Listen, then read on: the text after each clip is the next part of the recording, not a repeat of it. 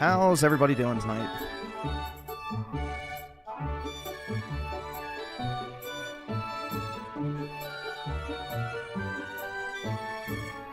Jeez. Dude, my stomach is fucked up. I just woke up. And this shit's already howling. Fuck. I was hoping it was done. But it's not. What the fuck is that? Bruh. I guess Steam has figured out I've been watching Synthetic Man. Jesus. What the fuck is that? Oh my god. Bro, they just put that on the fucking home page as a top seller. Bruh. Oh my god. Jeez.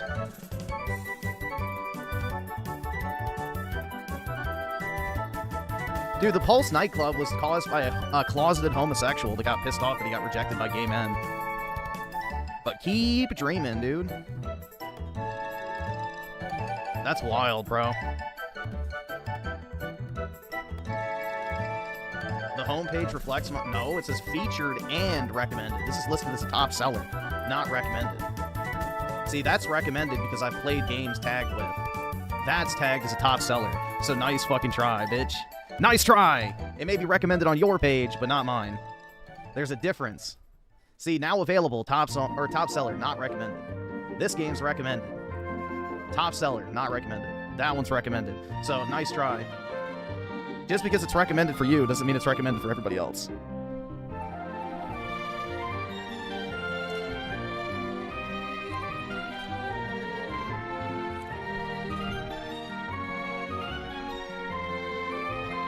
Hey, puppy dog. Good boy. Jesus Christ, man.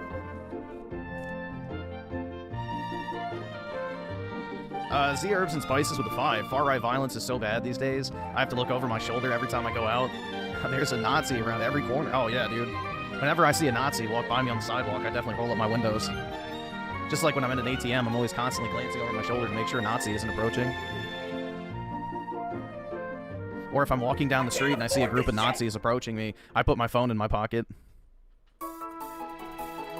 Those damn Nazis.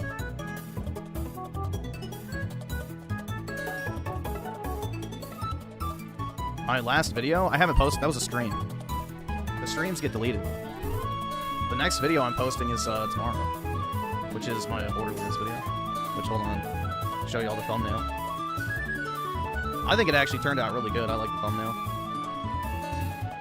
Oh wait, wrong one. I think it looks really cool, like aesthetically speaking. Just make it small enough so nobody can screenshot it. There you go. So we got the PNG, the broken slop text, and then the Unreal Engine crash report in the background. So, no, basically in the video, you know, sum it up quickly. It's worth it if they can fix it. It's too broken right now.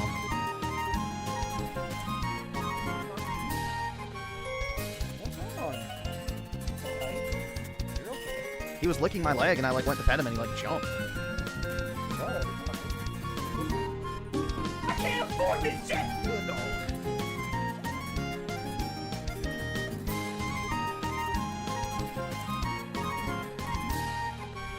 Yeah, I guess Steam has been listening into my computer because it knows that I am the Synthetic Man subscriber.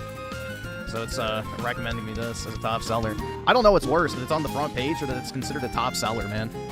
That's why when people brag, like, oh yeah, dude, it's like number 4 game on Steam, it's like, bro, so is this shit. Like, what the fuck? That is not the flex you think it is. Blacklist the game? How do you do that? Ooh, you have to open it, I think. Or maybe, ignore. It doesn't go away.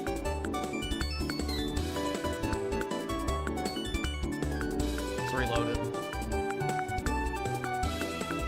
Alright, it's gone.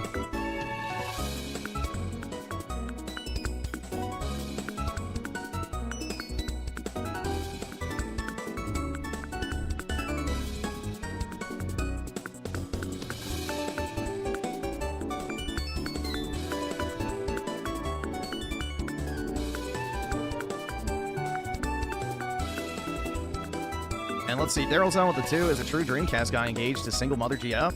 Well, I don't think... He said wife, so I don't know. Maybe he was just speaking hyperbolically, I don't know, but... He said I have to ask the wife. Usually that means you're married, but I don't know. I have no clue, man.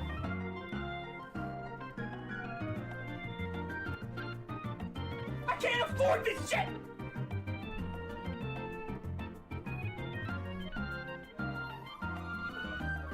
And let's see. Also, Daryl's on with the 2. Griffin's review. Borderlands 4. 10 out of 10. That's right, man.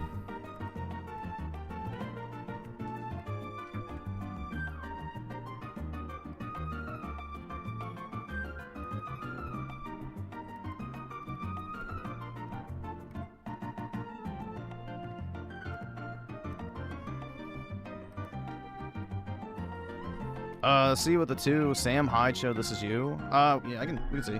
If it's like another 2-hour video, maybe not, but we'll see. I'll take a look. There's a quest in the game called Legendary Vending Machine that gives you a chance to buy any legend. Oh, that's nice.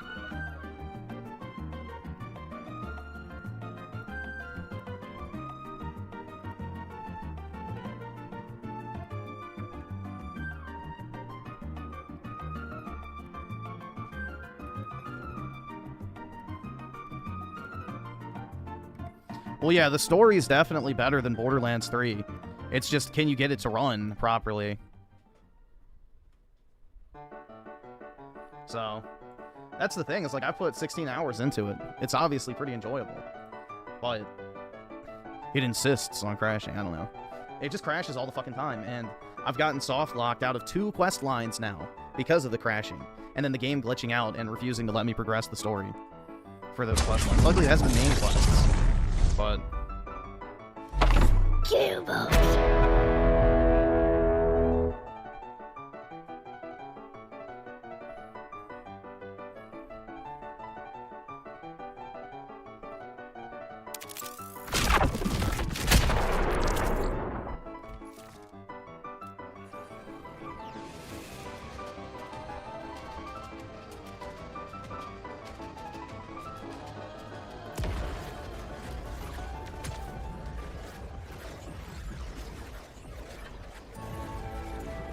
I got out of bounds on Borderlands 4 by falling through some stairs. Nice. I don't know if it runs well on console or not. I mean, it's pretty obvious this game was made with console primarily in mind, just like how the UI and everything's set up, but I don't know.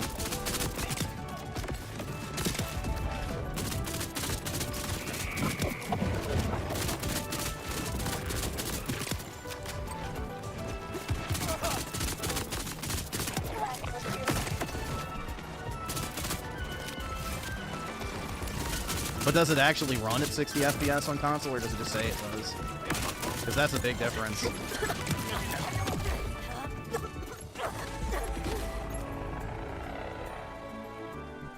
Alright, awesome. Thanks, nigga. Alright. Well, like, the fact of the matter is, bro, it's like you have to have on the frame generation and DLSS in order to just get this shit to run. If you turn either one of those off, like, holy fuck, dude, it's like almost unplayable on PC. Like, I was getting 30-something FPS when I turned both of those off. Like, there's no reason this game should be that graphically demanding.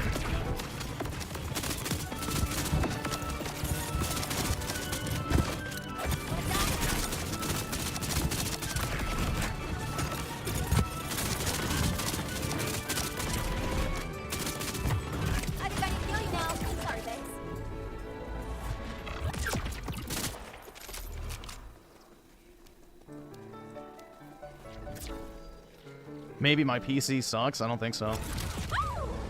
Not anymore, at least. The potato build has been put down. Yep, still can't interact with this guy. That's such bullshit, man. Literally wasted over an hour doing this quest line, and I just can't fucking do it anymore. Yay.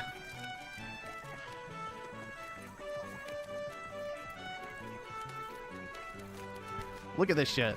It's just, that's so fucking irritating. And of course it's because it crashed.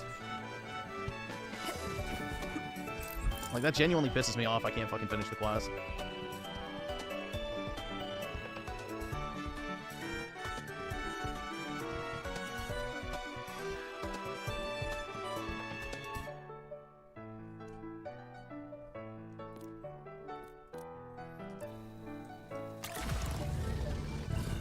Oops.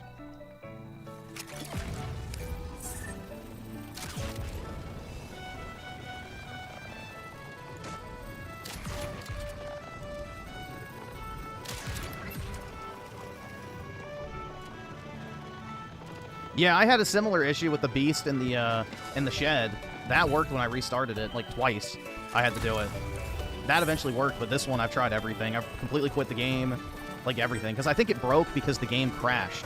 It didn't actually break because the quest was fucked up. The quest objective got fucked up because the game crashed right as it was completing. So, I had gotten to the part right where you reunite the two after beating the wave of enemies. The game crashed, and then I rebooted the game, and then they were in that area, which I had never been to before. So, the game crashing is what glitched the quest out, not the quest itself. Yeah, the side quests, I feel like, are the best part of Borderlands. They're better than the main story half the time. Which, that one was pretty decent, honestly. I liked it.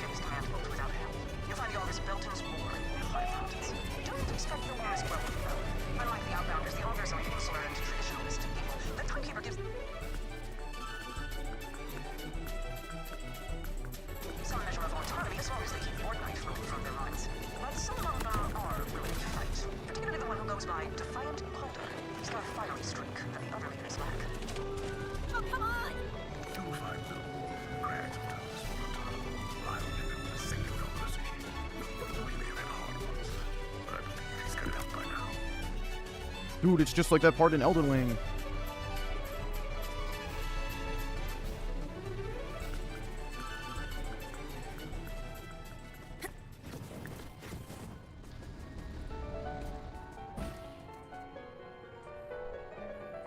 Oh, what was her name? Ellie, I think? Was it? Scooter's sister? Yeah, no.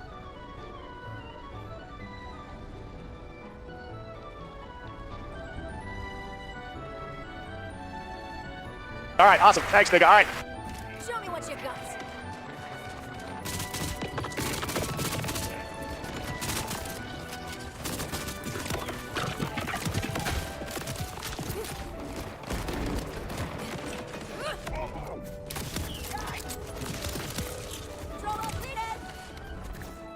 Control Alt deleted? That's just Task Manager. Dude, that's what I mean. It's like, hello, fellow kids. I know internet slang. It's like just corny as fuck. Control Alt deleted. Wow, you opened up your Task Manager. What is happening with your face area? And then that line is so obnoxious. What's happening with your face area? Jesus Christ.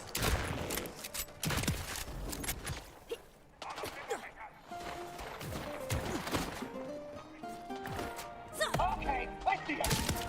Trapped in misery. Kiwi Farms has been really fun. Read thus far and more informative. On what?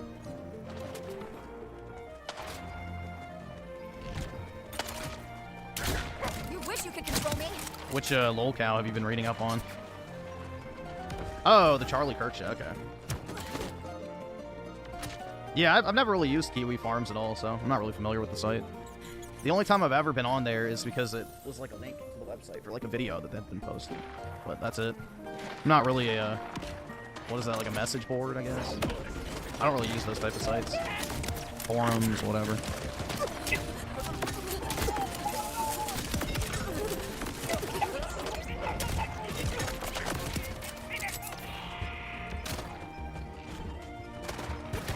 Yeah, Mario Kart's a better buy compared to Sonic.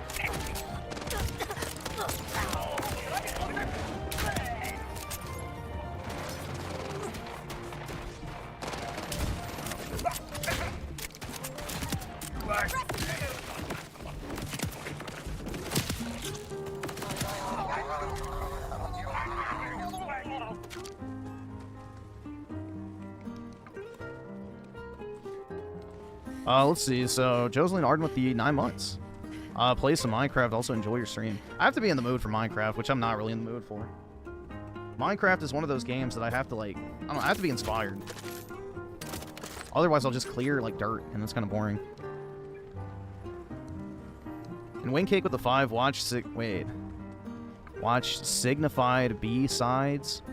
Okay. Why black liberals refuse to abandon capitalism. You're gonna have a good laugh.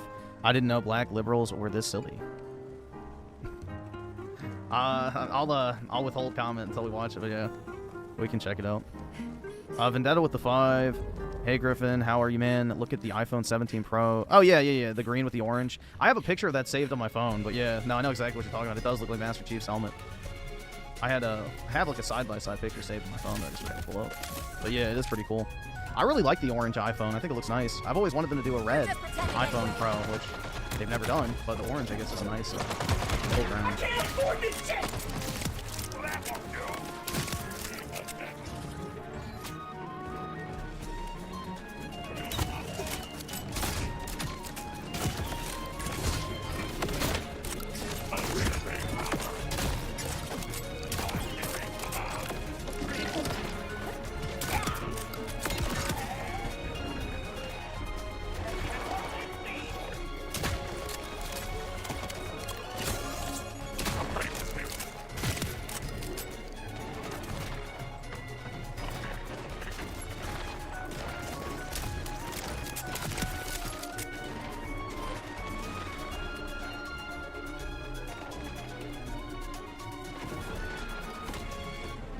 Nick with the 2, what do you think DSP thinks of Perk? RIP. I don't know. Has DSP not said anything about it? Usually he'll address stuff like that, but I don't know. Maybe he hasn't touched it. I would assume that he feels bad. Phil is a lot more right-wing than he leads on, but he has to cater towards autistic leftists who give him, you know, their social security check. So...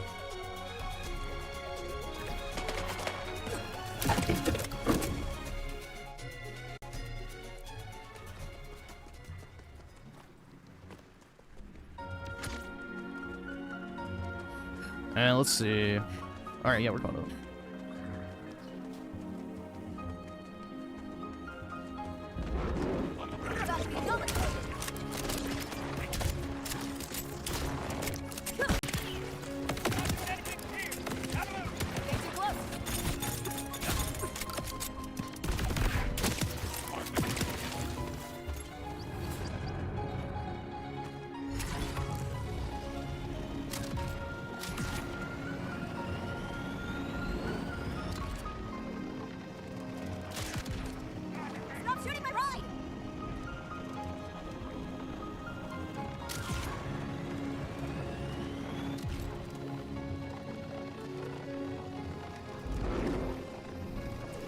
Oh, he was banning people for it and then said he didn't even know who it was? Interesting. Yeah, he must have some pretty big left-wing donators then.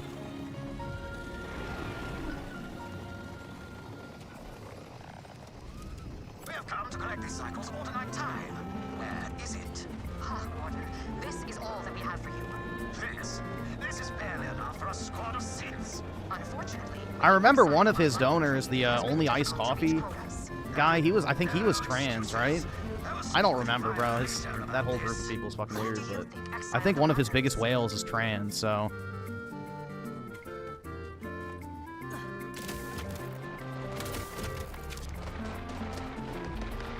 It's not photon time. Tell that. Stop this, Outlander!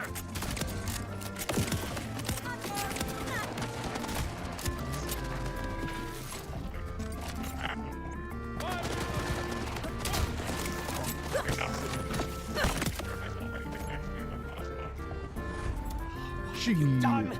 Order! Dead! Unarmed! They will blame us! Excuse Joyless Stellan, even though he's correct. I am Cautious Arden. You've caused us some trouble, Outlander. Trouble's my thing. Yeah, well, I had never really watched the Quartering's live show, so I didn't know how bad he was I live. already got the outbounders on. I mean, by all metrics, he should be a massive success financially. So, Was exiled for such talk. Colder, huh? I had never actually watched his, live content because, he's not exactly entertaining. Like, I didn't realize how bad his e-begging was. At their claim home from the Order. If you feel like dying alone. I don't know, man. If I was making as much money as him, I'd already be basically retired and just working because I wanted to. Bursting with hospitality. Understandably, BioLector has them afraid of their own shadows, and I guess your arrival coincided with a minimum of, say, 5 explosions. It's unwatchable because of all of his e-girls.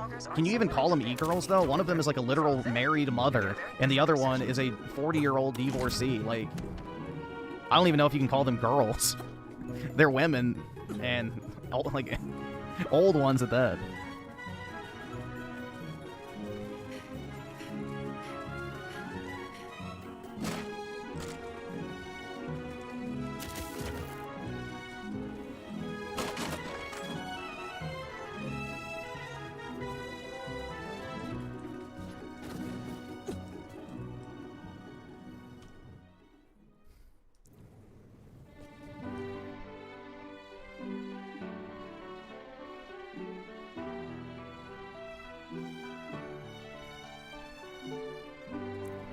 Guess there's no fast travel.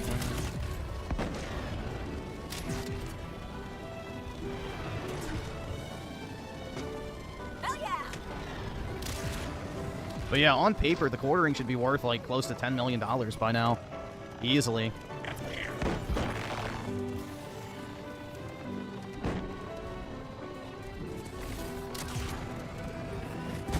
Especially with his video uploading frequency. Yeah, E-Girls is an expired, yep. Hannah Claire hates him, by the way.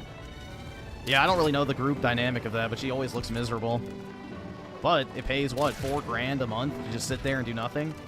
And listen to Quartering talk about his diarrhea and e-bag?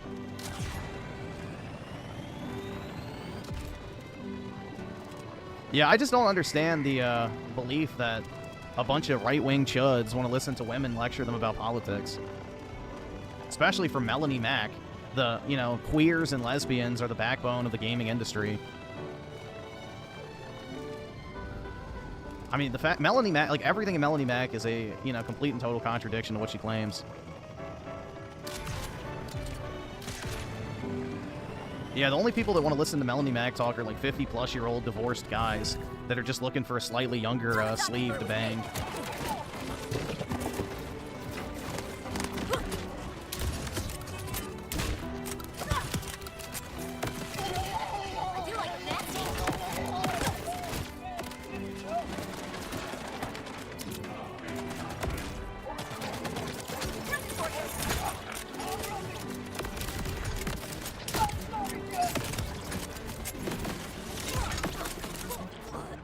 Just go ahead and kill him. No, I'm just not going to. Just go ahead and kill me.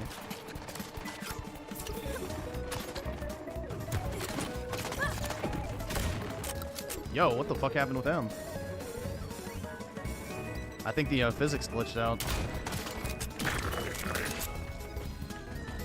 Dude, that's like the most brown word on Twitter these days. Like all the like Indian slop accounts that just repost the TikToks all day of like the retarded life hacks where it's like, ooh, paper towel on a pencil, and you like pull the paper towel to wipe up the ketchup and stuff. And they just always caption every single video like, physics, the power of physics. Physics is amazing. And it's like the most non-related shit ever. It's like anything that's slightly like scientific at all, they label as physics. And it's just so obnoxious, bro. Like that is the easiest way to find like one of those Indian bot accounts that just steals the like life hack TikToks that don't even fucking work. They're fake. They're not even real videos and they're labeling it physics. It's like, oh my god. Just stop.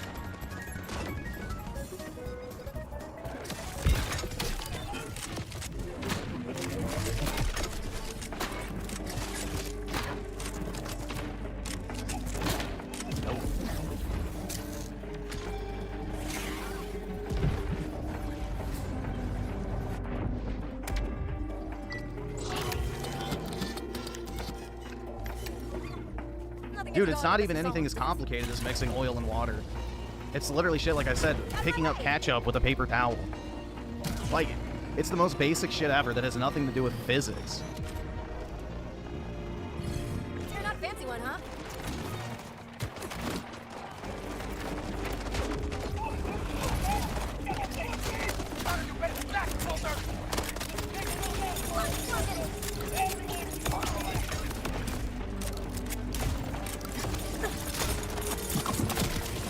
Oh, shit. Dude, why are the enemies level 21 and all the other ones in the other area are 13? Jeez.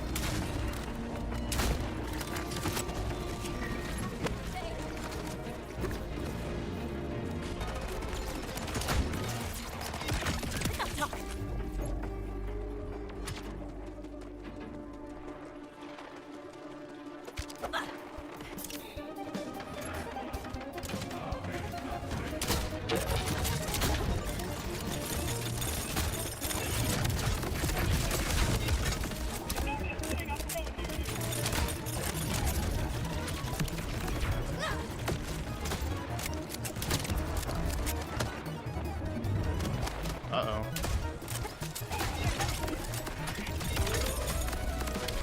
Holy shit. Thank you, random guy.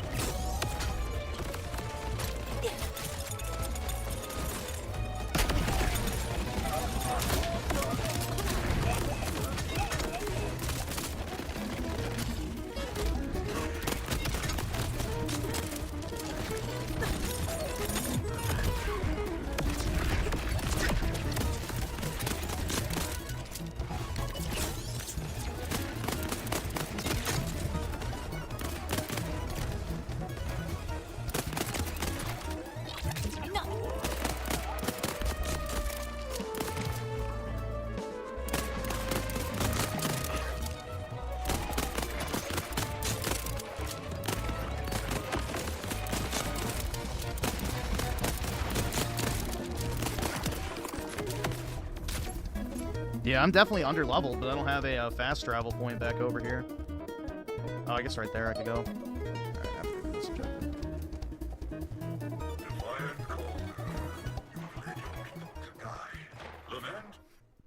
Alright.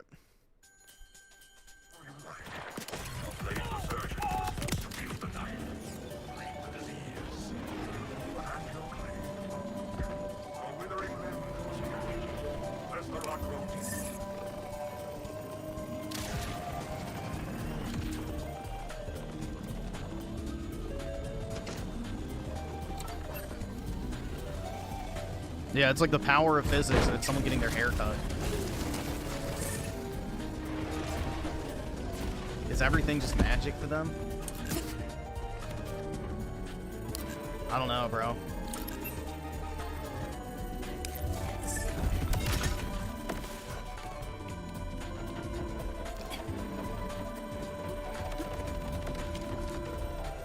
I can't understand it.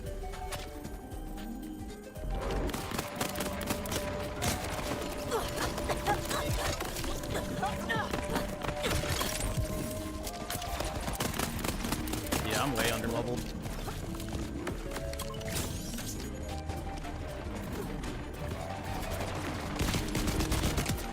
Always feels good.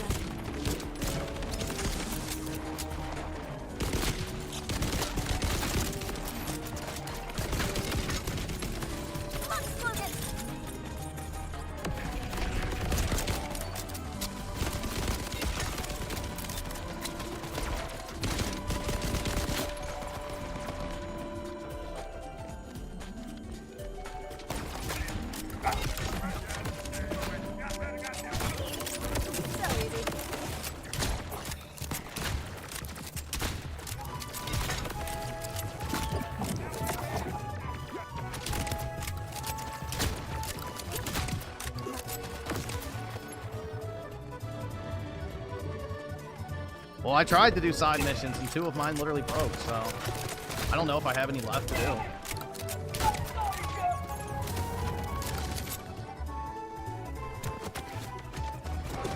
I was doing the majority of the side missions.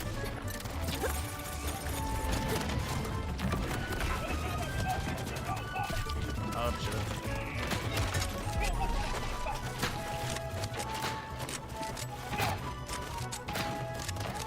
Yeah, it's a wrap. Alright, I gotta leave this area.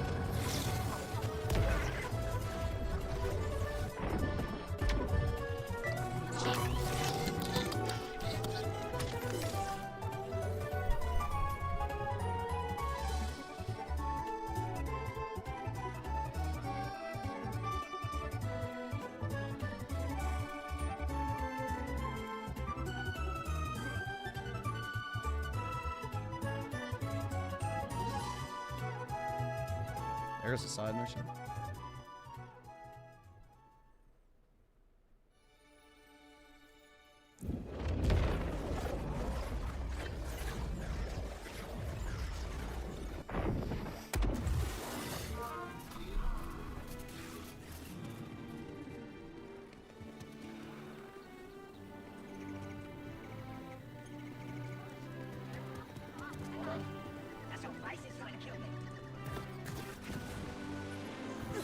There we go. I was about to say, why is it not clambering?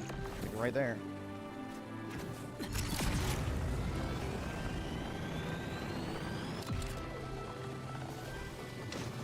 It hasn't crashed yet tonight, but who knows? It's kind of just a gamble of when it's going to happen. It can crash every 10 minutes, it can crash every 30 minutes, it can crash after an hour. It just depends, man. There's no rhyme or reason behind it. It just does what it does. Come on! Some people kill it fast. Try not to die. Could you do me a favor? Let me out of here. House bells, there's still rippers about. Please, get rid of them so we can talk. So I have to clear the area before I can talk to him.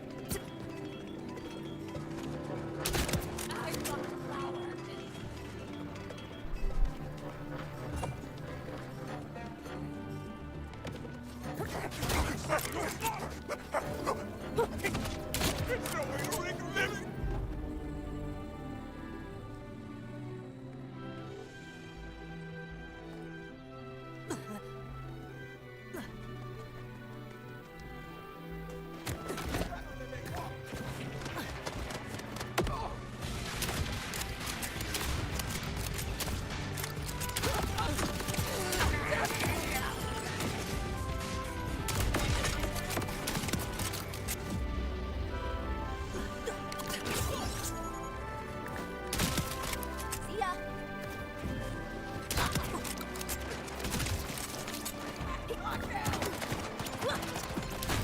Now I'm there. We had a dinner date tonight. Take me on.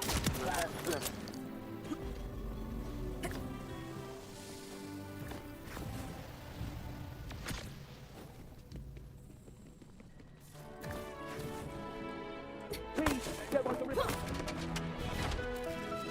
Well, that's a relief. Suppose I owe you the full story now. Got a right nasty feeling about this. Hey, all clear out here. The baddies are missed. You good? Look at all this. Although I need to keep this place spotless, so much for that. But someone would have set this to right. Not that much at least. Slow down, bud. What happened here? Obviously, cousin. Was Nah, I won't be getting it on Xbox because it's probably not going to get a physical release. I'm going to get it on Switch though. pouring up out of the ground like a pack of devils. He sounded like he was shot himself up in there. And that's what I did. Then I heard the Ripper screaming. Gunshots. I went quiet after a bit. I heard the strange voice. And the screaming started again. This time it was harder. And all the while I huddled in that room, only daring to breathe. Don't count. Don't beat yourself up. If you got yourself killed, we'd never find the bastard responsible. What in the fuck is that thing? This wild one is cut up all to hell. Someone did this for fun. Sweet and alive, twice as good. No matter how big you go, Mother refuses. I'm quicker than me, at least. Gunshot wounds. Precise. Looks like the killer really knew how to handle a weapon. So that stranger did all this alone. bloody monster. Some kind of blood tally? Looks fresh, too. Yeah, Rebirth on the Switch 2 is probably going to be pretty rough. One left arm and one left leg. But I will buy it It's all nonetheless. right now. Sorry. Those are Harper's. Spent enough time watching his hands work to recognize him when they're still.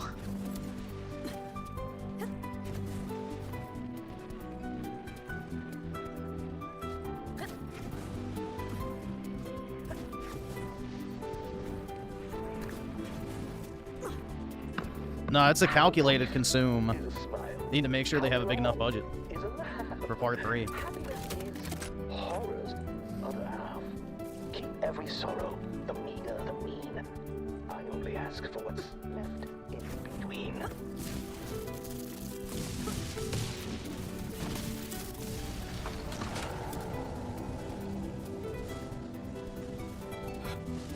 Oh, that fuck. Harper. Harper! What the hell is all this? What kind of monster would do this to a man? Push him in. I'm sorry, Byron. It's not right. We'll get him down.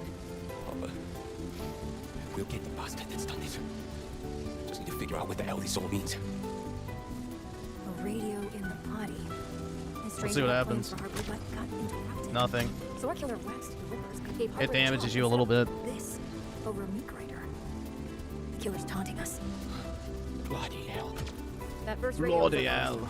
The one on Harper's gotta be our second. Oh, I don't know what this has done my head in. Can't think with that bloody grinder. That's right. Gotta deal with the grinder first. If we shut that down, we can get the body. And the radio. Control's right over here. I'll keep watching you. You need to shut off the cameras. Hey, did that work? Not at all. Running thing made it worse. Damn it. There's gotta be another way to shut that thing down. Maybe. Oh, there's a thought. The cooling while the plant's outside. You could use it to freeze the fuel. There's the tanks. Just grip the panels on the side there, and that'll expose the coolant. Fuel intake standby on. Just freeze the other tank, and it'll shut the grind off. That's done it. The grinder's running down now. Nice. Midget. Now we can get that body down.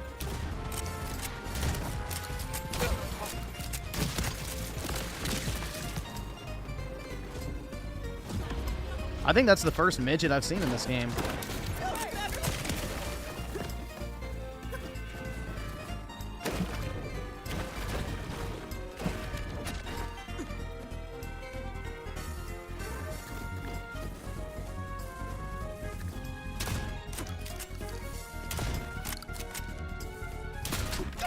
Careful! It's not as much left of it. That is one hell of an axe. Aye, it went up it. It's another Getting Close series, top of the line. I've always wanted one for the farm, but Apparently Gearbox hated loot midgets. I wonder why.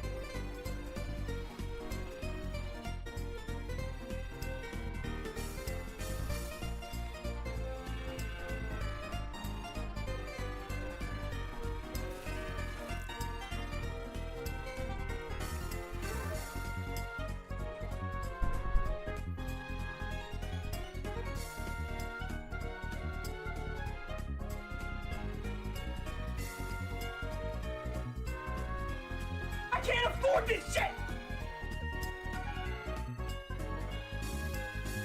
I'm just gonna leave this here.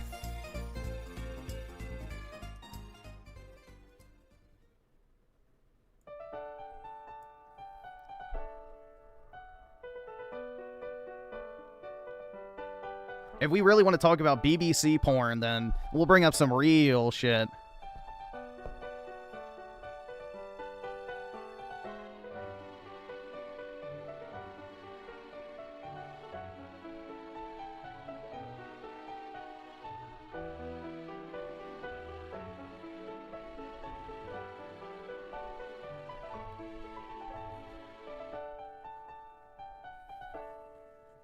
Yeah, that's physics.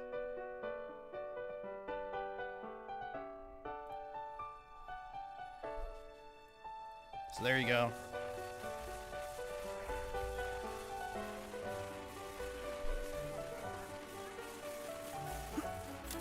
Time is a prison with bars made of years, locks made of moments, windows of tears. Yeah, the moon landing Time thing. is a question, unceasing, uncertain, a hollow behind. Yeah, a that shit rolling was so curtain. funny. It's like the worst 3D rendering ever. Byron, get to cover. Whoever ahead of you!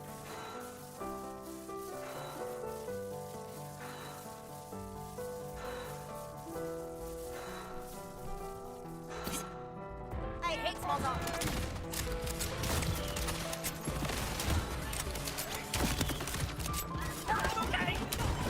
A glowing ripper, uh-oh.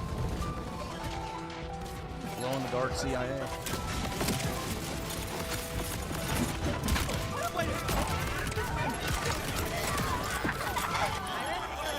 Safe to come out now. That's all right. I'm just gonna stay here for a bit. You go ahead Oh, and my watch. inventory's full again. I don't understand why these games have like all this shit you can pick up, and you have the smallest inventory known to mankind. It makes no fucking sense.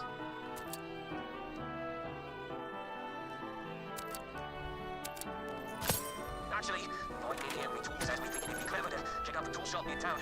Only Armageddon axe dealer for miles they are.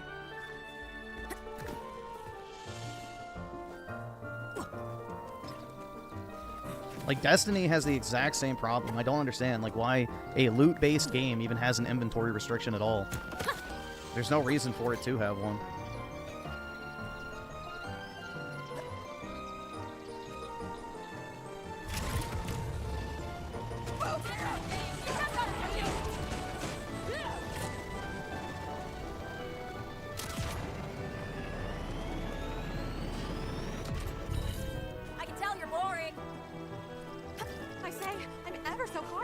This moonshine I procured may be just what I need to slake this devilish thirst. This is going to make all of our insurance rates go up, you know? It's a tragedy on a tragedy. Name's Vex. I'm looking into a bunch of shady, murdery shit. You notice anyone suspicious lately? Anything gone missing? Only some of my most valuable tools. Bunch of fiddly bits for tinkering with electronics. Yeah, it's like Old Bethesda metal games. radios, Literally no couple one of wants an 3D inventory quality limit. actors. You name it. Listen, you're going to catch the bugger who did this or what? I mean, probably. This isn't exactly the day job. Any ideas where the perpetrator could be? We've checked everywhere, except of course for the old cave behind the waterfall. But no one ever goes there on account of all the rippers nearby. A hollow behind a roaring curtain. Like a cave behind a waterfall. Sounds perfect.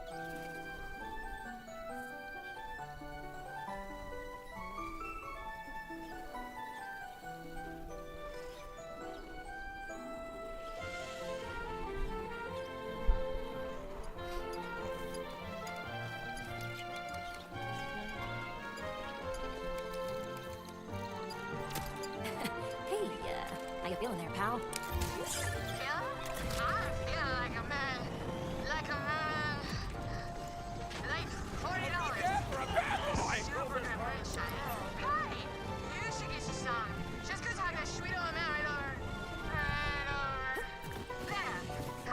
See, like, look at this shit.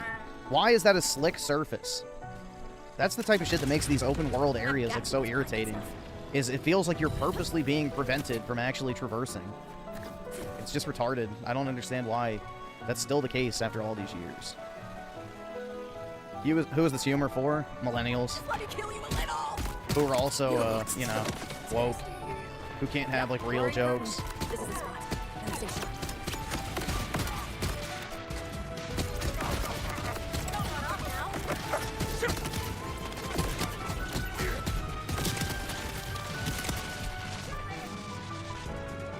It's like late night show, fucking Stephen Colbert humor.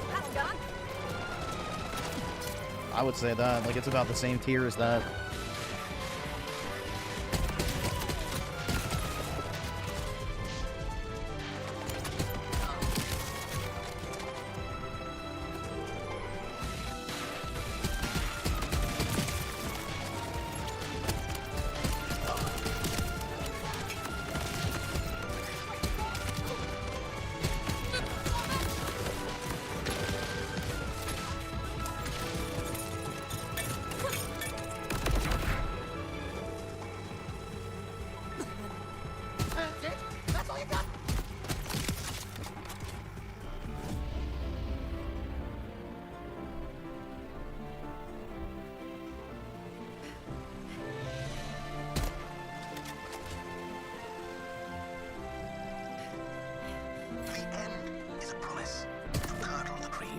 To silence the echo, to waken from dream.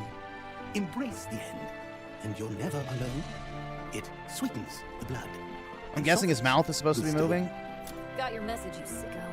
The radios, the axe, the waterfall. It was you, wasn't it? The sadness, the sickness. No more pains, no more bitterness. Forever frozen and free. Forever frozen free. Join me. So what the hell is on that radio? The first ray of dawn. The thrill of the flight. Are these the happiest hours of all? Or is it the hope? Am I still spreading positivity and happiness? I don't think so, man. Before the fall, you've spilled but one drop of mine. I don't think so. Now follow me, and I will show you the flood.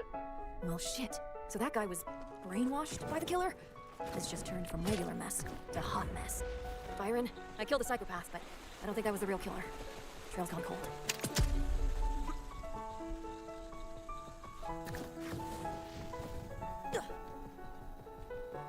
What is there to be positive and happy about? Yeah. I don't think there is really much to be super happy about these days.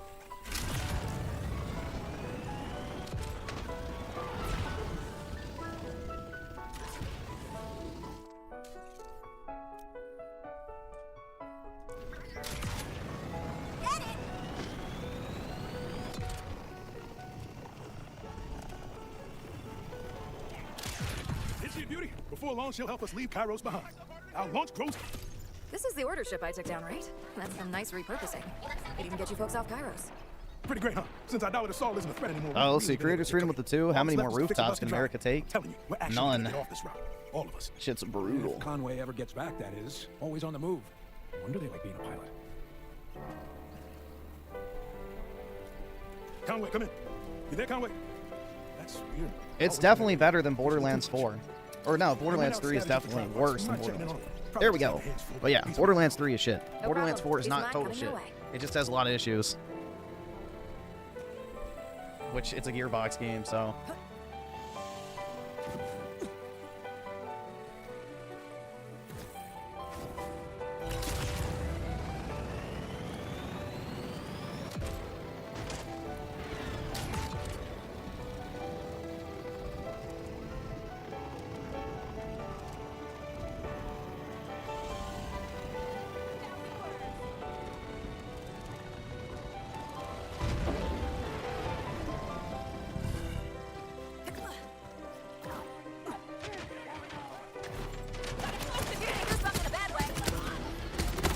The only thing I can think of being happy about today is I saw another clip of Trump basically doubling down that right-wing extremism is not a problem, which is base.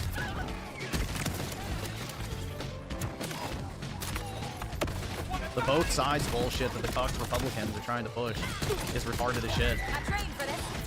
There's only one side doing this shit. What, you had a chance?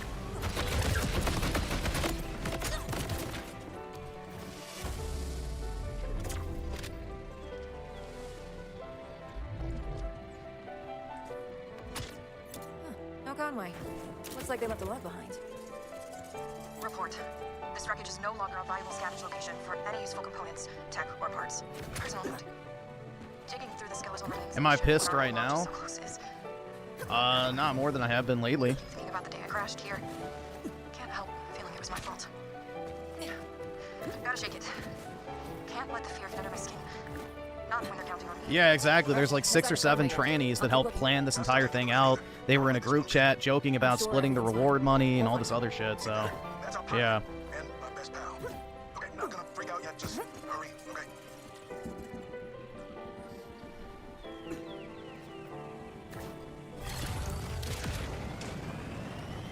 Well, that's the thing, is the guy who was the shooter was into gay tranny furries because apparently his fucking live-in, you know, furfanook trans boyfriend was a furry as well. And the shooter had a fucking fur affinity account. Like I've always said, guys, gas the furs. Anyone who jerks off to animals can't be fucking saved. That's right. Total furry death.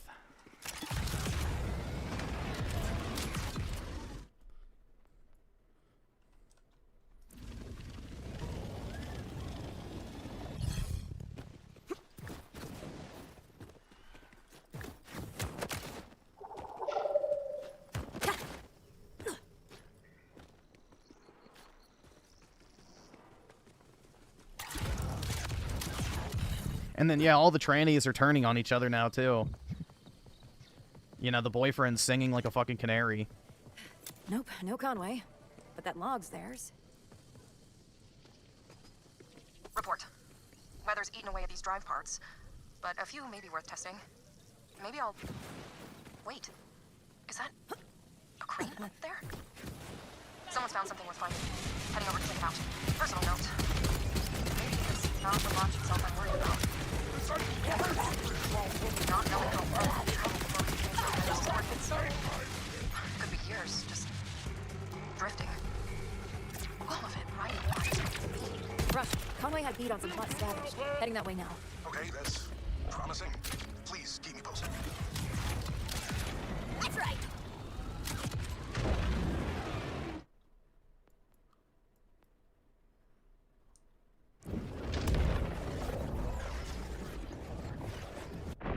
Which one would you save from a fire, an illegal or a furry? I guess it depends on what type of illegal.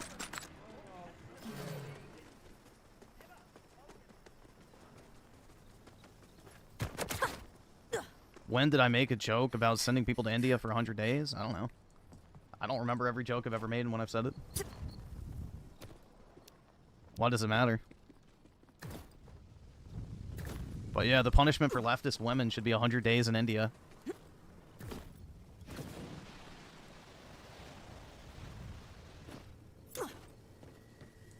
We said just leave the food at the door.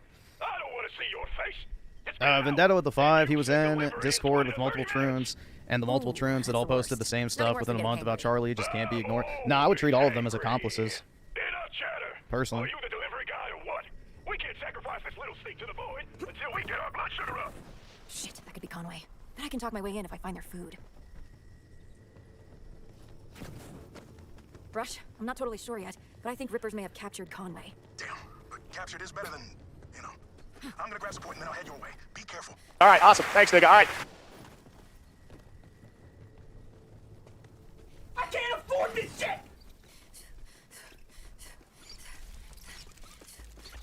Vendetta with the 2, also you see the Alex Jones, Amazon, Charlie book. Yeah, that's just AI slop. I wouldn't look too deep into that. That's just AI slop. And it set a different date because of the time zone difference or something like that. I don't know exactly, but yeah, that's not that big a deal.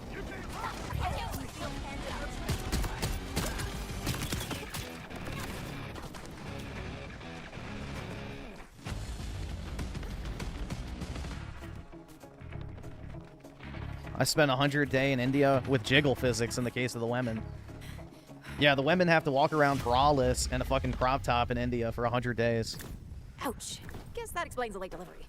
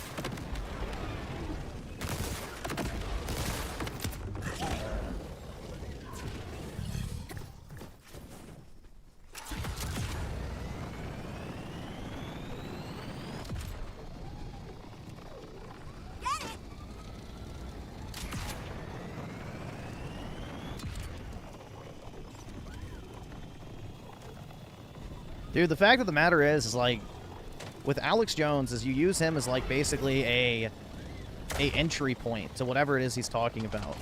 Like, he's never gonna go into the actual depth required to truly understand certain topics. But he's a good way to get your foot in the door on certain topics. Like, he'll point you in the right direction, basically. So, the problem is once you've listened to him for so long, there's not really much else he can tell you. Sorry for how long it took. Fine, but it better be real wet and soggy or no. Protecting 9/11. Alex is one of the first people who said that 9/11 was fake. What do you mean? Good. Now here's your tip. Never keep it that little. This is your last delivery job again.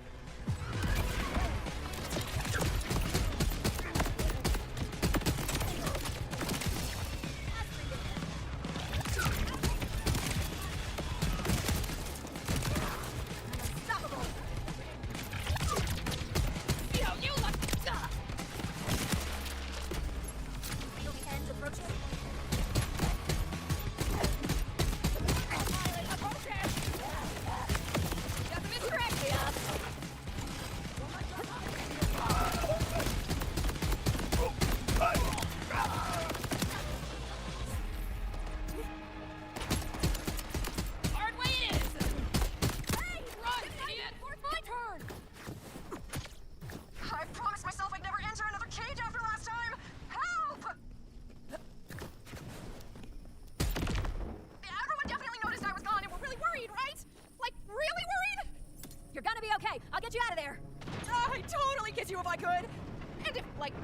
you wanted to. Hell yeah, bitch. Kiss these lips. But not the ones up no, here. No. They're gonna sacrifice me to the void. I don't want to be voided. Well, I'm very anti-void.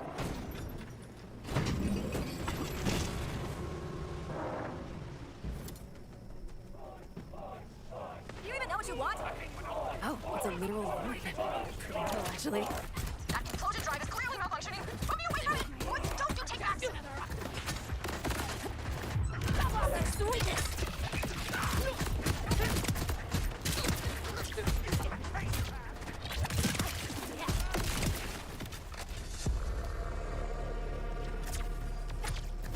Tongues out!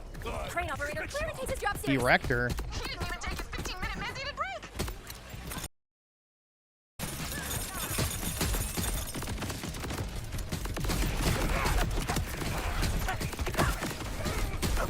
I'm an erector.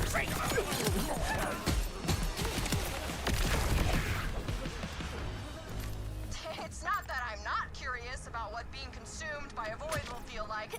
I'd just rather it happen in another 50 years or so.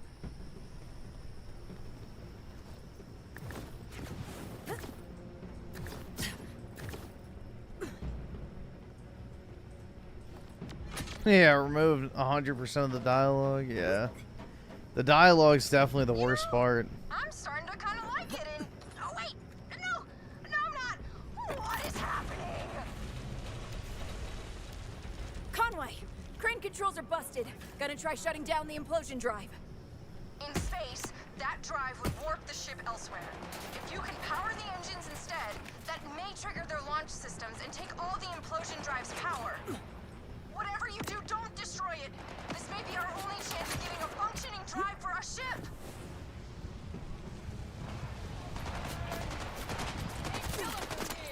This would be way worse if I was scared of heights. Which I am! Oh my god, dude. She sounds like Melanie Mac. I just realized that. Holy fuck, man. I just realized what her voice reminded me of. And it's that shrill 40-year-old hag.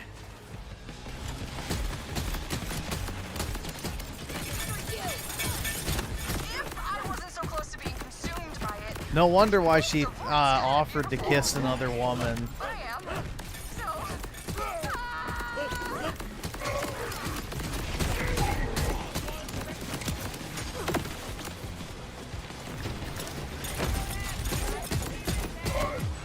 They just need the laugh.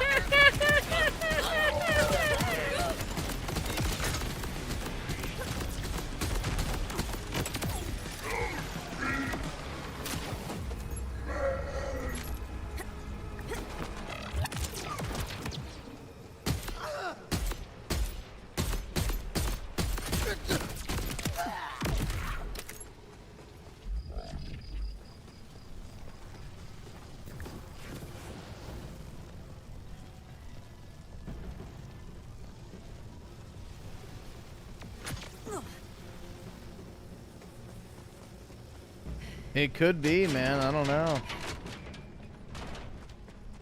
Maybe she exchanged some favors for Randy. Although he's more into barely legal teens, so... That's definitely not her.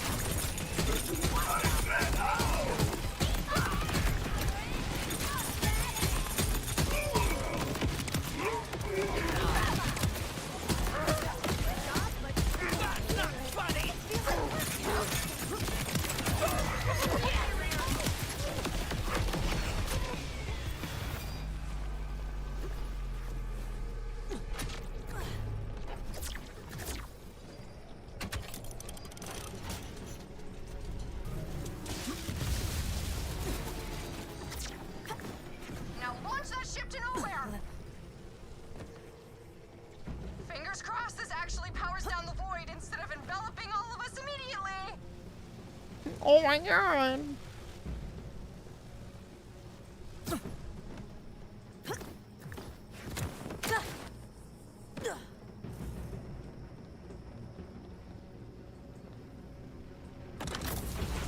No, I will not be playing the Switch 2 version of this. I don't need to buy it twice.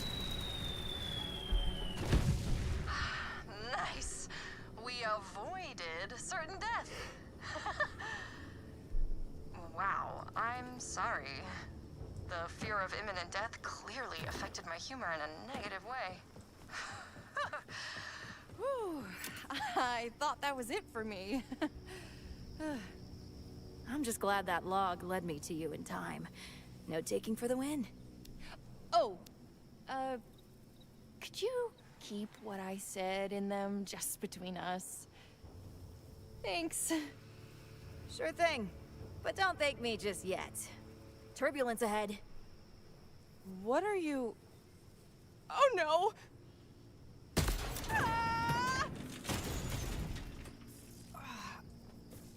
Oh, you were right. I'd like those things back, please. You forgot the dessert! I'm gonna devour. Alright, awesome. Thanks, nigga. Alright. I can't afford this shit! Oh, those are my teammates. Oops.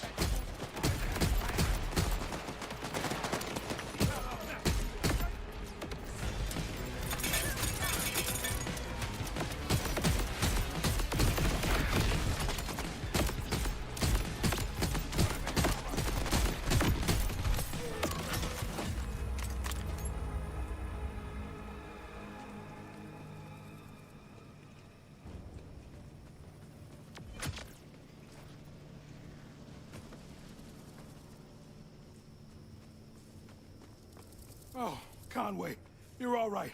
We got here as soon as we could. Hey, all's well that ends... with me not being void food. I may have slowed us down. Maybe you... Alright, awesome. Thanks, nigga. Alright. Absolutely not. Alright, I think I'm okay now. Hold on. Is that? A semi-functioning implosion drive? Sure is. Oh. Oh my that's science! good. That's very, very good. Vault Hunter, when you have a moment, I could use a bit of your time. Semi-functioning can become functioning very... Mind assisting with the implosion drive? Mind assisting with the implosion drive? Vendetta with the 5 was at a get-together with some friends who brought their friends, and they immediately started Drive is malfunctioning being fanooks about Charlie's situation and asked me my thoughts in fake concern. I looked at them with wide, cold, dead eyes and said, I think the time for talking is over. Immediate silence. This is the most excited I've felt in That's the thing maybe is, ever. when we actually get the W, let's just say, for coded language, Whichever fits best, I'm that the one. left really will not have any fucking idea what's going to happen to them. Hey, there you are. But, yeah, most of these condescending lib shits are so used to zero confrontation.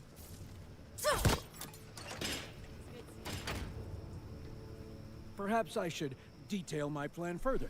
Don't worry, for your sake, I'll do so in later. And Jay with the 2, I wish Nintendo put Pokemon Omega Ruby on the Switch too.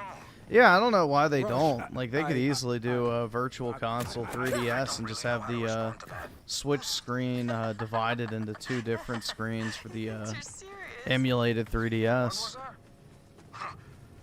Nothing. Please continue about this Mr. Layman and your obvious reverence for his terms. Right. Well, the implosion drive is damaged, but as with a human heart, we can use the facility's generator to, let's say, jumpstart it back into sync. That sounds, let's say, incredibly dangerous. I know. But we have to try. He's right. A functioning implosion drive massively increases our odds of survival. Not to mention, this plan only has a small chance of causing the planet to collapse all of its mass into an object the size of a blueberry. It would no more than, say, 40%. Well, seems like you've got this handled, so I'll start prepping the ship for the drive's installation. Good luck.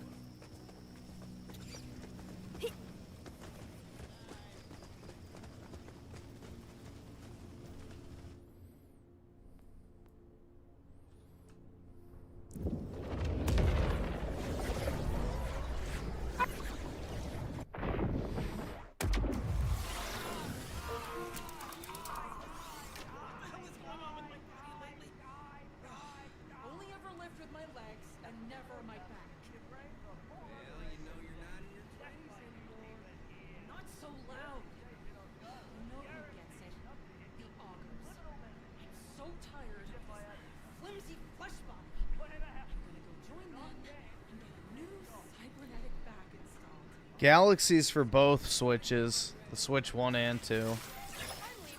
When I come back, I'll have guns for hands. Or... Hope you're close, because we've got ourselves a little point of order. These lunatics are firing at an incredibly unstable implosion drive capable of blueberrying us all. Calling it a little point does not describe the situation accurately. Hunter, find us while I explain to him what a pun is. Ah, just in time. Now let's get rid of these order pests.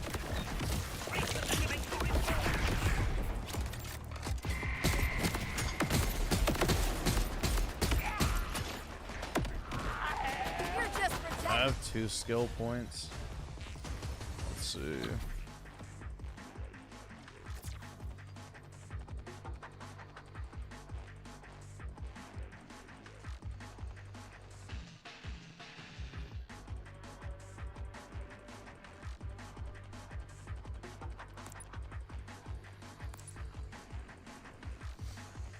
Anyway.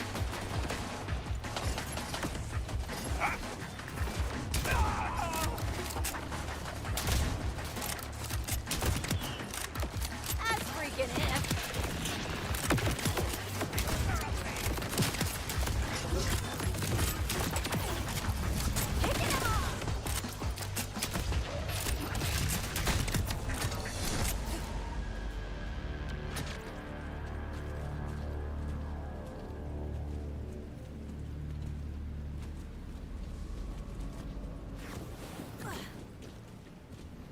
Yeah, I don't think $40 is that bad of a price the implosion either. drive is intact, but it still needs protection. $40 is gonna, you know, I Planet think be a goes fruit fine salad. price. I get this. Especially if you already have the 3D All-Stars collection. You can just buy Mario Galaxy too. Like, $40 is not bad at all. Don't let them take the implosion drive. Or damage it. Lost Soul Aside might sell 1 million copies, but they're gonna have to drop the price to like 10 to 15 bucks.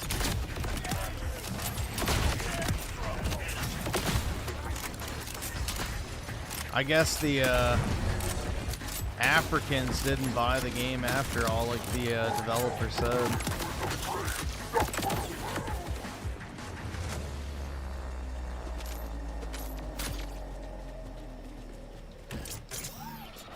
For every 1 Chinese that doesn't buy the game, there's 10 American blacks that will, was the claim.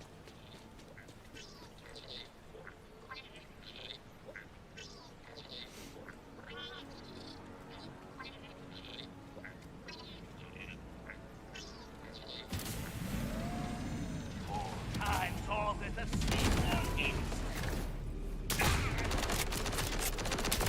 Little did the Chinese know that they're not interested in really buying much of anything.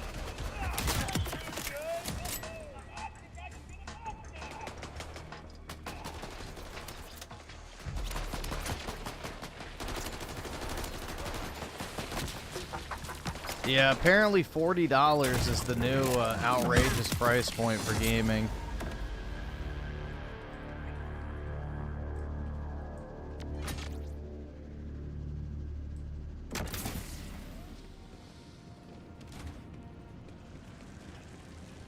Lol, Griffin roasted Generator on the Melanie lower level Hack, is our yeah. goal. That's where you can zap the drive back into More like sync. Melanie Hag. Or, you know, Hell impose yeah, us all. dude.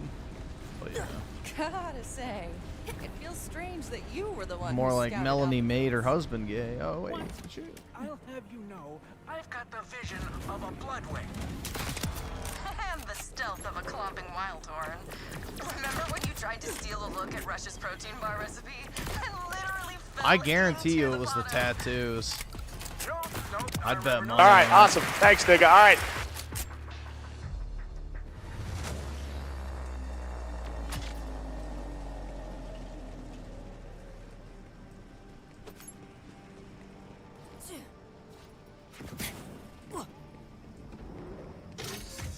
Nah, the flat chest doesn't matter.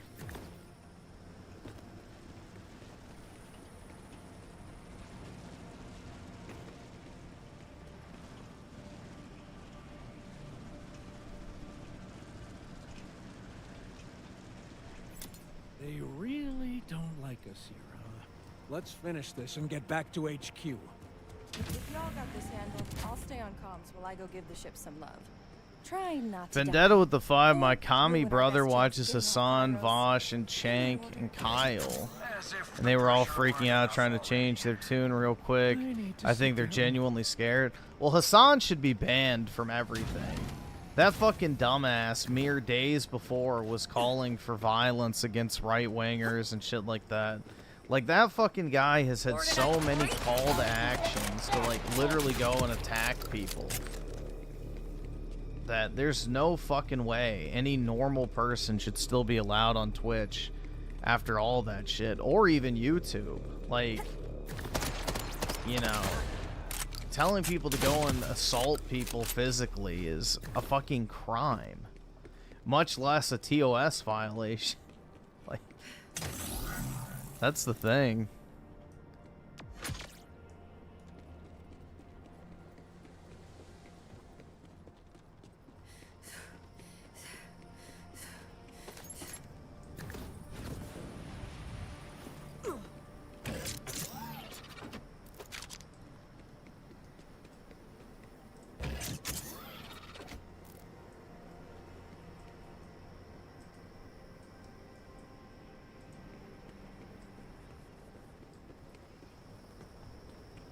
Dude, there's no way the quartering cheats on his wife with Melanie Mack. Do you actually think that she's ever been in a room with him? Probably not. I don't think the quartering's been in a room with another woman ever. Should be okay. If not, Think we've reached our quota of planetary implosion reminders? Thanks. you know, I thought we'd have to launch a ship with the fear that it'd never get far enough away to contact anyone. But with an implosion drive, now we really have a chance. Let's hold off on celebrating until this bad boy is charged up and back at HQ safe. Oh, it's too late for that one. Hope is infectious. People can hardly focus around here. But you're right. We can't get ahead of ourselves. Not when the dream of getting off Kairos is so close.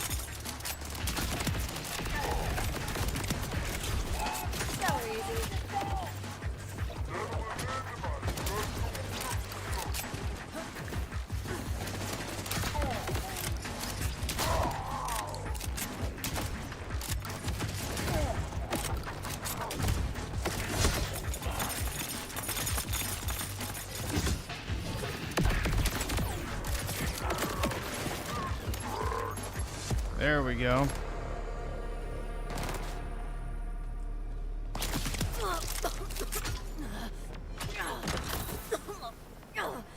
If only the Order protected the people it subjugates as well as it protects its facilities. It can practically set off an alarm by sneezing in here. Mind turning those things off? Hard to focus over here. Quit snooping on the call if it's bothering you. No can do. Sitting in silence is a one-way road to Sad Town.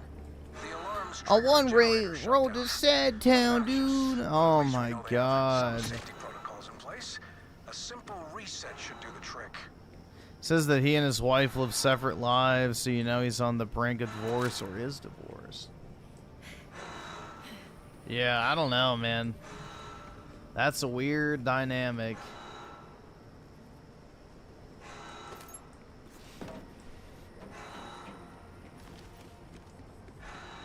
Apparently, he said he's thinking about having kids now, so I don't know. Obviously, they're not that separate.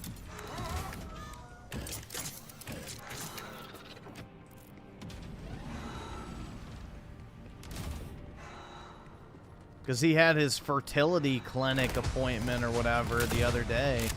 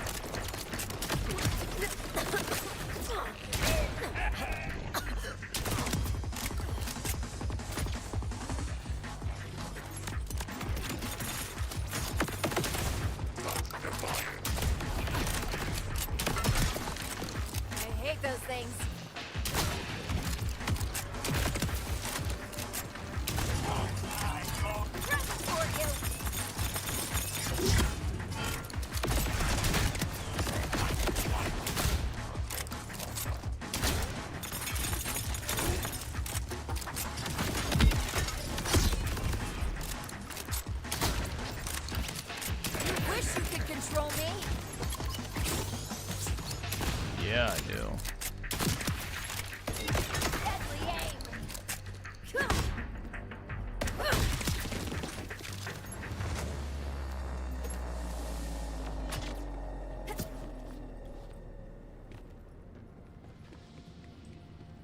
Because Borderlands has like this floatiness to the controls. It's not like a one-to-one shooter.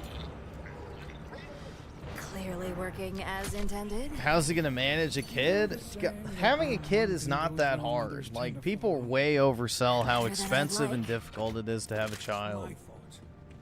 That shit is all a fucking psyop to prevent people from having children young in life. Having a kid is not that fucking hard. Mechanic too? So you're aware the launch will only be Conway and a few crew members. It's very easy. If Sharquisha can raise 6 kids and they all survive, then chances are a normal human being can do the same. Something seems off. It's like their laughter no longer includes their eyes. Does that make sense? I don't know. Have they said anything? Fucking Gurjit Not directly, and, but you know, if it New were Delhi me, can have I'd 7 try putting kids on in a a brave crack face, too. shack. Even if I You were can baby raise a eaten up child. inside. I think I understand. The worst part is them as a baby crying. That's it. And the diapers. After that, it's not that big a deal. Which even that's not that big a deal once you get used to it. It's like fucking dealing with a puppy, basically. It sucks for like the first 2 weeks, and you're like, eh, whatever. You get used to it.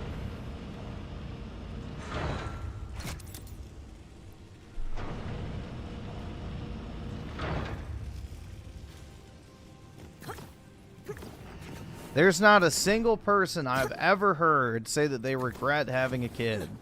Ever. That's normal. Let me add that caveat. But literally anyone you talk to, they always are happy that they've had a child after it's like said and done. So, you know, imagine that. Your main primary function in life to reproduce is actually a satisfying and rewarding experience overall. Crazy. Bordernight freak? Who could have guessed? You know, I'd convinced myself I'd never leave Kairos or see my family again. It was easier. Hope can be emotionally debilitating. But suddenly, it feels good to hope again. You're feeling human emotion? I'm telling Rush. Conway, Yeah, well, unfortunately, you can't control them once they become adults, so that's out of your hands. You just have to hope, you know, they don't get trooned out. We've all been sitting with the dread that we'd never leave. You know, not raping them or allowing them to watch degenerate fucking porn is an easy way to prevent that. We're gonna do this. I know it. Good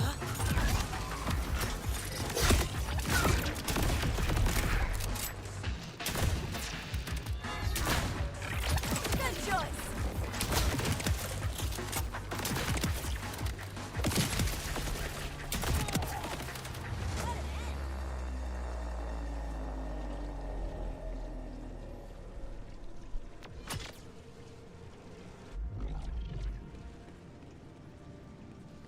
Japanese porn where the women squeal like little girls and the men get cocked. Yeah, I don't know about that one, man. I don't know if that's the best for him.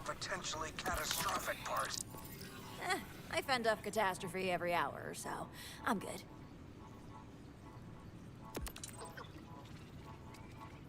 Shoot, I can get no take back. That'll look mighty. I'll buy it at a high price. Well, hi. This here's a beauty. Think I might have sold this same piece. You sanitized this, right? I'm just kidding.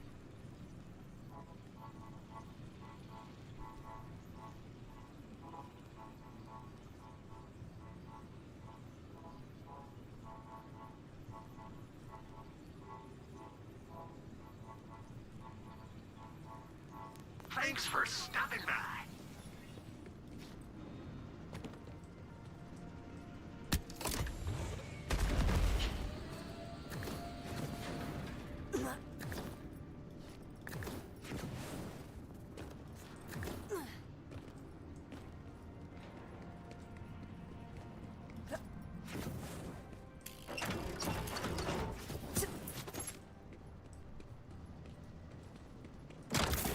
It's like they heard me be optimistic for once. You know, it might have made more sense to clear out the plant before bringing the implosion drive in here. Yes. Perhaps I should have included Conway on this at the start after all. I heard that and recorded it for posterity. Thanks, bud. Yeah, dude, the woman knew better from the start. I'm just a stupid man. Oh my god. It's just the emasculation and everything.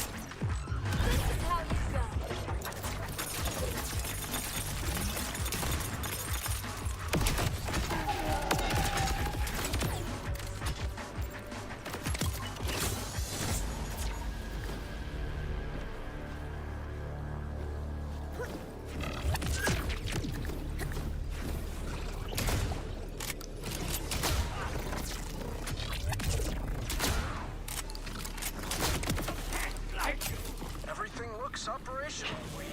We have a functioning implosion drive. We're in the clear. And then what's gonna happen now? Is something gonna blow it up? Anomaly detected.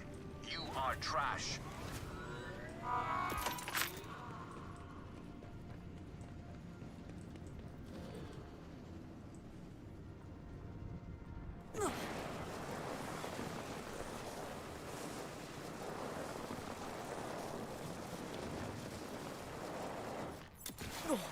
It smells like someone left out a stew for a year, and every ingredient in that stew was made out of an even older stew.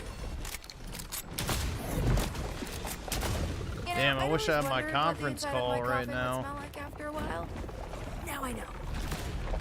Oh, come on. Oh, it's like this place is trying to get us all blueberried.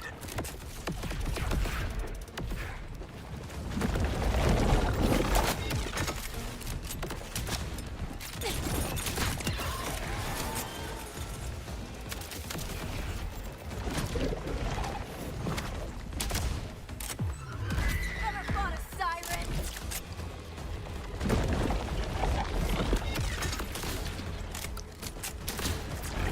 Nope.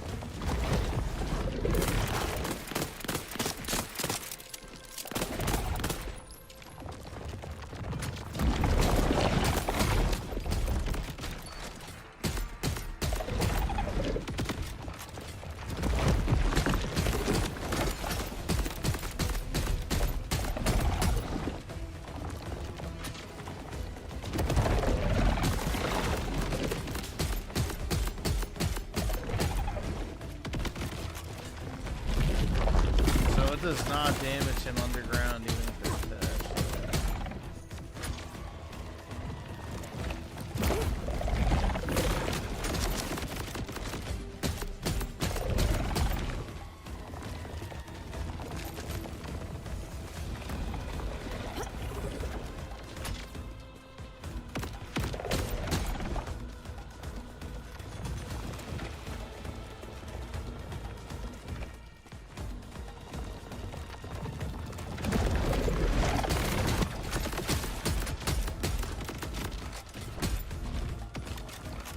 Well, this is gonna take a while.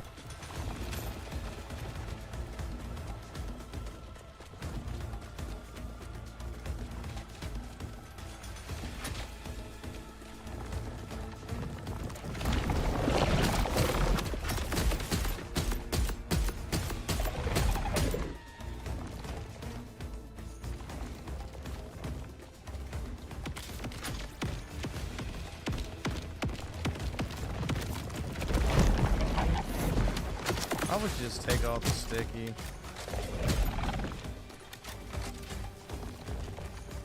I don't think I have a flame weapon.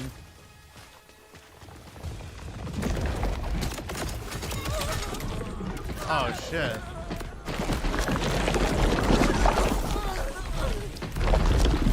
How did I just insta die?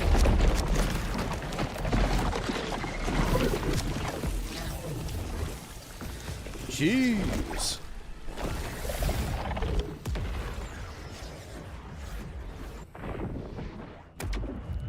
Yeah, I don't know, bro. The whole Fuda thing is a dark road.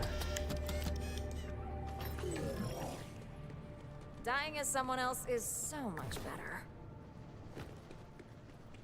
The whole Fuda shit is beyond me. That's all I can say.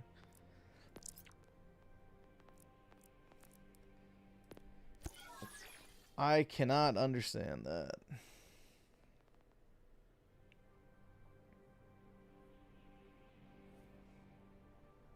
Maybe I should try that. Wait for me!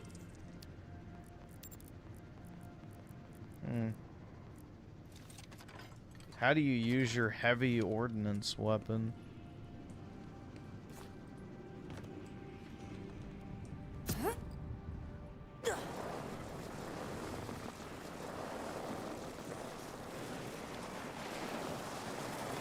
My grenade button? Oh, okay.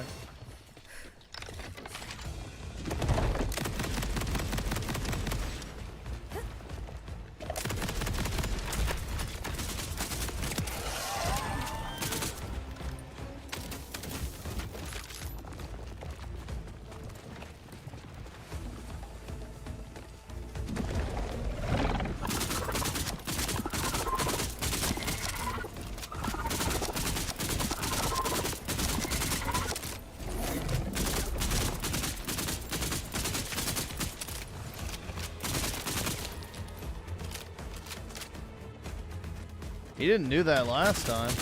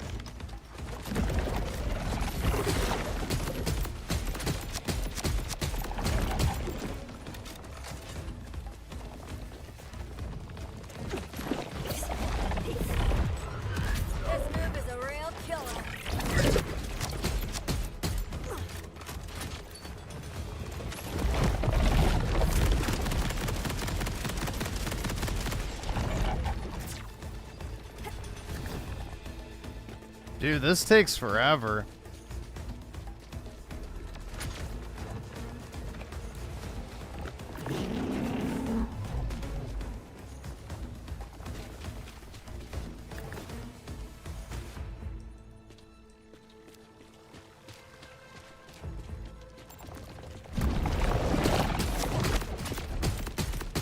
Like, he would stop running away, this wouldn't be as bad.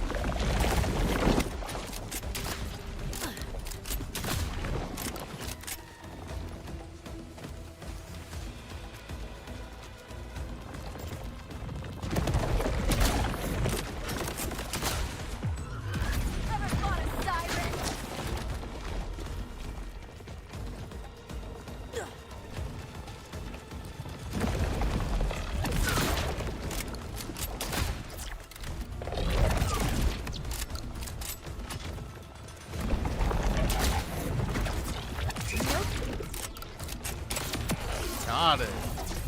Jesus. That took way too long, man. No, I don't think they play tested it a lot either. I would say that's a pretty fair assessment. Yeah, it's worse. Worse. Worse.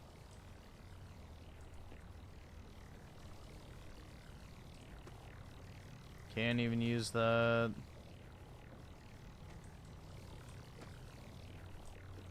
Yeah, just a bunch of slop. And I think we're good. Still alive? No implosion? Time for some fresh air.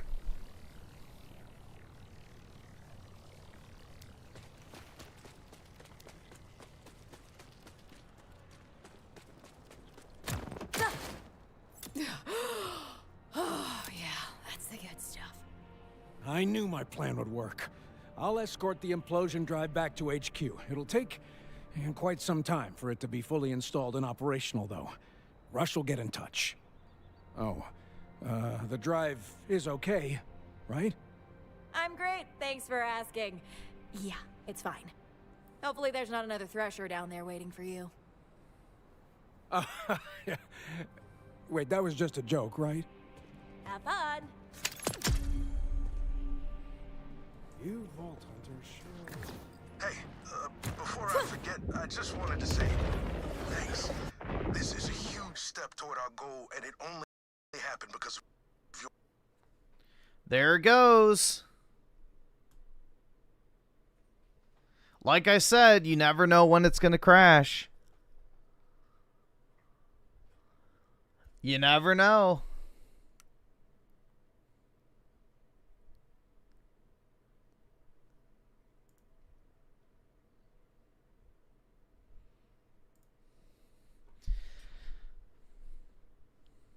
Yeah, I wonder if it fucked up this one too, but I think the mission already ended, so I should be okay because I got the Iridium reward.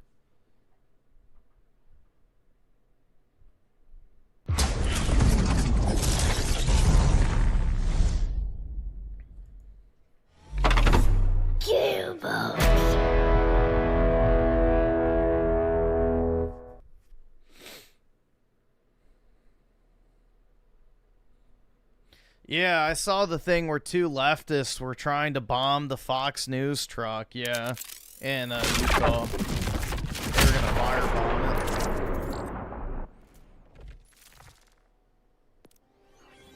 But dude, it's violence on both sides, guys. Both sides, dude.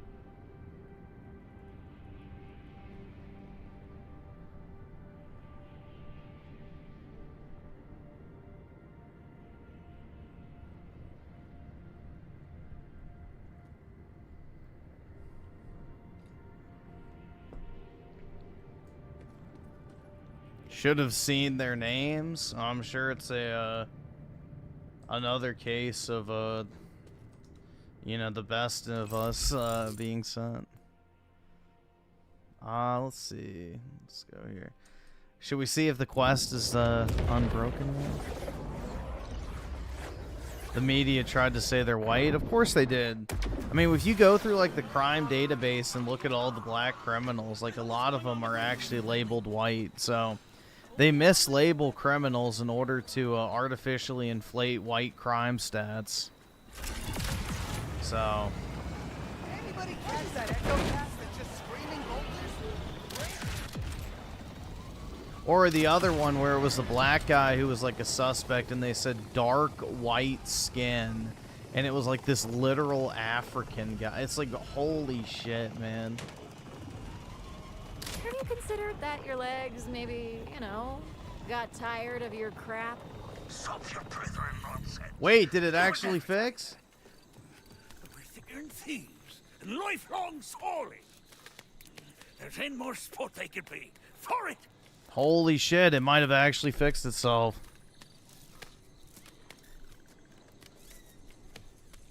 Nope, spoke too soon. Still broken.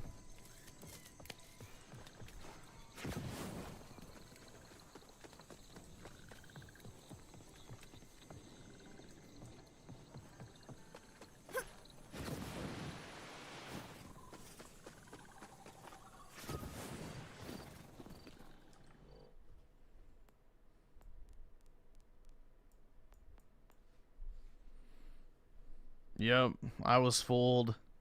Deceived.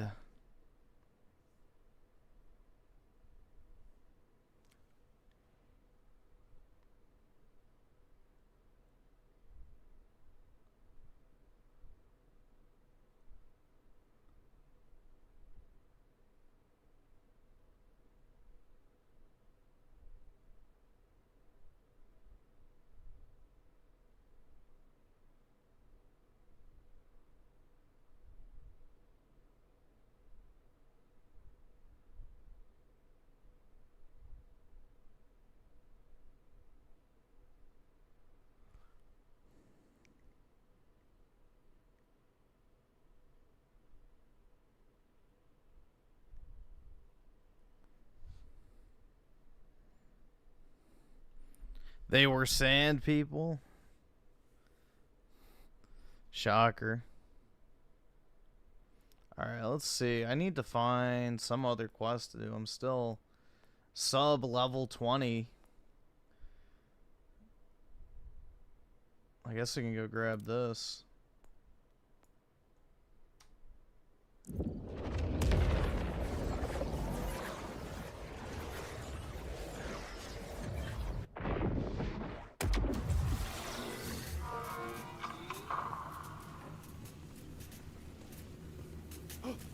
It's you.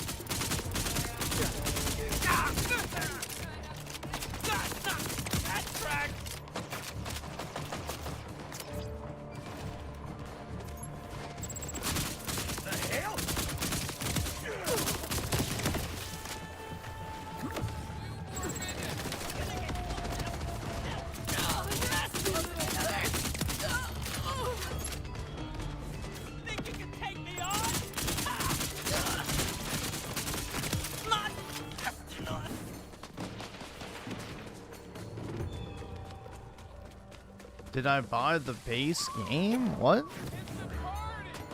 You even know what you want? What base game? Let me at him!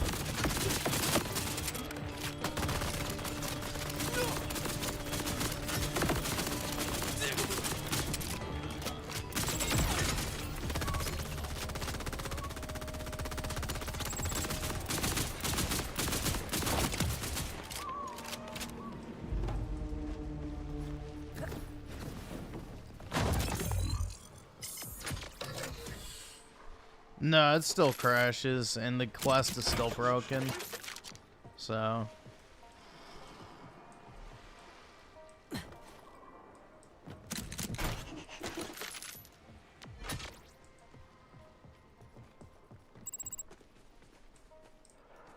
Alright, it's somewhere in this building. Maybe it's in this chest.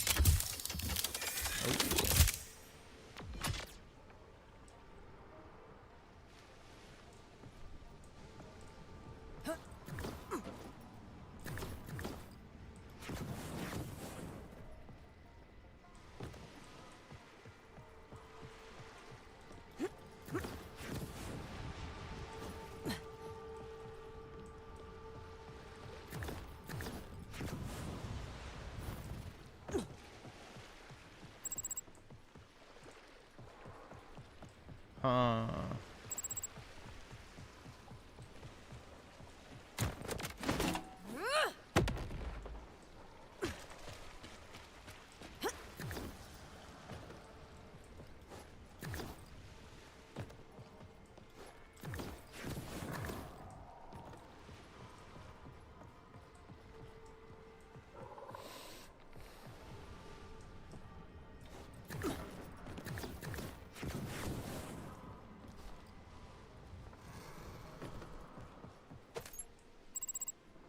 Nah, I bought the Tiny Tina's Bad Dragon Pocket Pussy Edition. That's better.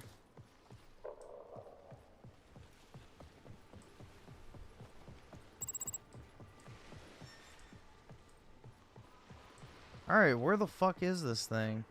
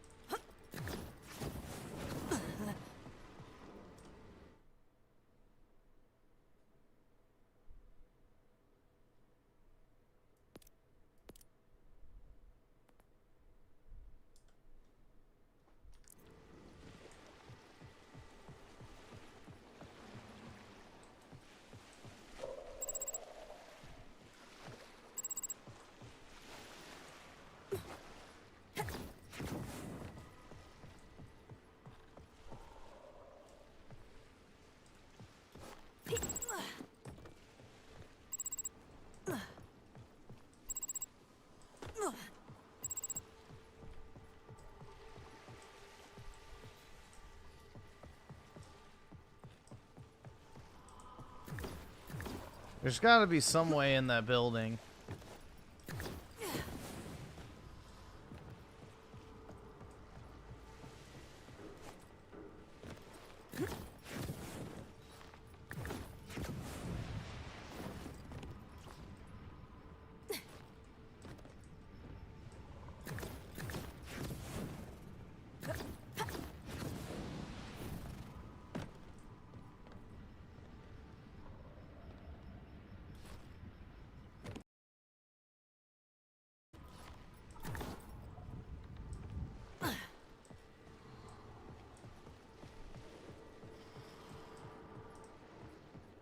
I'll have to look this shit up.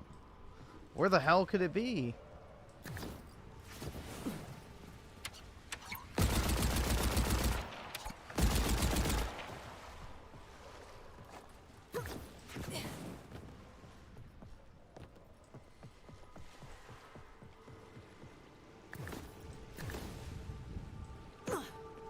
Ah, That's it. there we The go. last fragment.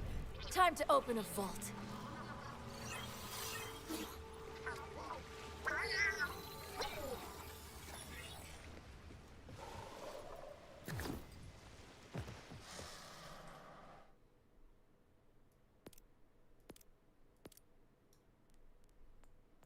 It said time to open the vault. Huh.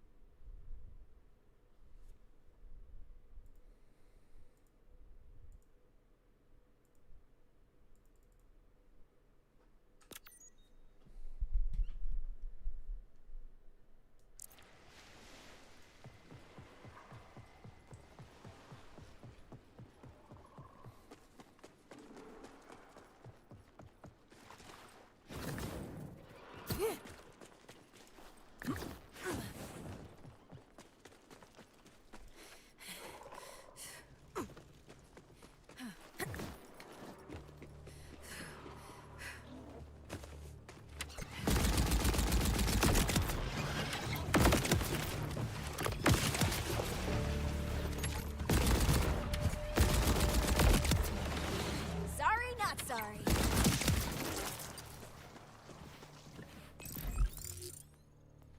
Let's see. I'm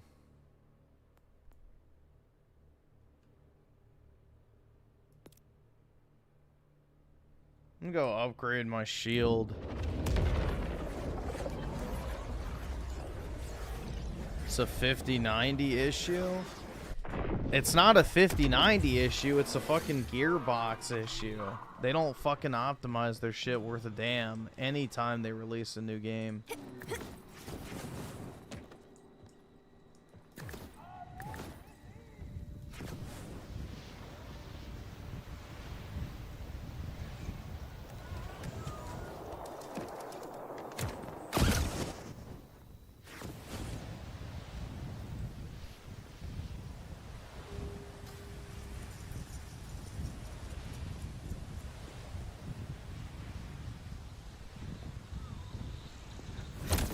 Do you even know what you want?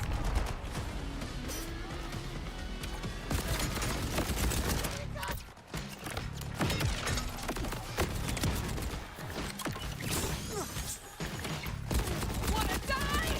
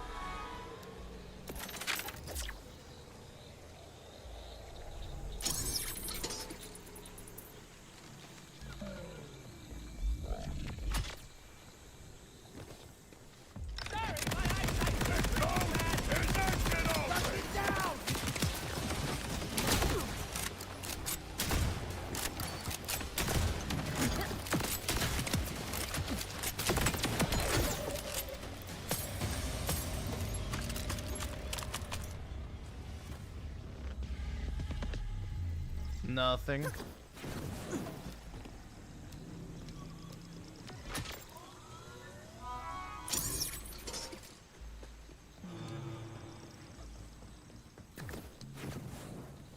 I'm telling her so! You stole! Game still runs like shit regardless. Yeah, that's what I mean. It's like the game obviously is fucked up.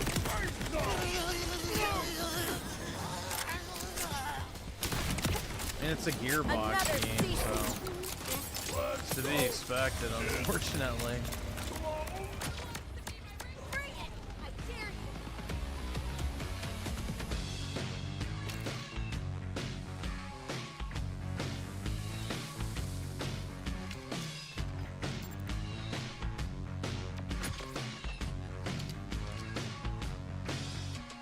Or 6,000. Get there, Bill!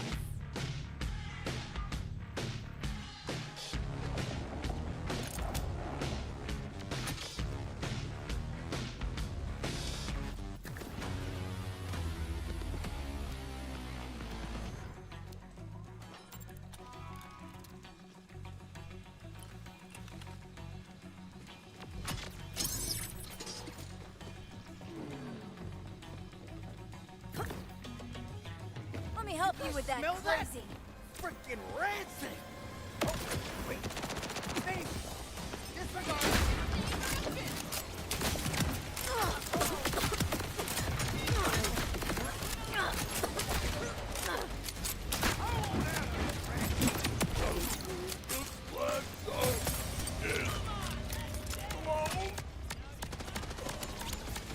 Nothing.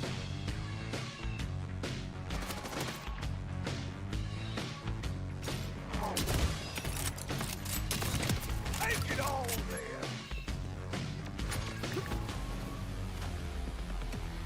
I'm gonna make you crash out. Why is that?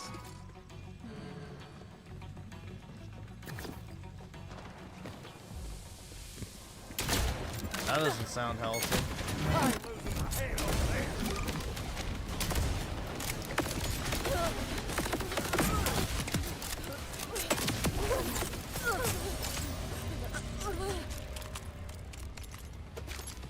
Nothing.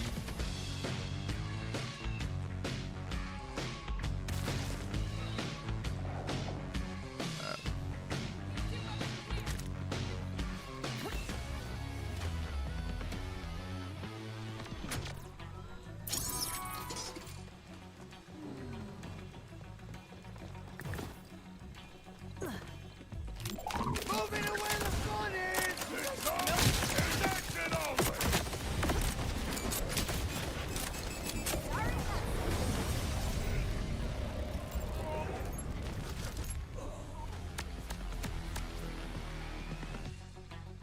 And nothing.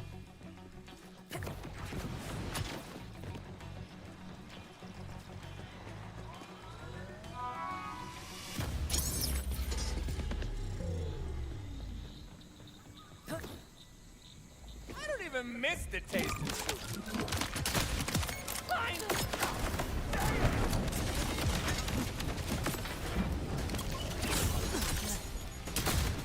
I'm taking you to...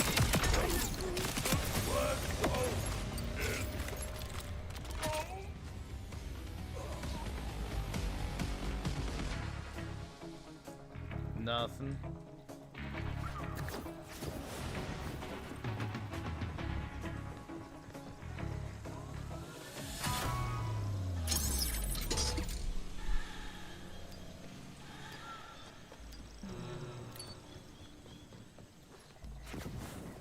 Who took my stuff?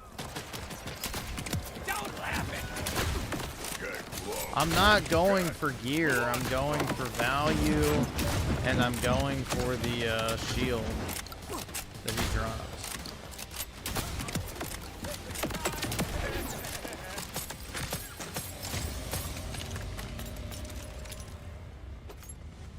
Oh, not worth picking up.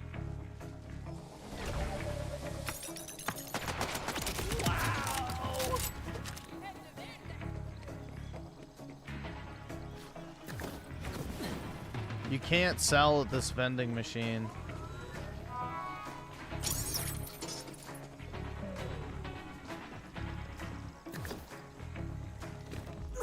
I don't understand what I'm doing wrong!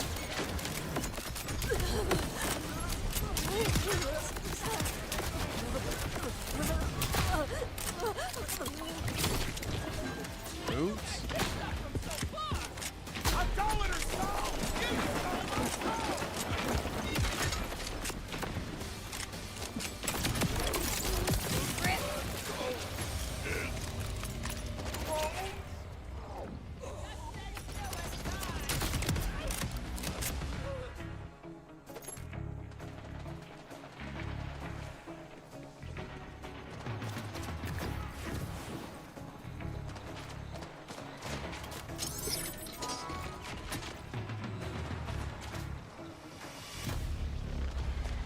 Hope nobody started without me! You know I can see you, right?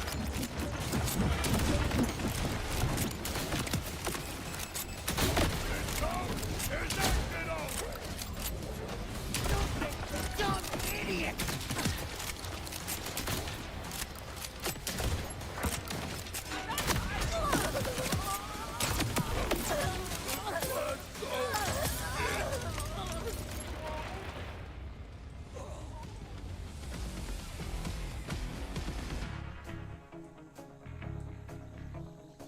That's better.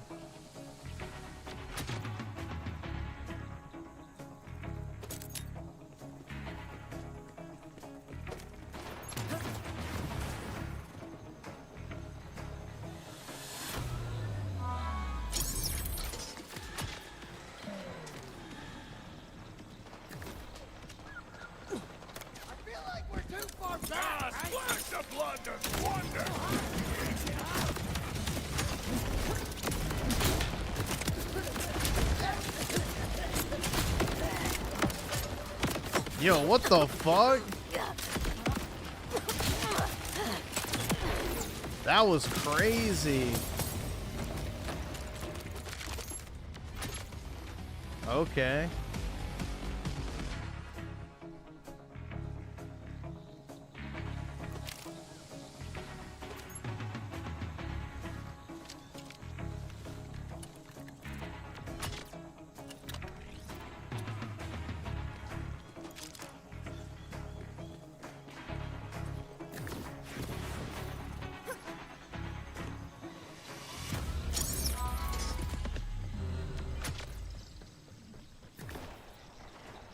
Hope you said your goodbyes. Day off.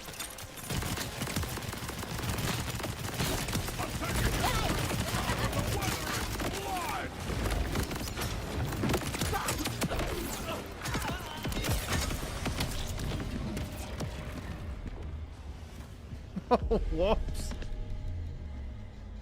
Dude, that shit does so much damage. Holy fuck. Alright, well, it doesn't look like he dropped it anyway. Oh, man.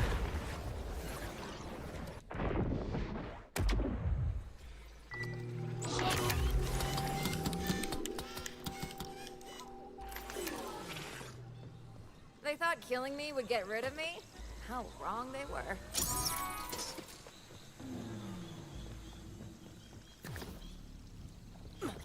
Your priorities suck.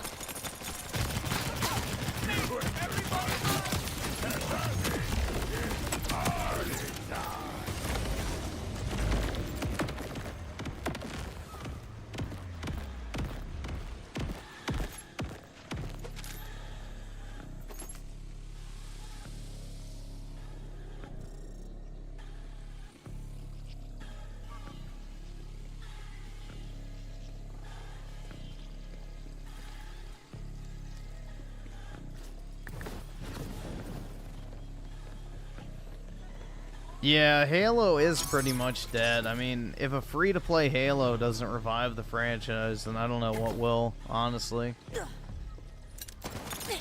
It might be too far gone at this point.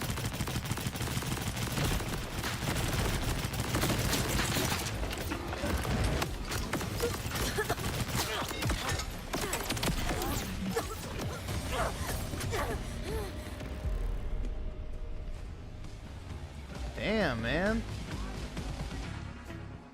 My ass keeps getting blasted. I don't even know what's actually killing me. That's the wild part. Like, I feel like I'm out of the range of that dome, but I guess it still can hit you.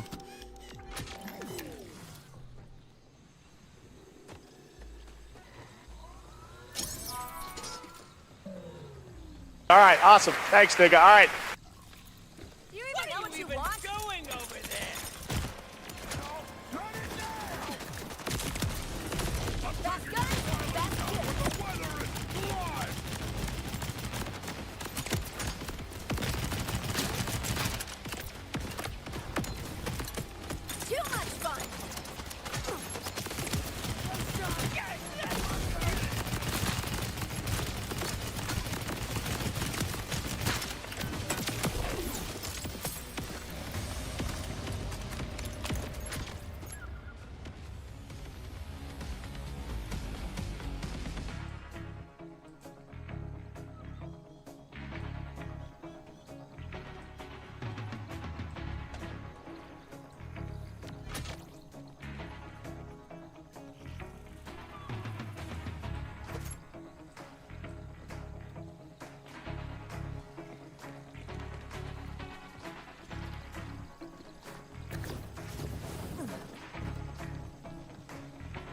Let's see. Thrill Seeker with a 5. How's the game going? Is it more cringe slop or is it actually worth playing? So, it's way better than Borderlands 3, but it definitely still has a lot of cringe, and the game has a shit ton of technical problems, but overall, I like it. It's just I would not rush out to buy it, especially if you're on PC. There's a bunch of problems with it, and it runs like absolute shit, too. So there's that aspect as well. Oh yeah? Let's see how you like it. Let's see.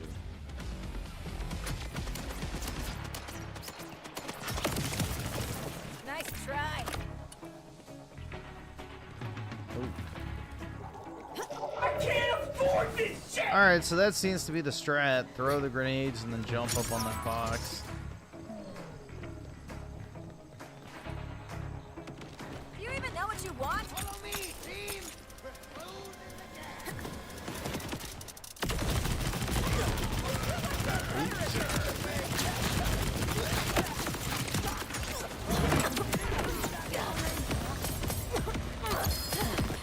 Oh, there it is. Maybe?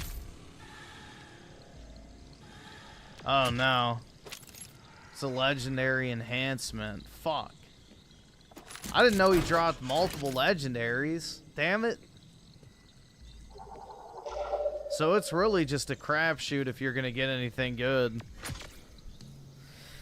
Oh, man. Oh, that's brutal.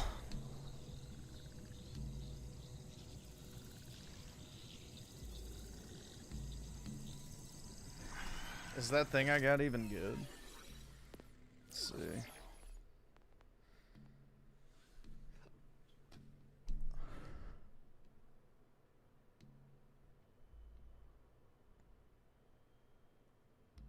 Yeah, it looks like it's pretty good, actually. John Smith with the 2, click Q on an item and then click to go to a vendor.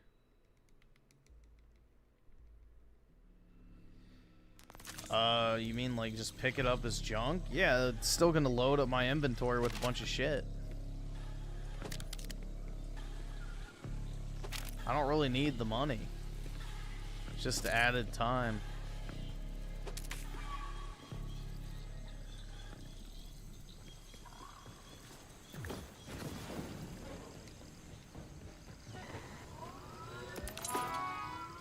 Yeah, like that barely gives me anything. I do need to get rid of a bunch of my shit, though. Let's see.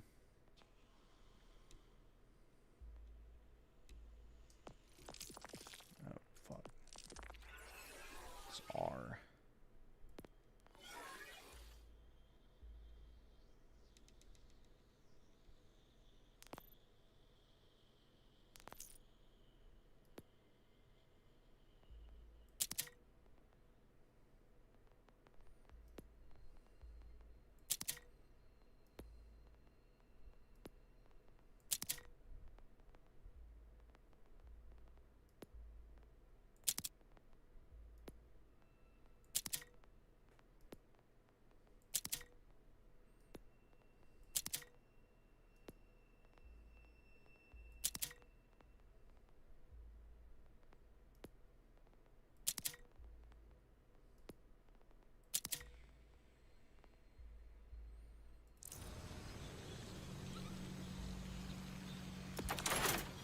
Click on the SOU tab.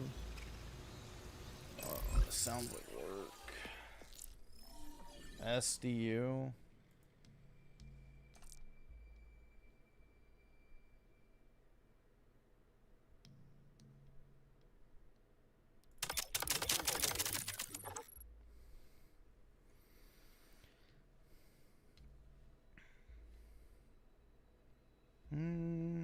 Let's see. Trying to think what type of gun I use the most.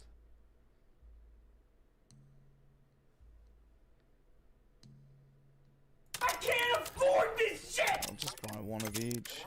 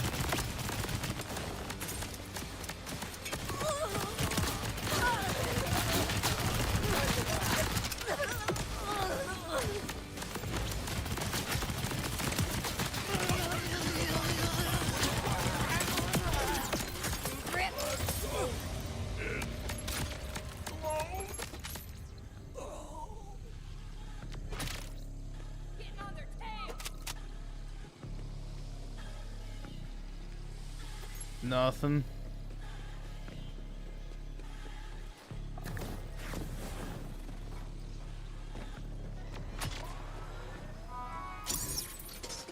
And yours truly with the 2. Yep, we just did that, so appreciate it. But no, I did not know about the tab. Ain't no rest for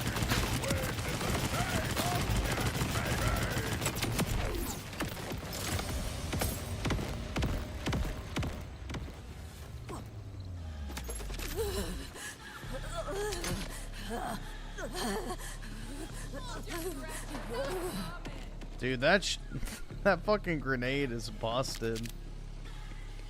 Absolutely busted. Yeah.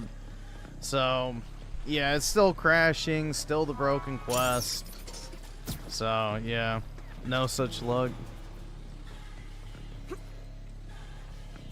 Y'all shut it down! Nothing from here.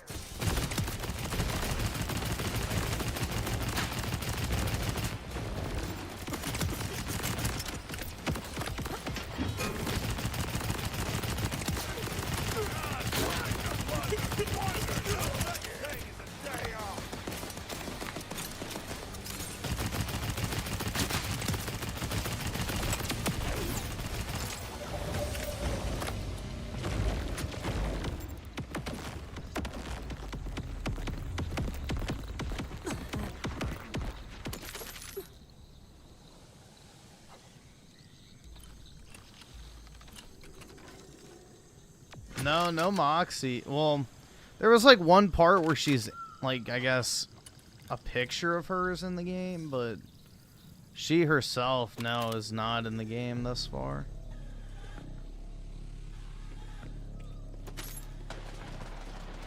So, yeah, I technically already have the shield that I'm grinding for now, but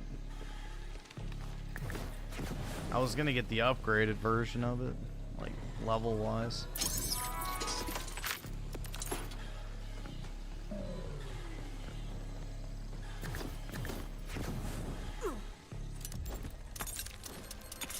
Got a bolter here!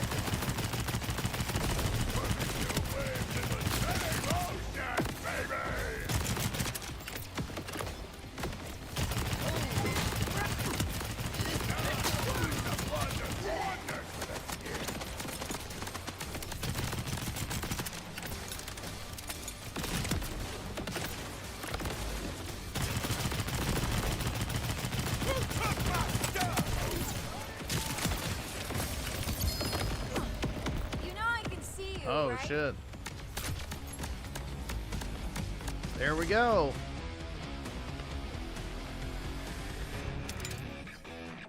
Nice.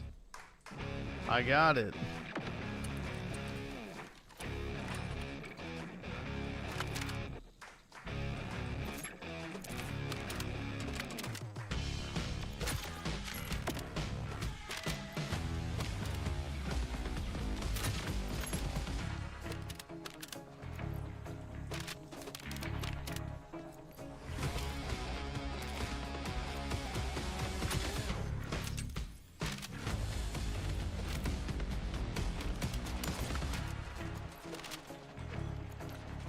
I guess the enemies respawn.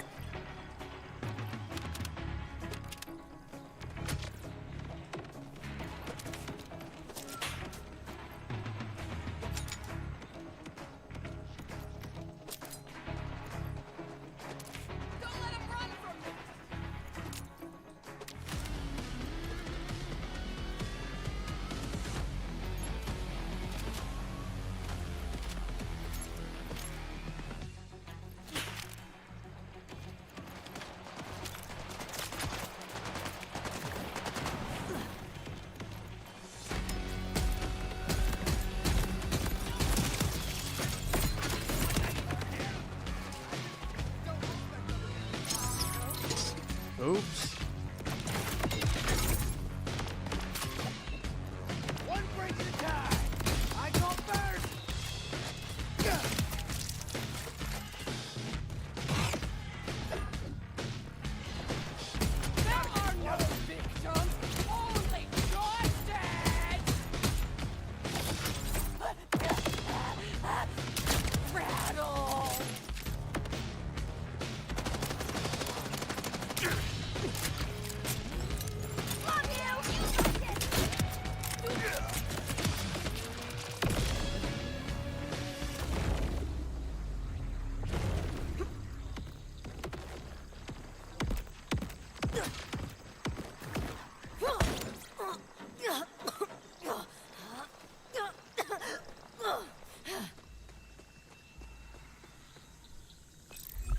Alright, well, let's see. I don't know how much better this is, but let's just see. So, not really much better. Well, it does more damage, I guess.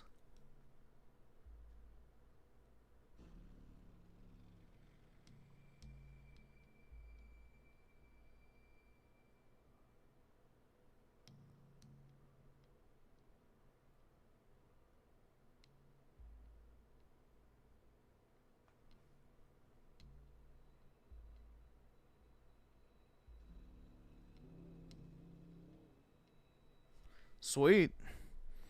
Oh well. I mean, that's better at least, so.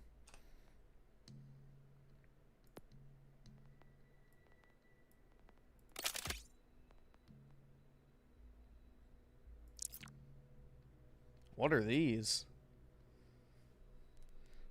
Should I wait to use these, or?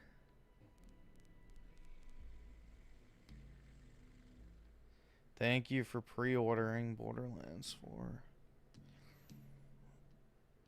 Probably should wait to use those until I'm max level so they scale.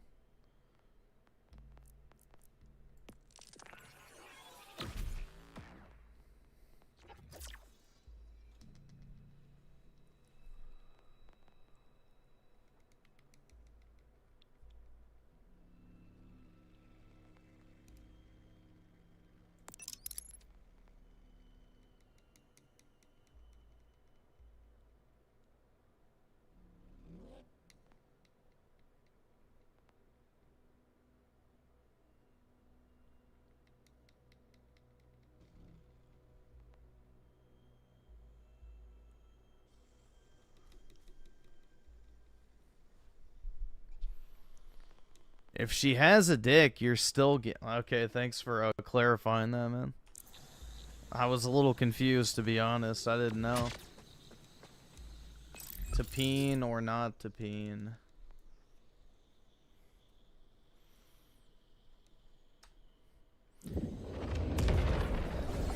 Yeah, it's a confusing time to be alive, bro. Who knows? 1 minute you think you're on a date with a woman, and the next thing her dick's bigger than yours.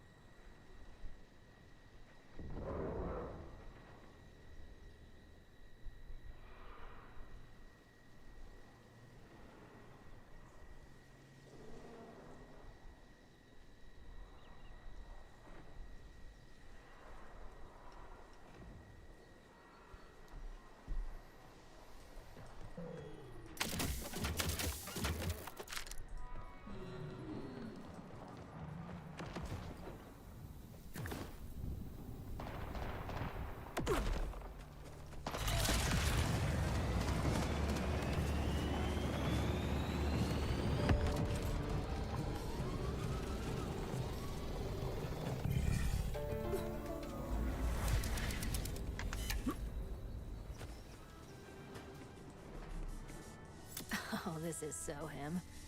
You the moonshiner? It depends on who's asking. I found one of your customers over there. She went from sober to, let's see if my ex is still awake, real quick. Yeah, my stuff will do that to you. Old family recipe. I've been trying to sell it, but none of the folks around here can hold their liquor for nothing. No, what I need is a pappy's helper. The old man's miracle cure takes you from tipsy to tip-top in no time. Got the recipe right here. Mind helping me whip one up? Being around drunks really wipes me out, but you seem crotchety. I love crotchety. I'm in. I knew you was all right. Now, first things first is finding fruit on those cliffs over yonder.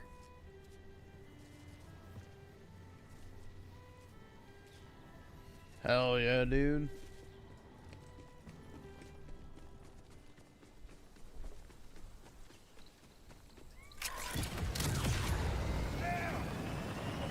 That'll put some hair on your sack. But Grandpappy used to make it for our weak-livered northern kin. Weak-livered northern can. You'd sell more that way. What? And disrespect my heritage? Damn right, brother. You see, now Them some of damn those seeds Yanks got real can't thin drink for shells on 'em, shit. But I need one that's good and sturdy. Wait, did I mention the seeds grow inside a special fruit that only grows on cliff sides? And that the local fauna love this fruit enough to kill them that tries to take it? No? I plan on buying every single Nintendo Switch 2 exclusive game. So yeah, I'll be getting Hyrule Warriors. Now, will I play it? That's another question, but I will be buying it at the very least. There you go, see? Nothing to it. But yeah, that one's far from fresh. Nope, nice. Except the coloration on that one sucks. It's gonna have no flavor at all. Try again. Okay for effort, though. Grandmammy tried to get Grandpappy to patent the Pappy's helper, but he was never a real entrepreneur. He wasn't no businessman.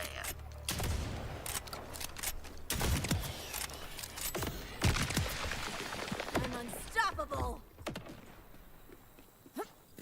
Need to kill one more crotch. There's one more over here, I'm guessing.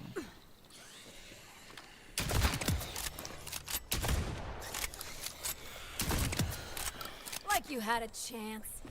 There we go. The ultimate Nintendo mentality.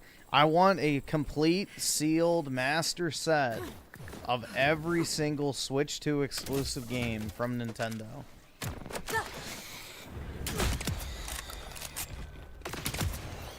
Exceptional. I wish I would have done it for the Switch, like original.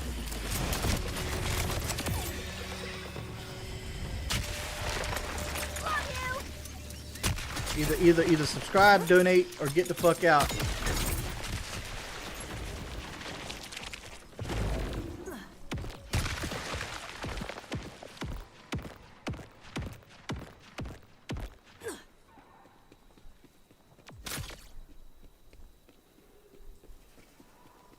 Gather the fruit.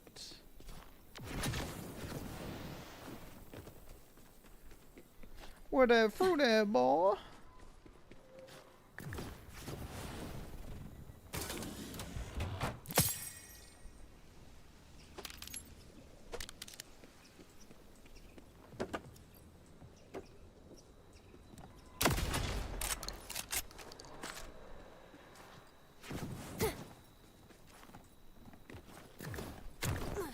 Man, you got some kind of bad luck, huh? That's the worst one yet.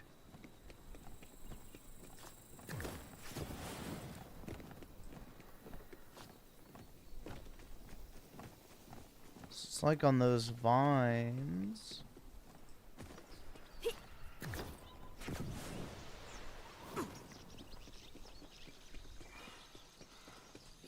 There we go. Ooh, now that's a beauty. Nice curvature, supple body. Oh yeah, that's the Supple one. body. Now head on back and let's get started. Shit. Hey, what do you think about me naming my moonshine after myself? Is that, what's the word? Pretentious? Old Shammy's family shine.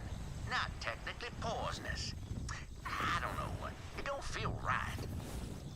Yeah, I'd take that one back to the drawing board.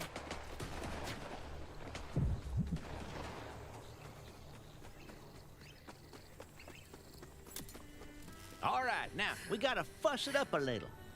Let's We see. don't Yours need the truly whole with the fruit, 14 see? months. Just Appreciate it, its man. skin. Monthly Bust out the fruit and toss it, parasocial would you? friend tax. That's right, man. Everyone must pay.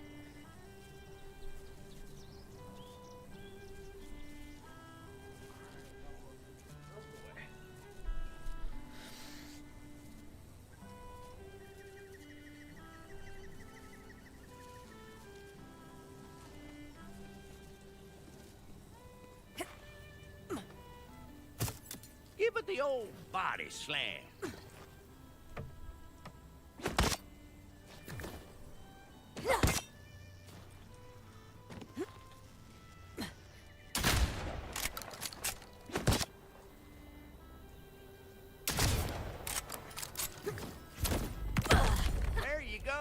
Next, we're gonna need a geyser nugget.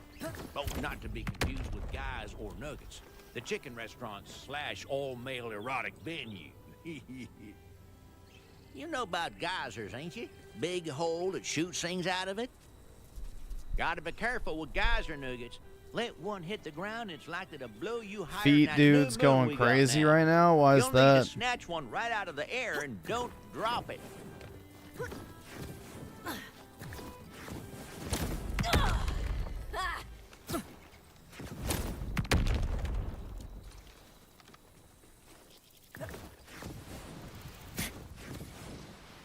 The family Shine ain't never rightly had a name.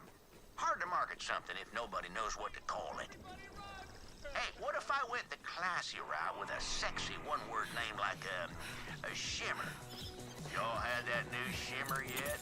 Knock you right on your ass, I'll tell you what. Yeah, nah. Classy ain't exactly the demographic I'm going for here. Better than just calling it old chamois, but yeah, doesn't really do it for me.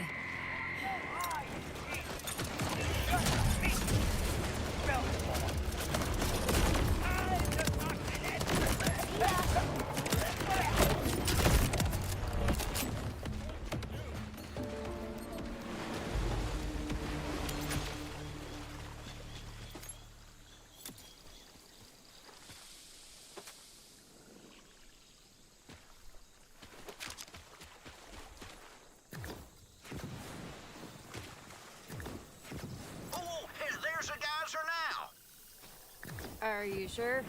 It doesn't appear to be geysing. I reckon it's fit to burst. Just needs a little coaxing. Shake the ground and it'll release the goods.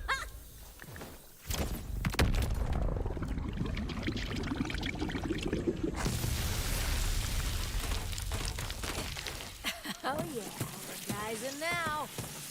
Well done. The recipe for Pappy's helper says, if it's gray, walk away. So bring me a nugget that ain't gray, I suppose. Dead.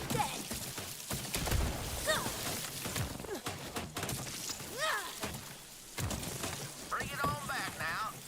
Don't drop it now, unless you want to go all the way back for another anyway.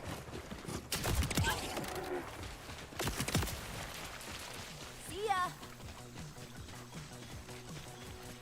Isn't Pokimane barefoot in all of her streams? I have no idea.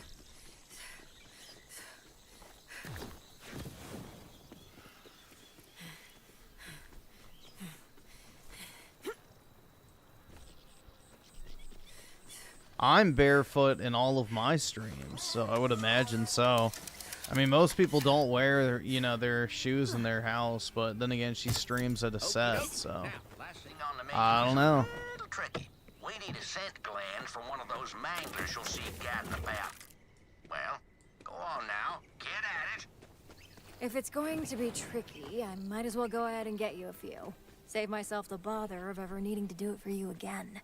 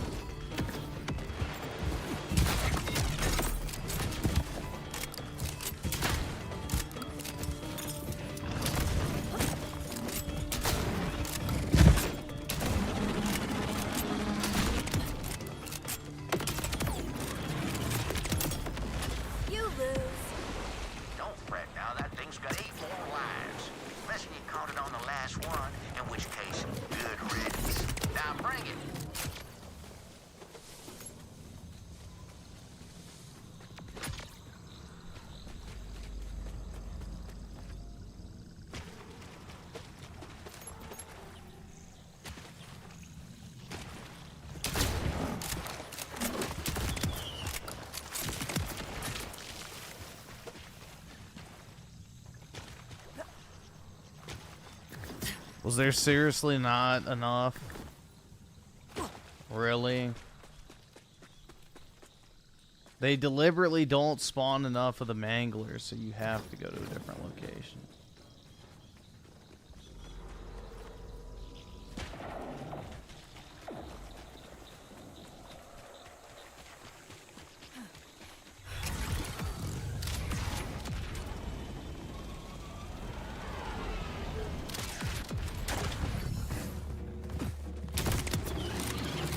Alright, these drop it too.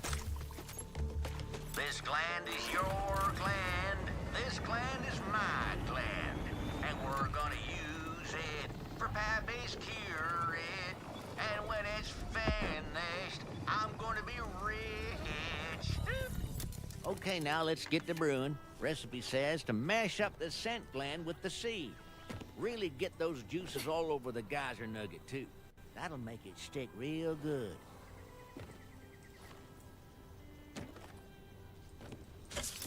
There we go. That should knock the stink off a pango. Take it boldly. Not all my charming southern phrases make sense. Let's test it out. Couple drunks usually post up near the river to get saucy on my shine. Make a hell of a racket. I used to run them off, but drunk as they get off one swig of wasty face, they never remember. Right back the next night. Wasn't worth the trouble. Decided to call the stuff Wasty Face, by the way. Catchy, easy to remember, and let you know exactly what you're getting yourself into. Wasty Face. Get faced.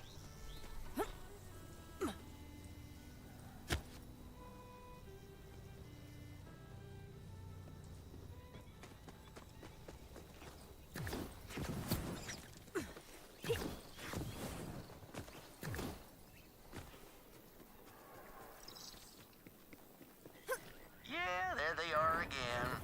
Not to speak ill of my customer base, but just look at them idiots. Consorting with rippers, and that ain't even the worst of it. Just look. Every one of them 10 sheets to the wind, and they ain't even cleared a fourth of that keg. Hell, ain't likely to come by more while in that condition. Hey, you done it. Now you gotta shoot a hole in the keg, but not until you get all them drunkards underneath it. I'll snag that mic and make a quick announcement.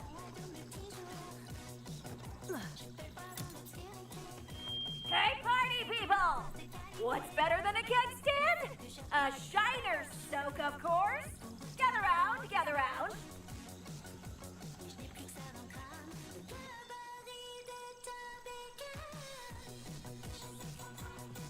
Now shoot!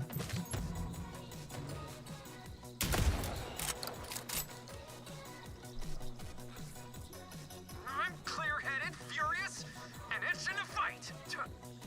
Note to self: never sober up a drunk ripper. Here it comes.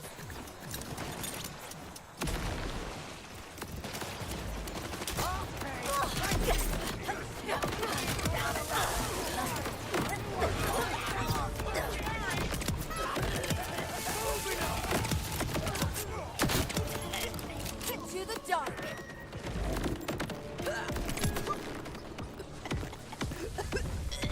There we go. That was a close one. Now, who needs a drink? I'd love to get comfortably sauced, but this keg ain't it. Let's go see what old Sammy's got on offer. Sorry, Shams. The Rippers didn't appreciate their newfound sobriety. But everyone else is headed back your way. Shame to lose paying customers, rippers or no. But you did it, Vault Hunter. When I finally buy me a boat, I'm gonna name it after you. Say, what is your name anyways? You can call me Vex. And you can call your boat the Vexy Voyager. Consider it done. Hey, I know it's rough out there, so if you ever need to take the edge off, you know where to find me.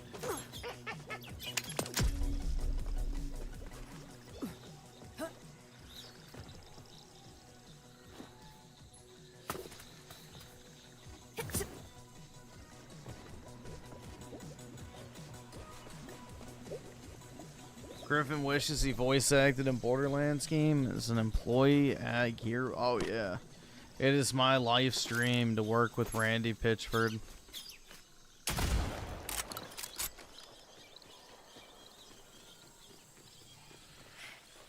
I still think it's funny that he had the Borderlands 3 fucking leaks and shit on a flash drive with fucking barely legal piss porn. Like, really? Jesus.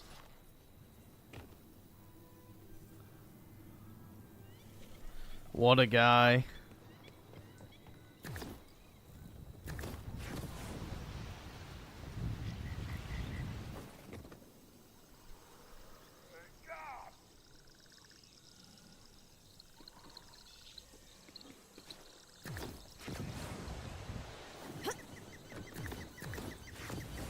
Yeah, he was doing it because he's passionate about magic tricks, obviously. Yeah, he wanted to watch that girl fucking explode. Because, you know. It was magic, dude. Oh my god. Wow. Abracadabra. I pissed myself.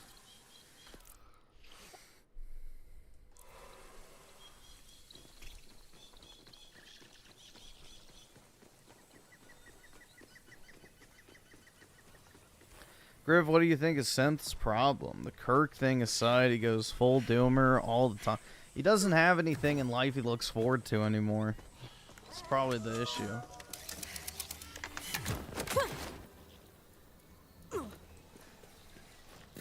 There's not really a reason to be happy if you don't have anything you're like working towards.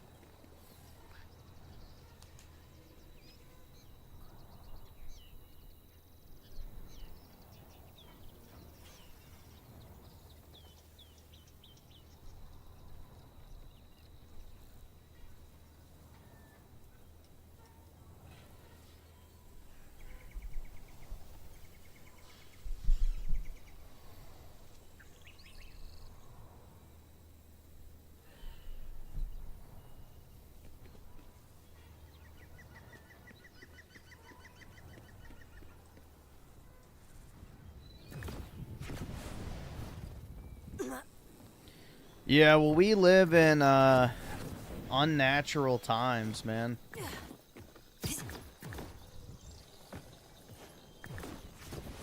We live in unnatural times.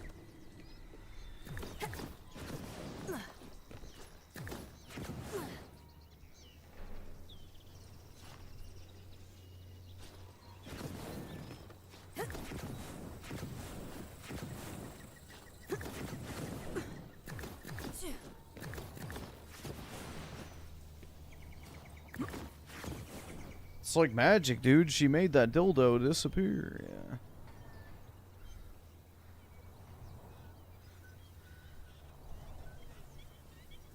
Claptrap's new voice actor sucks.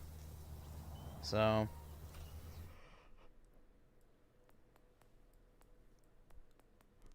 I would agree that just getting rid of him at this point would probably be for the best. It's not the same anyway.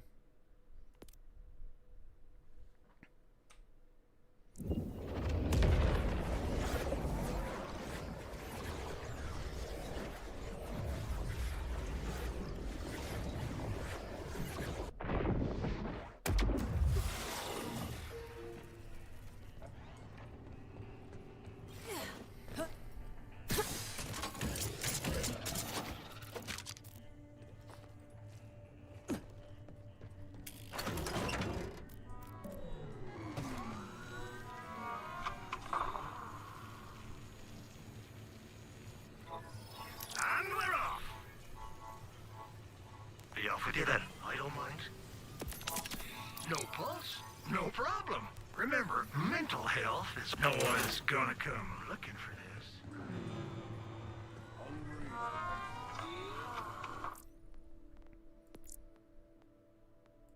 Alright, let's see if it crashes. Every guy needs some kind of project, I guess. Yeah.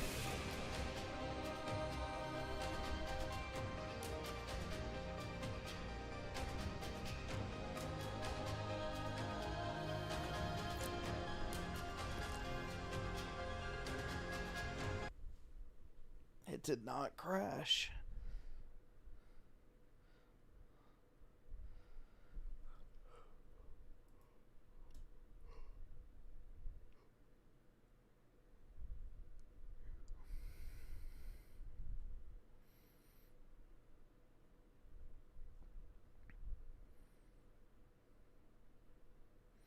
Well, I won't be getting the complete all side missions achievement.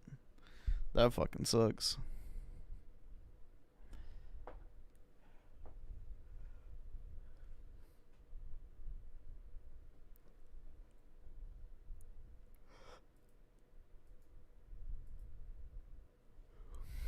That effing sucks, dude.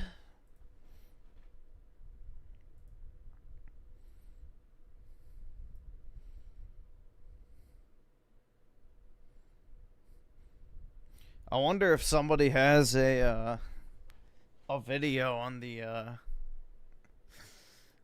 let's see.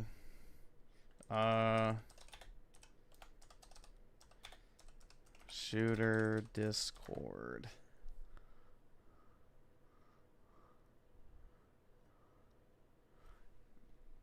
The trans Discord, man. Somebody had, like, I forgot who it was. I saw like a clip today. I guarantee, do I dare? Quarterpounder might have one. He just reads other people's shit. So, oh wait, fuck. It's not, his name's not actually Quarterpounder. Fuck. Quartering. There we go. Oh my god. Yeah.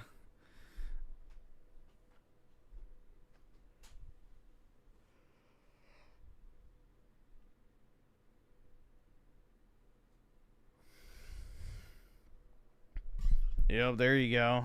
FBI opens investigation into multiple trans radicals.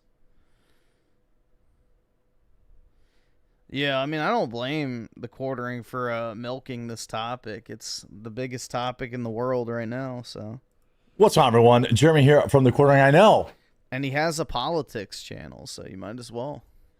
Not supposed to work Sundays, but I'm new to this thing. In fact, I'm leaving for church service in 25 minutes, and that's in honor of Charlie. The first time I will have willingly gone to church probably my entire life, and brutal. My hope is that I continue to do so, and I inspire others to do so. In fact, there's several of my friends that have texted me after seeing my videos or talked to me and said that they're going to be there today for their first time too. So that's great. There's something very interesting going on. Did he poop? Hopefully not. But good for Quartering for going to church, as long as it's not one of those, female pastor type churches. In our Discord last night, and there's just like a chat room, and there's some pretty strong evidence that multiple people, as many as 6, all knew about this incident ahead of time, and they were also all trans.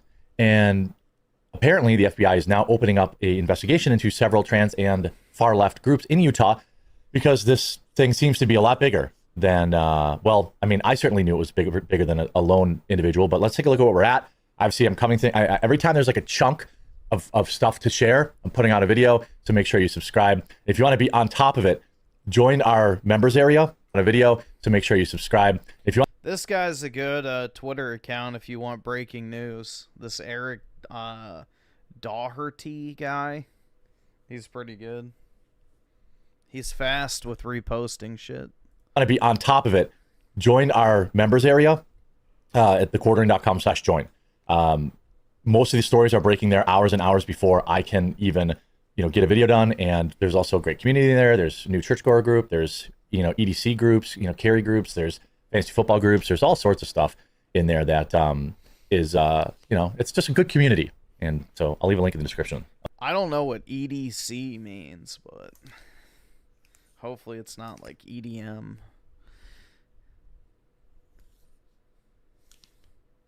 Quarterpounder came to mind because Griffin always thinking about Big Macs. Big Macs and Quarterpounders are different, but no. I just have always said Quarterpounder, so it came to mind. Otherwise, it's just quartering.com/join. Speculation now grows that Charlie Kirk's assassin was tied to a leftist network after his trans boyfriend followed someone posting, quote, "We did it," minutes after Kirk's passing, and multiple out-of-state cars were seen visiting the assassin's home weeks before the hit. Now you see, we did it. Rip. This. The family member said she saw twigs. This is the trans boyfriend. Brought in question for police. By the way, I'm 100% convinced that the boyfriend absolutely, positively knew what was going on. Of course, he told him. Of course. Come on. Are we stupid? We're not the left. The Post observed Saturday that no one was at the $1,800 a month townhouse Robinson and Twigs were believed to have shared. A neighbor claimed 2 weeks ago several people driving cars with out-of-state plates were seen going in and out. They did not give off a good vibe, the neighbor said. Now, a lot of people say, hey, you know, there's a college area in here, around in between these two. You know, it's possibly a lot of out-of-state people. But the thing is, neighbors generally know what's out of place. So if you were used to seeing a bunch of cars with out-of-state plates in your neighborhood, you wouldn't say, hey, there was a bunch of cars with out-of-state plates in your neighborhood. Certainly not, the vibe. And we see, obviously, this Churbum75M who tweeted, "We effing did it." And this is allegedly the trans boyfriend of the individual. Now you see this. That's just the beginning. Here's a post from Aesthetica. Meet Skylar Webster. Skylar is a radical far-left trans individual who had advanced knowledge of Kirk's assassination. 5 days before the posting, 5 days before the incident, he posted, quote, "You guys, I have something big coming soon. Just be sure to check." And not the horse dildo he ordered off of Amazon, am I right? But yeah. That's the thing, is there's a bunch of different accounts, and I've seen the screenshots of people saying, like, oh, watch the news tomorrow in Utah and shit like that. The news, you'll know it when you see it. Then, right after the shooting, he followed up and quote tweeted that post saying, "Well, that's that. And another chud bites the dust." He followed up those tweets with a few other posts celebrating Charlie's death. Skylar is an iSchool student at University of Washington. We found these tweets. Skylar immediately locked his account. Clearly, he has not yet been contacted by the FBI. Please share this video with the FBI on Twitter or whatever. Why haven't they investigated him or other trans accounts who seem to have prior knowledge of the incident? Of course, you see here. Well, you see, you guys, it's something big. This is on September 5th, and well, that's that. Well, I'll tell you why the FBI hasn't investigated, because they found out that trans women, as in Kash Patel, found out that trans women don't have bobs and vagine. So they knew. So, therefore, yeah, he's not going to check them out. Remember, these people hate you. They're not, bro, these Looney Tunes are not even like people. They're subhuman. And they prove it every single day with the way they act. I mean, they're just mentally deranged like lunatics.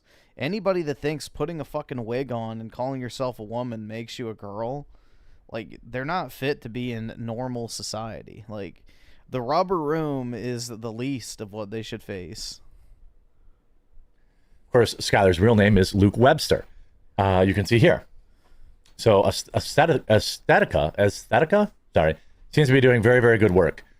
Very, very good work. This is the boy that Tyler was dating. Again, a neighbor claimed 2 weeks ago that several people driving cars with out-of-state plates were seen going in and out and did not give off a good vibe. Also, someone saying he wasn't liberal. Why would you think he's rational? Blah, blah, blah, blah.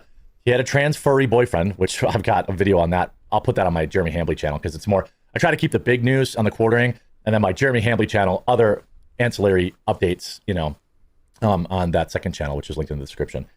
His family and friends said he had turned to extreme leftist ideology. His trans boyfriend's family and friends say that the boyfriend had turned to far left extreme ideology. All but one shell casings were tagged with far left messaging, and he took the life of a conservative. I mean, these people are still obviously gaslighting like crazy. You see, this new info was now found of Tyler Robinson's trans boyfriend posting in an ACAB, which is all cops are, whatever, subreddits dating 5 years ago. There's absolutely no way the trans boyfriend was not involved. I agree, by the way. I agree. I mean, there is absolutely no possible way that the trans boyfriend didn't know about this. No way. None. There's no way that the trans boyfriend wasn't involved in planning it, in my opinion. All right. But I will say there's no way that this guy kept it to himself. There's just no way. Yeah, I mean, that's the thing, is they all have the group chat, so Doesn't sound like a, oh, wow, I'm so shocked type thing. It's like, well, that's that. Yeah, well, that's pretty fucking cut and dry. You're guilty. If you look at this, another far-left trans account also had prior knowledge of Charlie's assassination. That's now 6 trans individuals that all had prior knowledge of that murder. Where's the FBI? Here's another person. This is the trans individual that had prior knowledge. Well, this is the other person that had prior knowledge. They always take blurry pictures to try and distort reality, because if they ever take a clear picture, you'll just see a fucking man. Also, according to quite pitiful, isn't it? Insider Wire, the FBI has launched an investigation into several leftist groups for alleged prior knowledge of the Charlie Kirk assassination. This is not even, this isn't even up for debate. Here's a great infographic showing, essentially, Poll is assembling proof of people who seem to have had prior knowledge of Charlie's passing.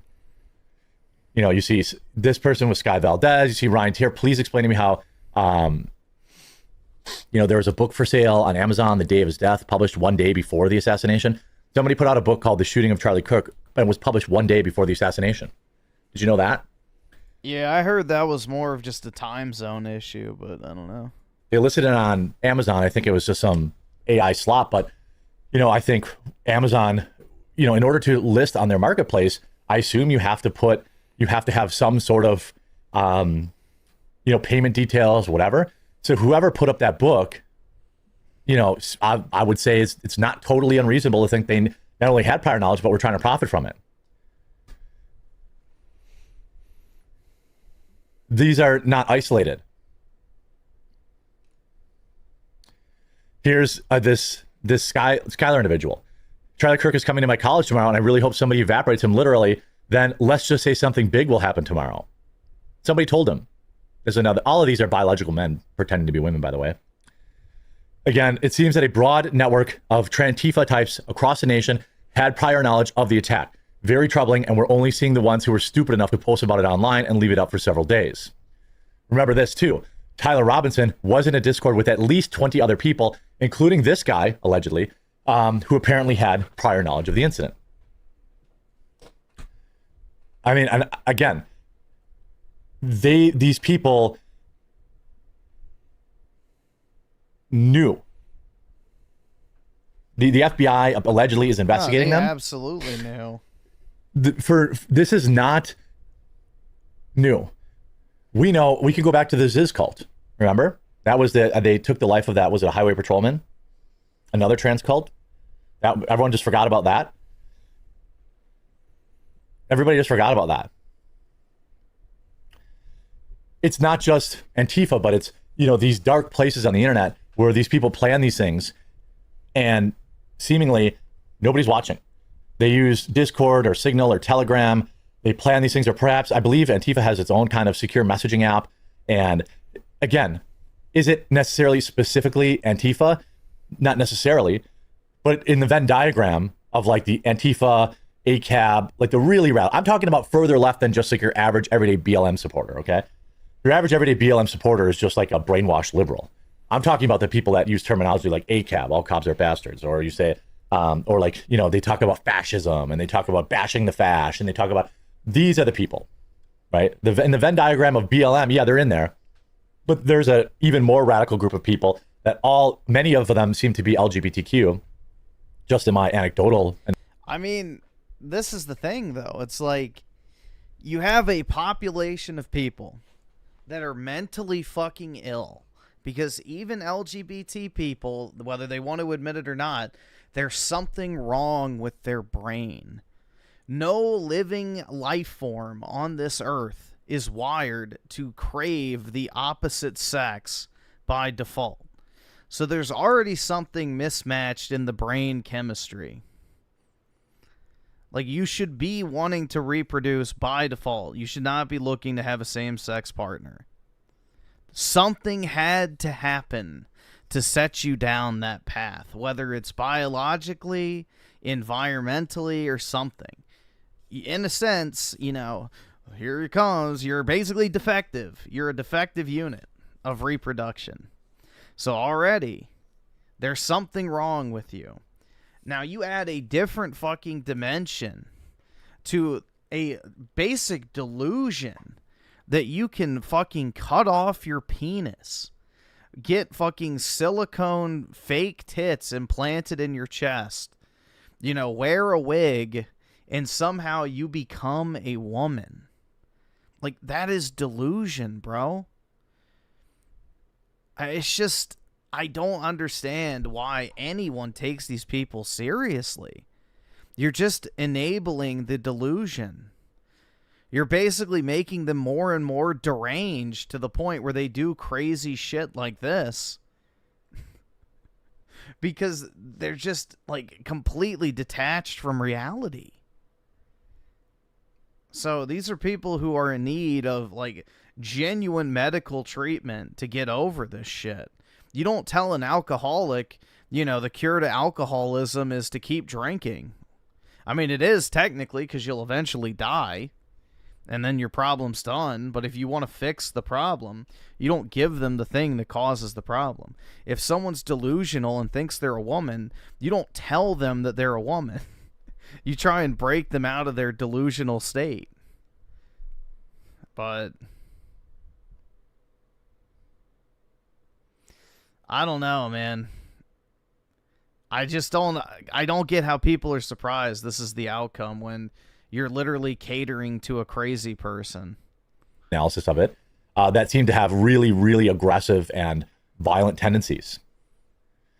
I mean, you have, again, there's a lot of people that seem to have prior knowledge. Here's Jack writing, the FBI opens a probe into multiple leftist groups over alleged prior knowledge. I mean, there was a Democratic Socialist. I think that this is going to be big.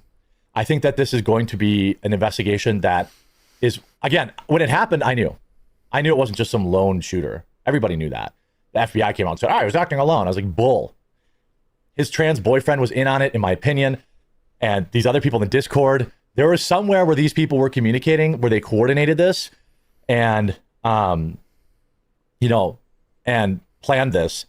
And it was leaked to several individuals. At the very minimum, let's say at the very minimum, these multiple people that seemingly had prior knowledge posted about it.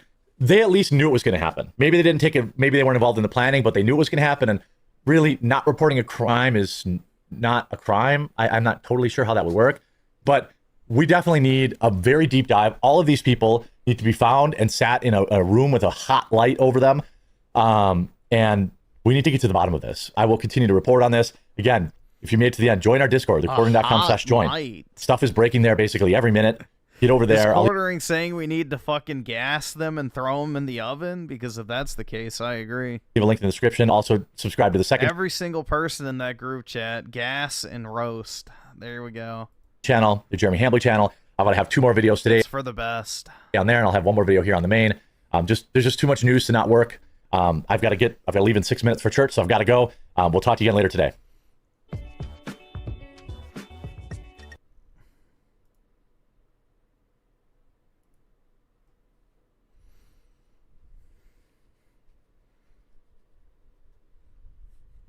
Oh, I guess it's good the Quartering's going to church. Nothing will happen, Griff. That's what you always say, PK. But something has to happen eventually.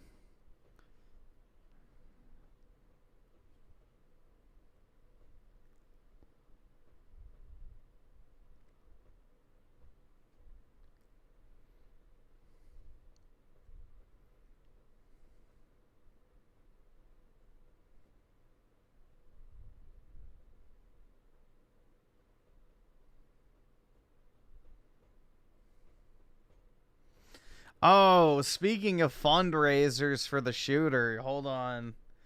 Wait, I got something funny to send. Let me find it real quick. Speaking of fundraisers for the shooter, y'all will like this one.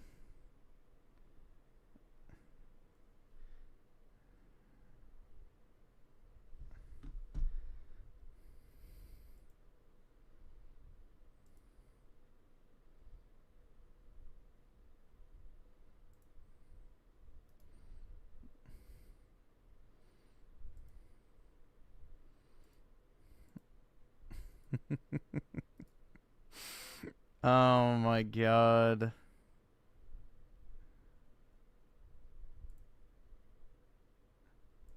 I have to download them, I guess.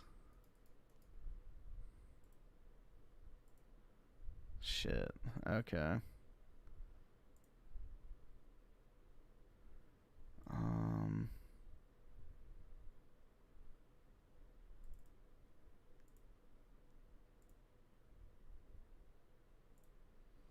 Let's see. So first up,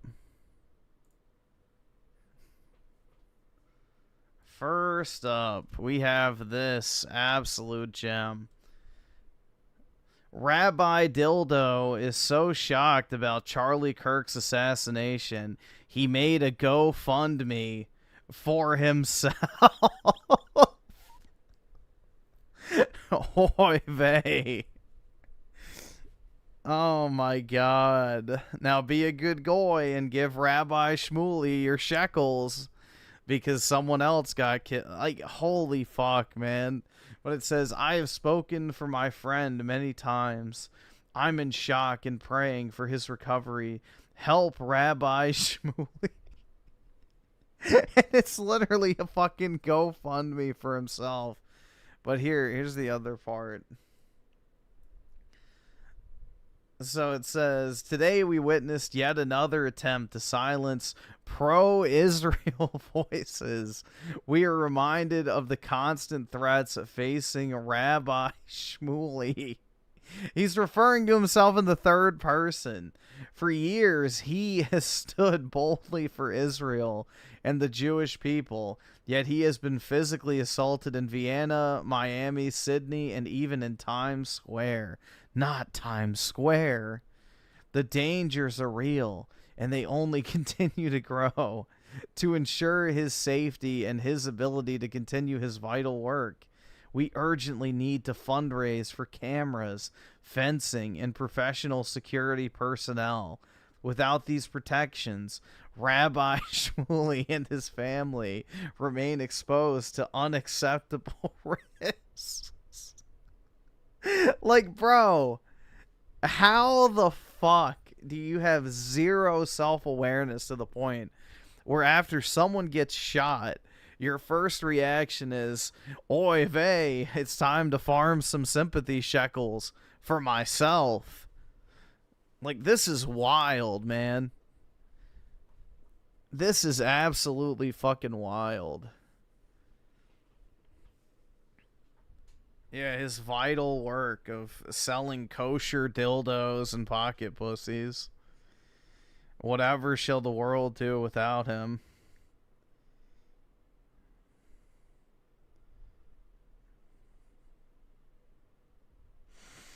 Oh my god. I mean...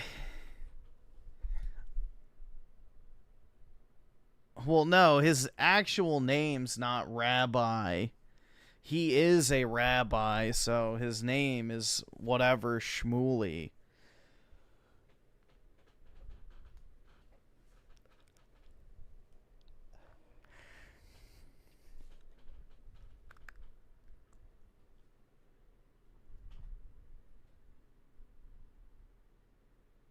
I can't afford this shit!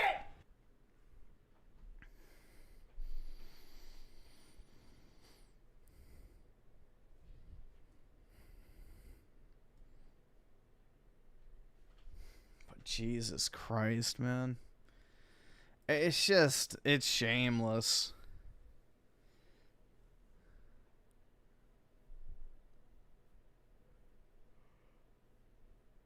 You absolutely love to see it. Is this the one where the guy gets beat the fuck out of on the scooter?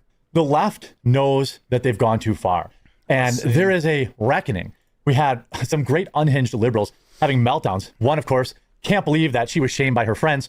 Another tried destroying a Charlie Kirk vigil only to get arrested, and much more. My name's Jeremy. This is the Jeremy Hambley channel. You may have recognized me from many different channels or my short form videos over the years, but this is my personal channel. This channel is very important to me. You get daily videos here.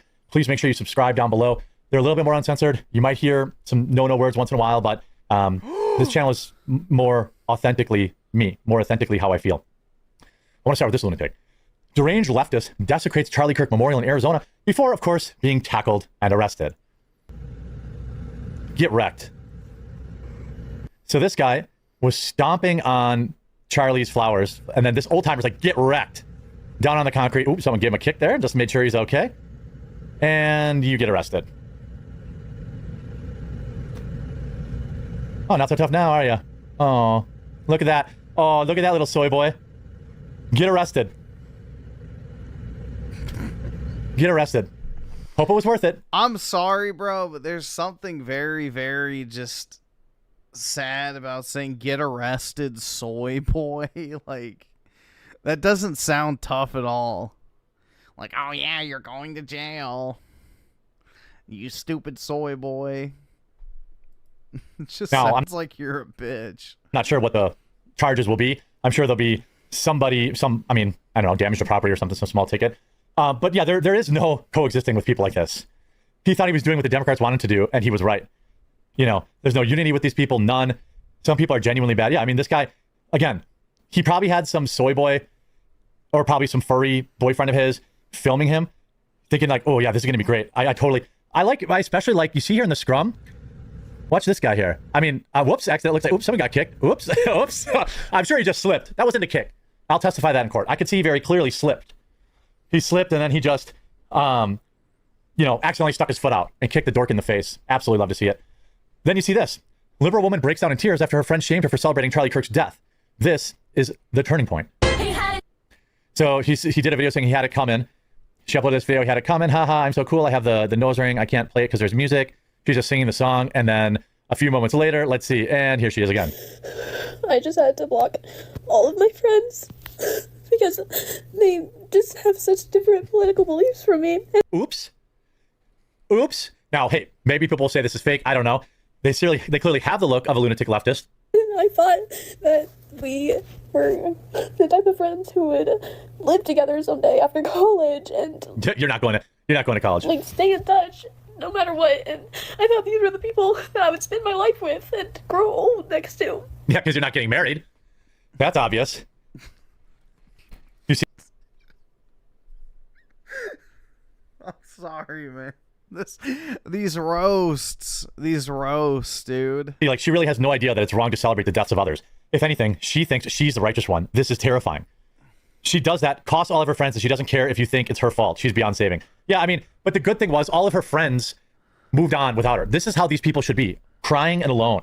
Friendless, jobless, husbandless, wifeless, petless, joyless. This is how these people are deep down inside, and they should do so alone. These were the people who saved my life on multiple different occasions. Oh, how so? And I just don't know if I can continue being friends with them because of this. Good. By the way, those friends, those people who are friends with you, they should not want to be your friend. Just so we're clear. They should not want to be your friend. They should be in their comments being like, think about why you're crying right now and ask yourself if you're the righteous one. Because she's not. I just don't know. I dropped out of school for these people. Oh, no. What about the college thing? You dropped out of school for these people, and they think it's a little weird that you're celebrating someone dying? I started homeschooling because of these people. Oh, no. And I don't know what I'm going to do because we go to such a small school together. And I don't know. Look inwards. Maybe I'm feeling forgiving because I went to church today. I'll probably feel different tomorrow. Look inwards. You don't know what you're going to do. How about just look inwards and figure out, like, hey. I can think of something else that should look inwards. Yeah, maybe I was taking things a little too far. I don't know. Maybe a hollow point. Maybe I am just a little, maybe I am just a little too extreme. It's okay that I'm a Democrat and clearly a lesbian. That's fine. Just, maybe don't wish people to die. Oh, how am I going to be able to face them? These people are my whole life. I don't know how I'm going to be able to avoid them. Yeah. Why would you avoid them? Yeah. I don't care if here we go. This is my own fault. It is your own fault. If the quartering pays you $500, would I be a guest on this show? Yeah, I would do that. For $500? I know that you don't go on his live stream. Yeah, that's a no-brainer. Care. It's very clear that you don't care. You cheered for Charlie Kirk's, you celebrated Charlie Kirk's death. Obviously, you don't care. You didn't need to lead with that. We know you don't care. For being the person to blow up these relationships, because everything that they say makes me feel like such a shit person. So just get better, girlfriend. And I can't have that in my life. Not anymore. Okay. Okay, I used to not respect myself to cut people out of my life for things like this, but now I do. Now I respect myself enough to not want to feel like this. So rather than understand, hey, I feel terrible and I don't want to feel like this anymore, and I don't want, and maybe this is literally the meme. She's literally doing the meme. Is it my fault or is it everybody else's fault? That she's literally doing the meme. Is it me who's out of touch or is it the students? But how about this? I've never ever opened a Bible before. In fact, I know nothing about Christianity or Jesus. Well, I can't play the music it says, but yesterday, after witnessing what happened to Charlie Kirk, now I don't know, there is a lot of people clout chasing, obviously, but, you know, I'm glad that people, it doesn't matter to me. I'm not at that level where I'm like, oh my gosh, people have to go to church. But I am really happy that people want to be better. Here's a clip from Charlie. For those of you that are not yet believers, it's very simple. You're going to have a court date, we all die, and you're all going to meet the supreme judge of the universe. Justice is getting what you deserve, which is going to a not-so-good place. We're all sinners, and we all fall short of the glory of God. But thanks to the cross, a perfect, loving God who came down in human form, human flesh, lived a perfect life and died for us so that we could live forever. At that moment, we're about to get that sentencing into eternal damnation. Somebody says, no, I know him. I know her. Welcome to eternal life. You have an opportunity to go. I mean, it's very, very interesting. A lot of people saying Charlie was our John the Baptist. Could be. I hope that, the church, I'm attending church tomorrow for the first time in months, feeling compelled to start going regularly. Yeah, Elon's actually been posting some pretty based takes lately, so once he gets his robot death army ready to go, then, PK, something might actually happen. Hope people keep that energy. I hope I keep that energy. I don't really know how to pray for stuff or, use that language. I don't think I'll ever. Robots can go door to door, meticulously assassinating all the fucking Redditors and such, and, then we'll have peace. Be like the battle droids from fucking Star Wars. Or be like a Bible thumper. Prequel meme, obviously. There you go. But I was talking to my wife after we left church. She asked me, like, hey, what'd you think? Do you want to try a different church? 'Cause we want to find a church that works good for us. We want it to be big enough for there to be stuff to do there outside of just go to church and go home. But we want it small enough to where we know people and we can build a community. So, I don't want to go to a super mega church. I don't want to go to a super small church. Fortunately, there's about 796 options within a 30-minute drive of my house. So, I just think things are changing for the good, and I really, really hope that momentum continues this whole next week. I hope you enjoyed this video. If you did, please make sure you leave a like on it. If you haven't yet, subscribe or follow down below. These were definitely... Dude, this literally just felt like every other quartering video. This is his raw thoughts. Like, there's nothing here that's any different than his other videos at all. It's the exact same fucking shit. I don't fucking get it. But whatever. Whatever.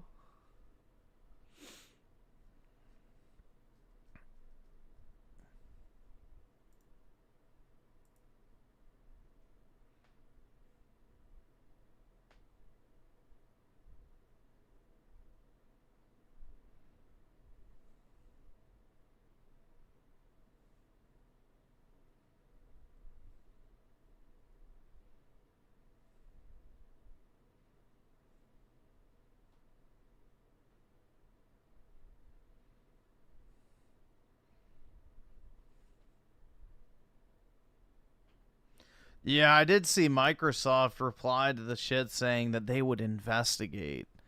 AKA, we're not going to do anything. So.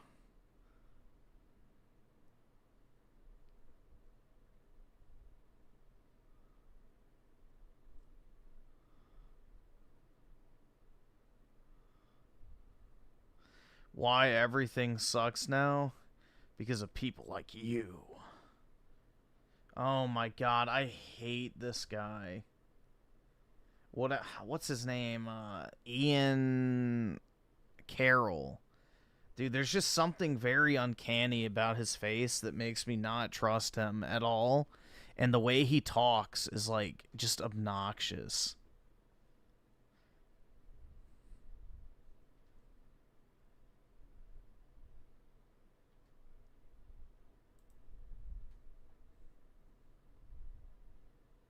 Oh shit, there goes the chat. He has that massive Indian mustache.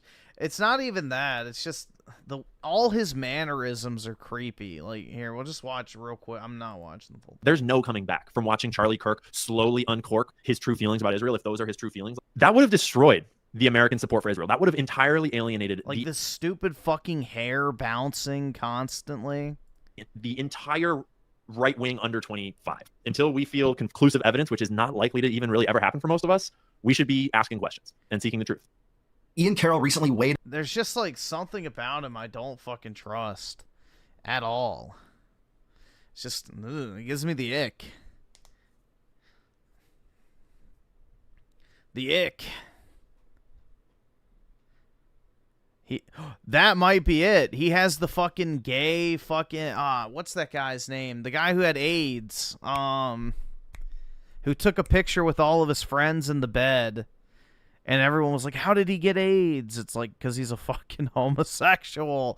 Yeah, whatever that guy's name is. Yes, he sets off the gaydar, for sure. Freddie Mercury. Yeah, that's it.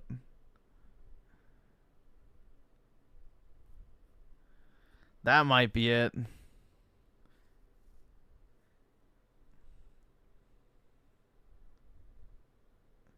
He has like that 70s porn star, closeted homosexual look.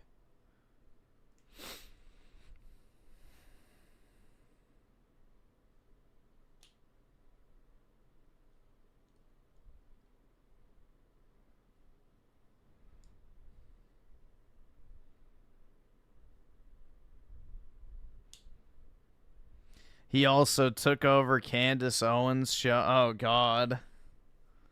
So, yeah, okay. He's one of those. Yeah, I had never even heard of that dude, and then all of a sudden I kept seeing him everywhere, and it's just like, he gave me the creeps. Like, I don't know, I just had a visual repulsion to him immediately. And the way he talks, too, is super obnoxious.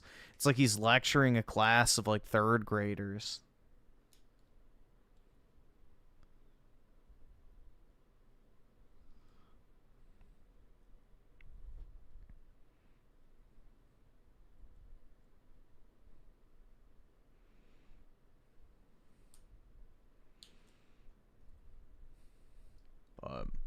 He's brown. Is he actually? I don't know his racial background, but yeah, I don't know.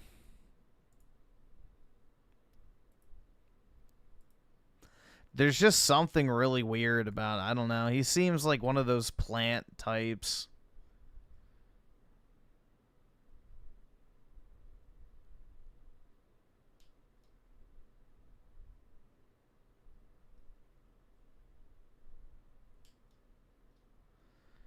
In the 80s, hair metal rock stars dressed like women and gay dudes like Freddie dressed like bodybuilders. Yeah, that's when people say, like, the 80s was the peak of culture. I'm like, dude, the 80s is, like, extremely homosexual. Like, men wearing makeup and painted nails and latex bodysuits. Like, that shit was deeply spiritually gay.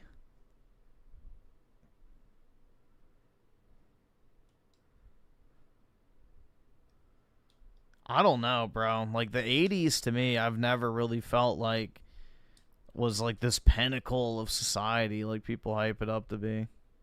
It was pretty gay looking back on it now.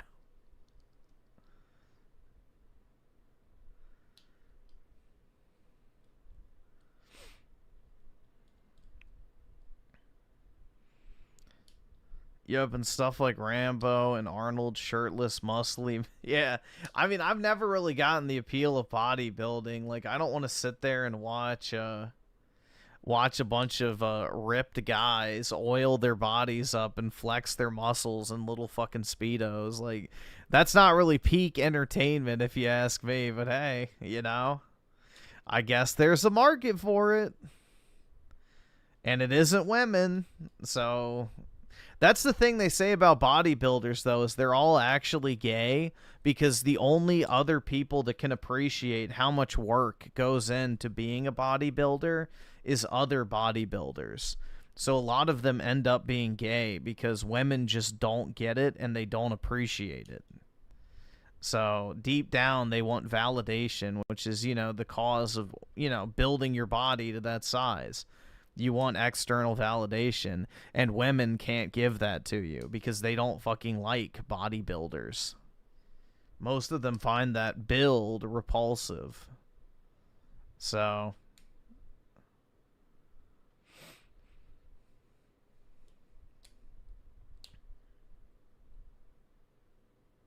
I don't know, dude. It's kind of an interesting way of life. I personally would never choose to do that, but hey. If you want to get lathered up in P. Diddy's baby oil and prance around on stage in your little Speedo, flexing your, you know, geared up muscles, then hey, to each their own. Just hopefully you don't die of a heart attack at age 50.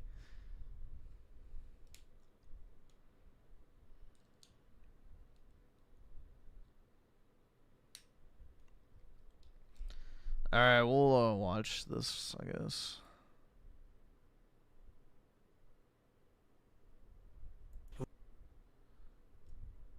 Why black liberals refuse to abandon capitalism? Because it's the only system that'll pay you to do nothing. Literally nothing. Hold on, let me see real quick. Can I find this chart?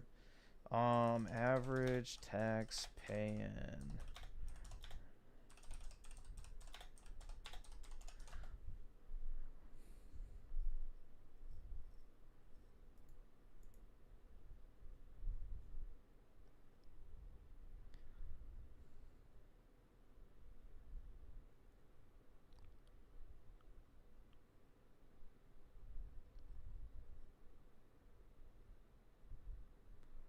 Let's see. I don't think I can find it.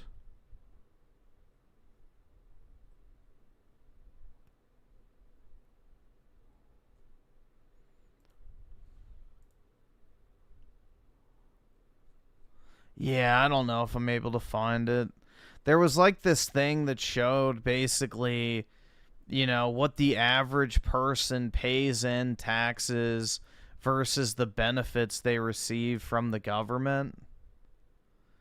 And you can probably guess where I was going to go with that. But anyway, let's hear why capitalism bad. Recent events have brought it to my attention that niggas don't know what capitalism is or how it works. Further, I also recently made a video talking about...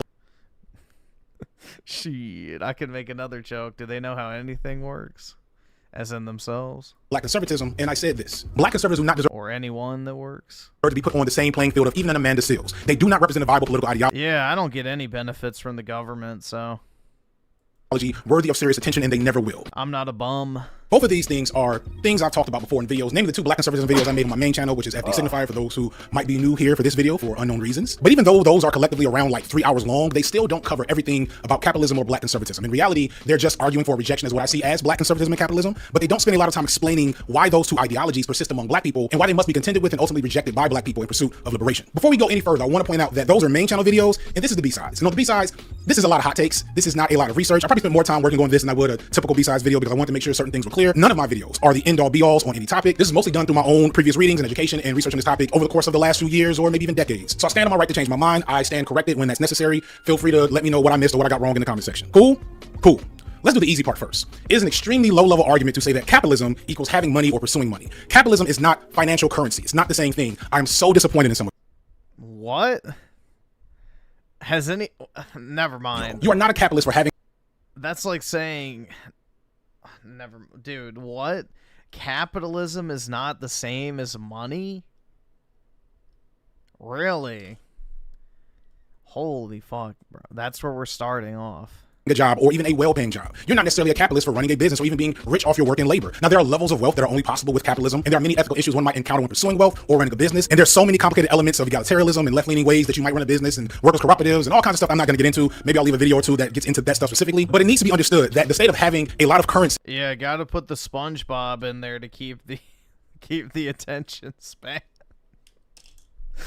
Oh, man. That you were paid due to your job does not make you a capitalist. Pursuing that currency because we live in a society where it's required to have currency to pay for life does not make you a capitalist. It makes you a prisoner of the capitalist system, and you're just playing your role in it. See, that's how I know I feel like I'm like ahead of most people, is when I see SpongeBob, I want to click off. When most people see it, they're like, oh my god, I love that. It's like, oh yeah. It does kind of explain a lot of disparities.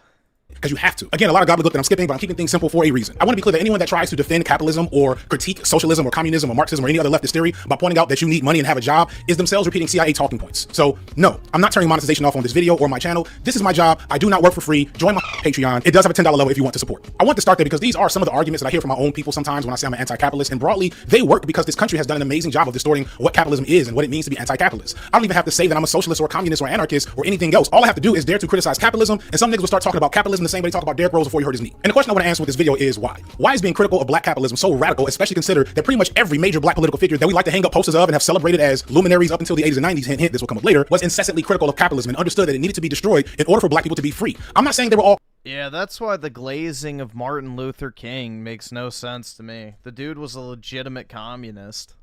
Communists. I'm not saying they were all Marxist Leninists, though some of them were, but they were at least anti-capitalist. Almost all of them. And we repeat their words, and they got movies made after them. We dress our kids up like them every February, but we don't engage with their actual philosophies. How did that happen? And here's where I circle back to the concept of black conservatives. And also I'm going to do some, again, grounded theory, meaning like this is me extrapolating stuff based on my own reading. This is not explicitly something I got from elsewhere. Let's make sure we first understand the historical difference between white and black conservatism. Or maybe it's just best to say conservatism and black conservatism. And yes, that distinction is important. To put it simply, white conservatism, or conservatism in the West in its current reality and history, is based in capitalism, white supremacy, imperialism, among other things. White conservatism in America is literal in its name. It is seeking to conserve or go back to a way of life in which white people were not just clearly at the top of the social hierarchy, as they obviously still are today, but that same hierarchical structure was explicitly endorsed by law. Landmark legal cases and laws like the Civil Rights Movement, anti-lynching laws, Loving versus Virginia, Brown versus the Board of Education, and so many others eroded some of this state-endorsed white supremacy. And when you hear white conservatives over time and even today say stuff like activist judges, states' rights, liberalism, and wokeism is going too far, etc., what they're really getting at is, how do we get back to that pure, uncut white supremacy we had up until the 1950s, where most systemic forms of racism were explicitly endorsed by law? Black Republicans and conservatives... Holy straw, man, dude. Yeah, because giving people preferential hiring and school admission based off of their skin color, even though they're not as qualified, is definitely the same thing as fucking Jim Crow. Yeah, truly 300 IQ pyramid building takes. Like Candace Owens, Jesse Lee Peterson, etc., mostly just act as useful idiots and puppets for this white supremacist political project, believing that they will somehow be exempt from the end results of what white conservatives are seeking. Or I really think like Candace and Jesse Lee in particular and a couple of these other folks kind of just want to see us die. They have like this weird apocalyptic thing I think they're doing. When these folks step out of line, they get put down. My favorite new example of this is what's happened to Glenn Loury in the last year or so. Glenn Loury is maybe the most decent, good example of this group, and he was fired from the Manhattan Institute, a conservative think tank, for daring to be critical of Israel as they perform a genocide in Gaza. Now, Glenn, I've heard, is at least heading back to a more traditional form of black conservatism these days after being shown the door, so good for him, I guess. But any black person to the right of Glenn Loury is not to be taken seriously. And as I stated before, these types of conservatives who are black are statistically a significant political population, but I went over that in the last video. Moving on. What I want to theorize for this video is that black political thought in America right now, especially in mainstream media, is dominated by black capitalist / conservative thought. And that looks really different from what I just finished mentioning. Dude, Jay-Z is one of the most hideous things to ever exist. Like, bro, he's just like vile looking. Like every part of his face is just disgusting. I don't know. Like Jay-Z is a visually repulsive human being in every way. It's hard to describe, but ugh. The point where calling them conservative, I'm glad I'm not his wife. That's all I can say. Jeez. is often met with confusion. And I get it because the implication is that these folks are Uncle Toms, like the Hodge twins, Officer Tatum, or Candace Owens. But no, these folks are different, and I don't think they're Uncle Toms. Let me be clear here, because I've been around long enough to know that some of you watching will also be washing the dishes or doing something else and not fully paying attention. What I am theorizing is that we have two different groups: conservatives and real black conservatives who are coming from a tradition within black history and black political thought that, while I don't agree with and is fundamentally wrong, has been proven.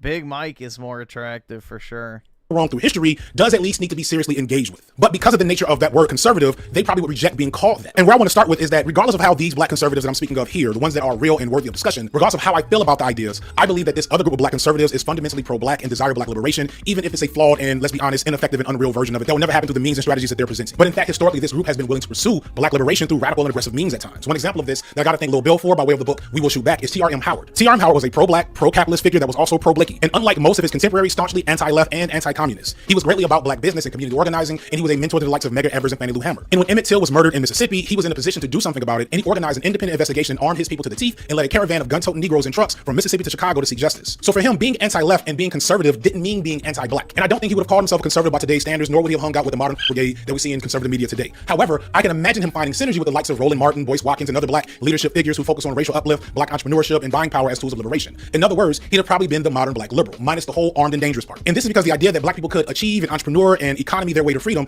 is not new. It's just newly prominent. And if you're one of my more moderate viewers, you're probably thinking to yourself, high black achievement and black excellence and black business doesn't sound so bad or outlandish. Why are you against it? I'm not. And most people are not. The problem is the role that is playing in the idea of what black politics and black leadership and black liberation looks like. There was a time when black leadership was far more critical of capitalism and far less invested in the myth of black excellence and black buying power. There was a time when everyone from the more moderate folks to the more real radicals were denouncing the idea that black people should be attempting to recreate the same structures white America kept us under. And you would think the black radical tradition would help balance that out over time. But this is why I'm always critical of folks like Umar Johnson. I don't even get what the point of this video... Like, this just makes no... I don't know, man. Does he think, like, if there's just no capitalism, all the problems go away? This just sounds like somebody saying a bunch of shit to say nothing. Who turned that black radical imagery and ideology into a farce and ended up having the exact same political outlook as his multi-millionaire friends. And I want to engage that first from the legitimate tree that this comes from. Not all the CIA nonsense that sometimes ends up being put back into the atmosphere when people get pressed about their beliefs, but the parts of it that at a time were inherently pro-black and valuable for black liberation. And to do that, we have to look at the core figure in modern black conservative history, Booker T. Washington. Booker T. Washington is the quintessential black conservative and the best that term has to offer. He emphasized all those things I mentioned a second ago. He also emphasized not directly engaging with or agitating white supremacist structures in favor of building black institutions up separately. He was a big fan of black business, and he had a less radical, more gradual framework for liberation. He wanted to build up black people in their racial uplift ideology, and he thought that that would be the key to black people being treated more equally in this country, because we would have enough economic power like other races in this country to not be messed with. Casting down your bucket among my people. To not be messed with? Like, what does he think happens today? Does he really think that the white boogeyman's just going to all the black businesses and going and, you know, burning them down to the ground? Oh, wait. That sounds familiar. And encouraging them as you are doing on these grounds into education of the head, hand, and heart. I mean, this is just like... They really do believe that the white man wakes up every morning thinking, like, how can I oppress a minority today? It's just insane, man. You will find that they will buy your surplus land, make blossom the waste places in your fields, and run your factories. While doing this, you can be sure in the future, as in the past, that you and your families will be surrounded by the most patient, faithful, law-abiding, and unresentful people the world has seen. Booker T. Washington is often presented as the counter to a young W.E.B. Du Bois, as they were two of the most prominent black leaders of the late 19th century. And it's usually presented as if Washington and Du Bois were diametrically opposed in terms of their ideology, and in many ways they were, but I'd argue that from a modern perspective, Washington and Du Bois have both been repurposed to undergird the same ideology of black capitalism and black conservatism. And this is where we get to the main thing I want to get at. What we have now, unlike even back then, is an imbalance on what black political thought is taken seriously and is seriously engaged in our media and our political imagination. We're often taught that Washington and Du Bois were on opposite sides of what black people were doing at the time. Most of you have heard about the Atlanta Compromise, where Booker T. Washington basically said, don't worry about ending segregation or fighting for equal rights under the law. Instead, focus on building internal institutions for power for black people. This was popular among a lot of black elites and, of course, white Southerners. Washington was definitely more accommodating to white supremacy, which is something that has tarnished his legacy. And he did work explicitly behind the scenes to quell and undermine black radical action that Du Bois was trying to undertake. And yes, on the flip side, Du Bois wanted to be more direct in resisting segregation through protest, and this made Du Bois a radical for the time. But in reality, Du Bois was still very much black excellence pill. By the way, because I know somebody's probably about to do it, it is Du Bois. And if I see one of y'all try to correct me in the comments, it's Du Bois. Moving on. Du Bois was an elitist himself and not completely committed to a more radical or leftist response to racial injustice at this time in his life. So the idea that they were complete opposites is really not accurate. They even wrote a book together in 1907. But Du Bois is the father of American sociology and the most important figure in American leftist thought, black or otherwise. But he didn't. I have a genuine question, you know? Do they really think that if we took all the white people and we took all the black people and gave each group equal resources, completely equal resources from the start, which side is going to come knocking on the other's door asking for help first? That's all I'm going to say. So, You know, black people have more opportunities than white people do nowadays. It is easier for them to get into good colleges. It is easier for them to get better paying jobs. It's easier to get government assistance. It's easier to get promoted at said jobs. And yet, still the same old song and dance. The white man's keeping me down. Maybe the problem ain't the white man after all. Start out like this. He started out much more aligned with black elitism, black capitalism, etc., just with a more aggressive view than Washington. And this is in part because Du Bois was a born elite from the Northeast, and Washington was born a slave and knew the realities of white Southerner violence in a way that Du Bois didn't understand. So again, to be gracious to this different ideology, Washington, knowing what white Southerners were capable of, wanted a gradual change, partly because he didn't want people to be killed. But here's the thing. Booker T. Washington died in 1915, and a few years later, Du Bois witnessed the Bolshevik Revolution and began moving much further left and incorporating Marxist ideology into his own. Soon we get Du Bois is involved in Pan-Africanism and so on. And it's Du Bois who lived to be 95 years old who becomes the most prominent thought leader in black political thought, being a key but often under-discussed influence on one Martin Luther King. It was because of Du Bois that King read Marx and studied socialism, and after seeing the limitations of even the Civil Rights Act in the 1960s, King returned to those ideologies and began moving further left in his final years. I'm repeating stuff I talked about in my first Black Conservatives video, but please understand that King was assassinated in 1968, 5 years after the I Have a Dream speech, because he was becoming more anti-capitalist, more anti-imperialist, and more radical after he made that speech. He was a communist. And the only fate a communist should face is death. Was in fact assassinated on his way back to Washington for a second time to argue. Communism is still technically punishable by death under U.S. law. We just don't enforce it, which is a shame. We should.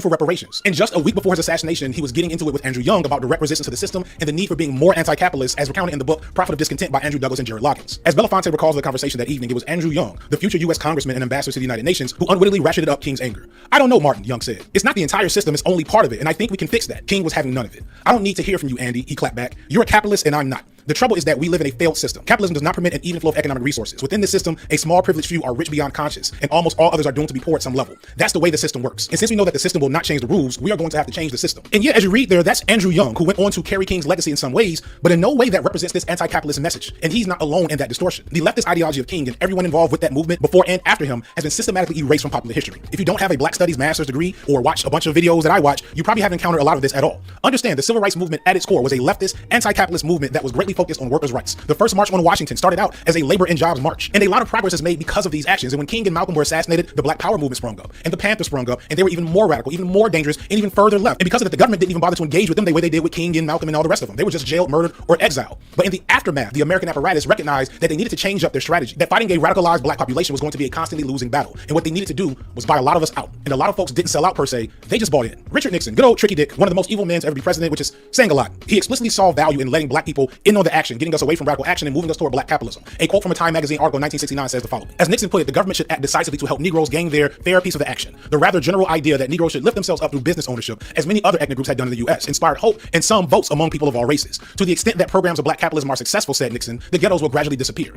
This sounds familiar, doesn't it? It sounds a little bit like Booker T. Washington. And it sounds a lot like popular Black leaders of today. Now, Booker T. Washington, he came first. He was in the 19th century, and for the time, he might have been known to something. Understand? It worked for the Italians. It worked for the Irish. It worked for the Germans. What's the difference? Again. And capitalism wasn't the monster it is today at that time. It had not grown to be the... I don't think the problem is necessarily the white man. Engine of inequality that we understand it to be. That's exactly what happened. Dude, the ghetto term comes from the like ghettos of New York where the Italians used to live. Like the Italians used to live in the ghetto. That's where that comes from. That term is a term from European immigrants in New York City, where it was extremely dense, small housing units of immigrants that were extremely poor. But yet they all managed to pull themselves up and use the system to their advantage. And, you know, they're not here complaining today about my capitalism bad.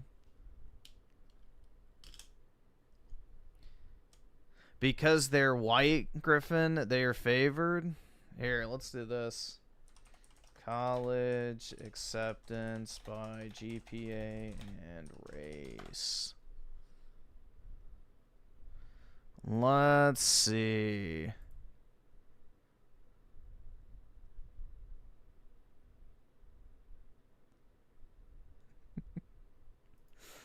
Ready? They're favored, right? Medical school acceptance rates by MCAT score, GPA, and race and ethnicity. Which race has the highest acceptance rate across all categories, regardless? The lowest fucking grouping has basically the same acceptance rate as the highest grouping of Asians and whites. But please, tell me how white people are favored in today's society. The lowest performing black accepted individuals are accepted at a rate that the highest performing whites and Asians are. But please, tell me how white people are favored. That's wild. With the same test scores, you're 9 times more likely to get in to medical school if you're black versus white or Asian. But please, tell me how the system works so actively against.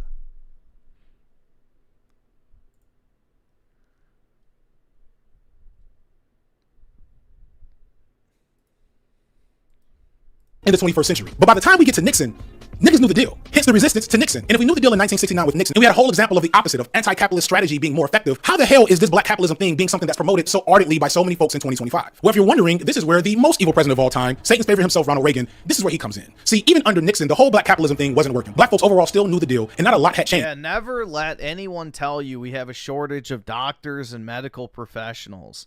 The only shortage we have is of white and Asian students being accepted into college. That's it. The colleges are creating this job shortage problem, and they are the issue. To even make the whole concept viable. But this was also at the tail end of all the efforts and work that the Civil Rights Movement and the Black Power era accomplished. None of those things had fully come into effect. That and the companies that don't want to hire white and Asian graduates. Yet under Nixon. Affirmative action, set-aside programs, voting rights, anti-discrimination laws, etc. These things didn't hit immediately, but when they did, when they started having true cultural impact, we see an explosion of black everything from the 70s going into the 80s. Things are looking up, and black people aren't selling out, they're buying in. They're keeping their black sensibilities, they're keeping their pro-blackness, and they're getting ahead with it, some of them. There were still tons of racism, tons of barriers, microaggressions. Please never forget that even the black president in 2008 was subjected to chicken and watermelon and monkey jokes. But to at least this cadre of black folks that had made it to a certain point, they felt like they had done something, and the next generation of kids, namely Gen Xers and old millennials like myself, we had to stop playing the victim and take things to the next level. And a lot of us did. And suddenly we had a new class of black elites doing what black elites always have done. Understand that black excellence, black elitism at its core has always been purposefully exclusionary to other black people. It's why the bootleg exists. It's why Jack and Jill's exists. It's why the brown paper bag test existed. Again, looking at you, Steph Curry, and your whole entire extended family of light-skinned people, that is not an accident, that is a choice. But what really brings us to where we are right now is, again, Ronald Reagan. But why did he make that choice? Again, why did he make that choice? Reagan recognized the need to erase the history of what had gotten black people to these advances in the first place, to take things even further in terms of countering. You ain't dark enough. Yeah, you failed the brown paper bag test, boy. You ain't one of us. Like, what type of bullshit? This is what I mean, man. Once again, maybe look internal for your problems. Intelligence than Nixon did. And what he did was really slick and effective. First, people don't know that the only reason why we have Martin Luther King's birthday as a federal holiday is because of Ronald Reagan. Much to the chagrin of his white peers at the time who didn't see the long game. They didn't see the vision. But yeah, that's the thing, is I'm not a big Reagan fan. boy, Reagan was cooking when he did this shit. And then to double down, a year later, he became the first president to officially recognize Black History Month. And there's an explosion of recognition for it nationwide and a lot of influence on what becomes the official Black History Month curriculum. So instead of being a complete telling of Black history and then he granted amnesty to tens of millions of illegal immigrants too. Wowie zowie.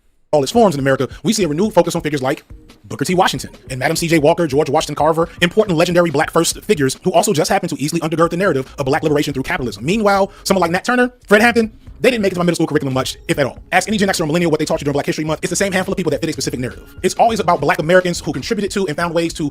Yeah, Reagan was a Bohemian Grove member, so he and Nixon were competing to see who could become president first. And Nixon ultimately won that. So, flourish in the American dream, not the black Americans who resisted and fought against American racism as an inner colony. And this is no more apparent than how the legacy of King is bastardized today. Martin Luther King during his time was one of the most hated men in America, but now he's Black Santa Claus to an entire generation of kids because they get to see him do the I Have a Dream speech while they're controlling Spider-Man and playing Fortnite. Yes, that's a real thing. And it's this generation of black Gen Xers, me and my older brothers and sisters, that had this type of teaching that now are the most influential figures in our media today, telling you that black capitalism is going to save us and that anyone that questions it is a fool or is repeating something that white liberals made up. It's really bad. But it wouldn't bother me so much if that weren't a complete monopoly of thought. If the resources and Okay, but this is the thing. He's talking like black capitalism bad. All right, what's your solution? What's the solution here? That these specific figures had was not so completely focused on their specific narrative, and all the dissenting opinions were excluded. Again, being gracious, I believe most of these black folks think they're doing right by black people. But how would they know if they never actually engage with any of the thinkers to the left of them? You go back to the 60s and 70s and you see constant engagement with the black left, the Black Panthers, the Black Power movement. Even Malcolm X was doing TV interviews. And yes, there were still black moderates and people talking that black capitalism shit then, but there was a balance of thought in our media, even if I didn't agree with it. But now the balance is having Amanda Seales argue with 20. And shout out to Amanda Seales, because whatever criticisms you have of Amanda, she is, in my opinion, an anti-capitalist and a leftist, and her politics are good. Check mark for Amanda Seales. But if we wanted this to be an actual valuable engagement with black political thought, we leave the out of the equation and it would be Amanda Seales versus 20 black liberals. Jubilee, I will go to that one.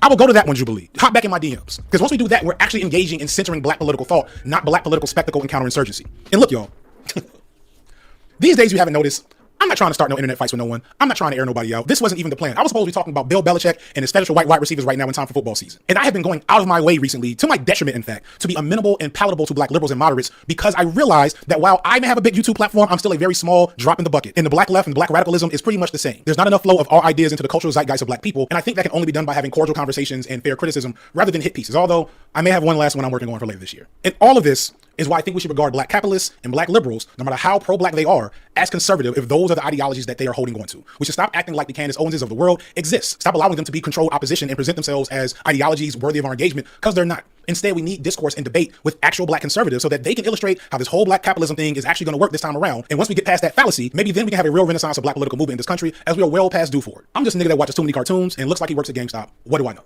I'm FD Signifier, and this has been Light Work. Again, okay, capitalism bad. What's the alternative? There isn't one. Got it. It's just the same song and dance with all these, oh, we haven't tried real communism yet. Okay, bro. Yeah. We haven't tried it, and we never will. CEO Rocco with the 5. As someone black, blacks have a special talent of spending time and resources on the wrong shit. I mean, that is one of my favorite things to point out is, you know, everybody talks about how, you know, they need to build up the community. All right, and awesome. stuff, but Thanks, nobody nigga. actually ever does it. You know, it's like all these, you know, billionaires and stuff that advocate for higher taxes so that people can, you know, afford groceries and stuff like that, which doesn't make any sense. But, you know, nothing's stopping you from being the change you want to see. Like, nobody's stopping, you know, a Jeff Bezos type who has advocated for higher corporate income tax. You know, he could just write a check to the federal government in excess of his total tax liabilities. Or, you know, these black billionaires like, you know, Jay-Z or P. Diddy, why do they never build up their communities? Why do they all flee to Beverly Hills and then, you know, rub shoulder with those evil white people that, you know, supposedly are oppressing their people so much, which in Beverly Hills, it's not necessarily white people, if you catch what I mean. But, yeah, it's just, it's all talk. It's all talk. Nobody actually has any solutions. And even if they do, no one wants to do the solution because it's actually worse than what they have right now.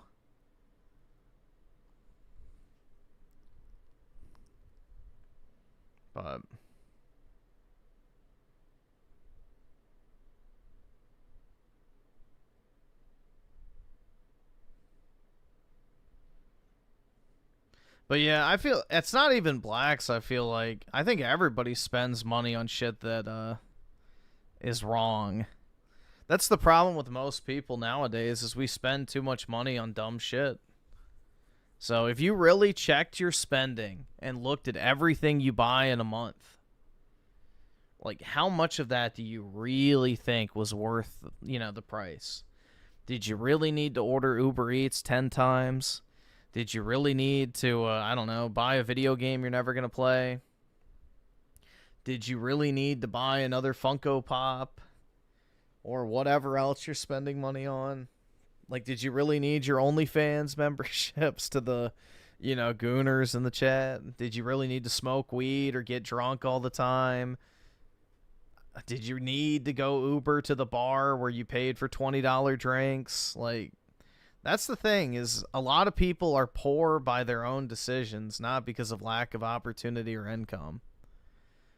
And until people can control their impulses and have delayed gratification, you know, this cycle is only going to keep getting worse because we're constantly advertised to. So every minute of every day is designed to extract money from you at every opportunity possible. And most people do not have the willpower or the mental power to see through that. Don't even get me started on the gambling shit, man. Holy fuck.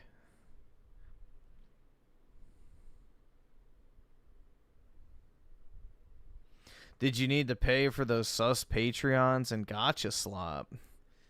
Yeah, I need to support my favorite furry porn artist on Patreon for $400 a month. And then also I needed some extra spends in WWE Champions.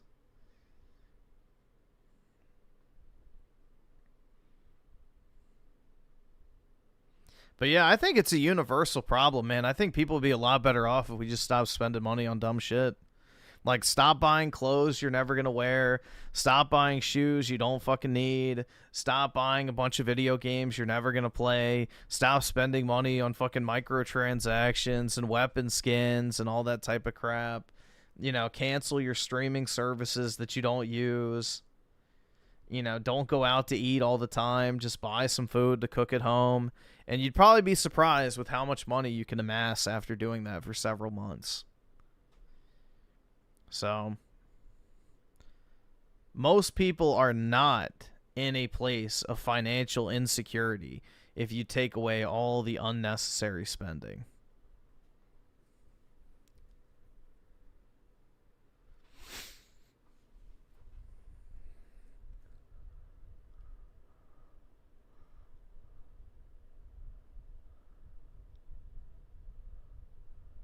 Caleb Hammer's channel is very telling. They spent...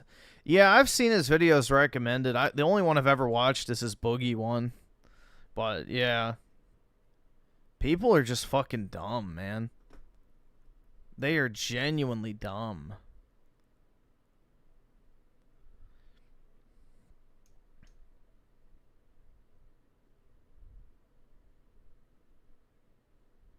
You have 15K in your bank? Nice, man. That's most people don't. So, not even close. Most people can't even cover $1,000 if they need to. Most people can't even cover an $1,000 expense if it pops up. Like, that would literally bankrupt the majority of the U.S. population, which is fucking wild to think about.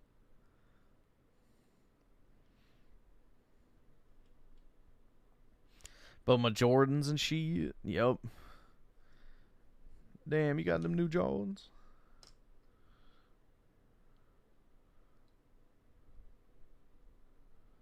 Let's see. Speaking of which, I actually have to pay my rent, dude.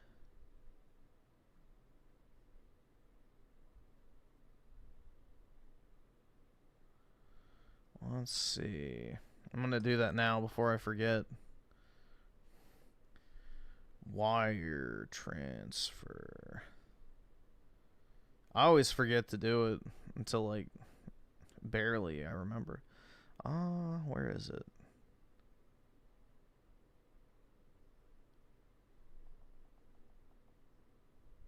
They, like, hide it in the banking app. Domestic wire transfer. There we go.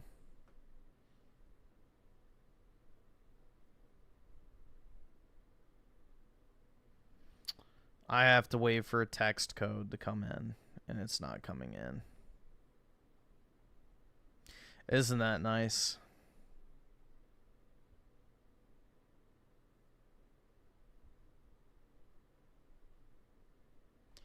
Love when that happens.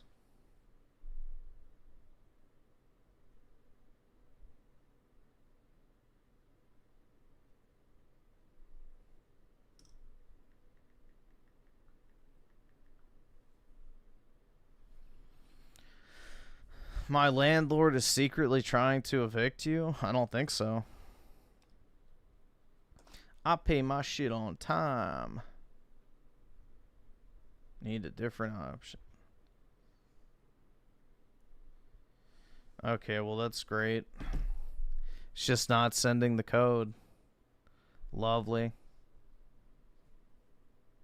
Gaming. I love two-factor authentication, man. It's so great. It's so amazing.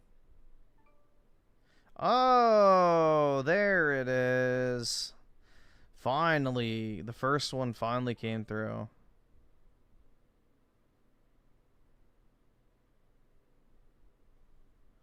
Wow, that took way too long. Let's see. 2,600. Checking. Bills.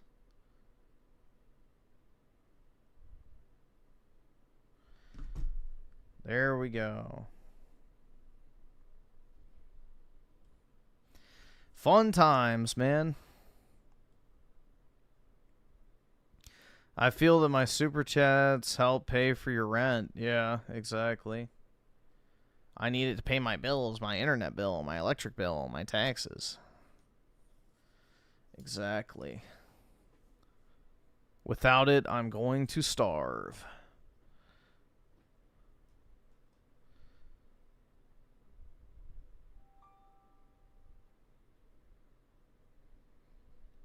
I have a few grand, but I just got out of debt, so I started saving up. That's good, man.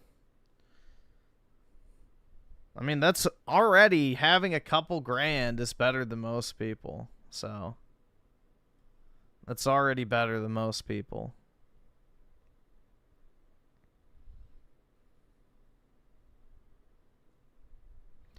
All right, we can see what this is, but again, this once again seems like solo viewing content, but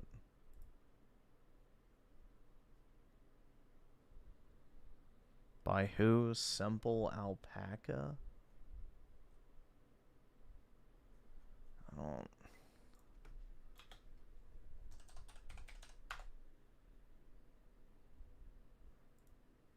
Well, everyone, we get to finally talk about the Sony PlayStation VR 2. I don't know why I always have to say Sony. The PlayStation VR 2 against the MetaQuest 2. Griffin, the landlord, won't rent Black. Maybe not. I don't know. Or the Oculus Quest 2, depending on how you're phrasing it, and seeing how they hold up and compare to one another. Now, I want to preface this whole video stating that these two are very, very different. They may the guy that I rent from is Catholic, so it's not going to Dickovic or, you know, Goldenstein. Look the same, they may look similar, but they are very different devices, and realistically speaking, you're not really going to buy one over the other one. You're really just going to be taking a look at both, and, I could see a lot of people actually owning both of these rather than owning one of them, if that makes any sense. Now, first of all, if you want to pick up either one of these, devices, links will be down in the description. You can get them from there, and you can help support the channel at the same time. Yeah, especially comparison videos on two things I don't care about, but, whatever. Again, this is solo viewing content. This is like watching a phone review. Let's see. We need a $5 minimum for video. I'm going to have to start implementing it, I guess. Yeah. Now, the first things first, a little background on both. The MetaQuest 2 is a standalone VR headset. It is a pretty decent quality build. Like, it doesn't feel super cheap. It, is a bulky device for sure, but it kind of makes sense of what what you're kind of getting with it. And overall, the controllers feel still, pretty good. They're available all over the place. I think we are getting another price drop very soon once the MetaQuest 3 comes out. And overall, I'm a fan of the way the MetaQuest 2 was kind of released, and I still think it's a very, very good device for sure. With the PlayStation VR 2, this one just came out this year. And the thing with the PSVR 2 is that this isn't necessarily a standalone console. So, like the MetaQuest 2, you can use it by itself. The PlayStation VR 2 you will basically have to have a PlayStation 5 in order to actually go ahead and use this specific device. Although the games and the device, like the actual apps that you can use, are very, very cool, and there's a lot of them, the problem is that you will basically at least have to connect this specific PlayStation 5 to this specific device, at least for the setup. So that is kind of the problem that you're having with this specific device. It's not the end of the world, but again, I just want to let you know that these are two different ones. The PSVR 2 you can't use standalone by itself. The MetaQuest 2 you basically can. Now, in terms of the price tag, the MetaQuest 2 is overall a cheaper device, which is surprising because, you know, for $300, it is actually a very, very decent. I don't know why we're watching this. All right, I'm done. Nope. I'm not watching it. There's no point. I'm never going to buy a MetaQuest. I'm never going to buy a PSVR. I don't care. I don't fucking care. This is like me watching a fucking unboxing of a My Little Pony fucking Princess Playhouse. I don't fucking care.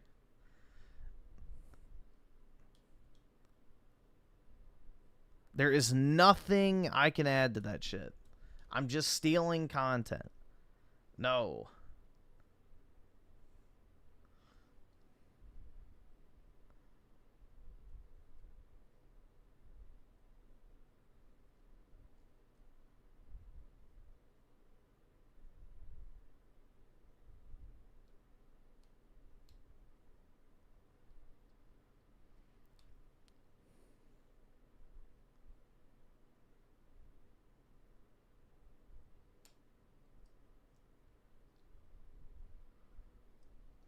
Based thumbnail alert. Oh, this one. Yeah. With the pipe, bro. That is pretty based. No, I don't care about VR. I had a VR headset for like a week that I actively used, and then I threw it in the box and never touched it again. I used it 3 times. I bought an Oculus Rift. I used it 3 times. Put it in a box, and then gave it away. I never used it.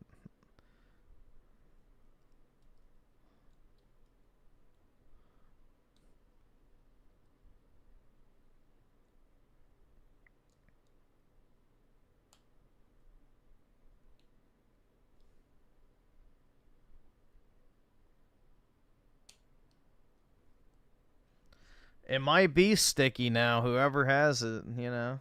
They might be cranking it daily to their favorite VR content. No, I knew someone at college who wanted it, so I was just like, here you go.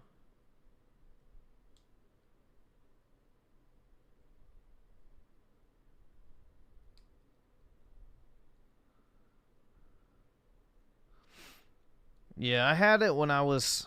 I'm trying to... Here, we can check the last time I used it. Steam. There it is. The last time I used it was when I played, where is it? Box VR. 2019. There you go. I bought it around the time of Black Friday. So, yeah, there you go. Given away. In early 2019.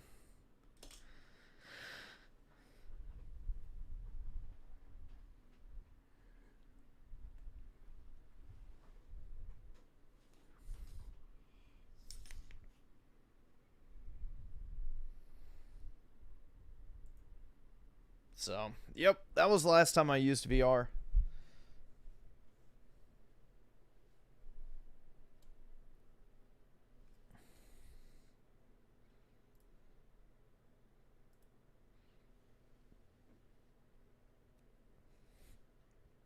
Hold on one second. What is this? Oh. I still have this open for whatever reason. It's so great, man. Fuck off, Asian boy. Be proud of who you are, son. Oy vey.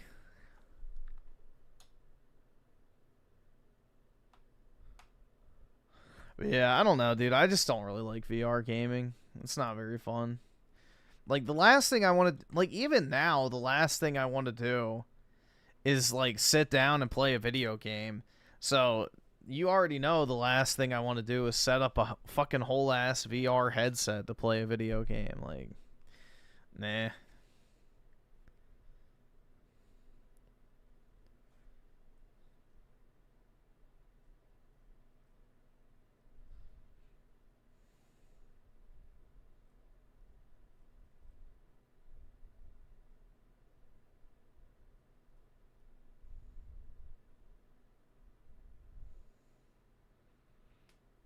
Another based thumbnail?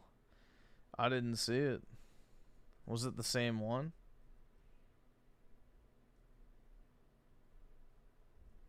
Oh, that one? What did Hitler think of Zionism?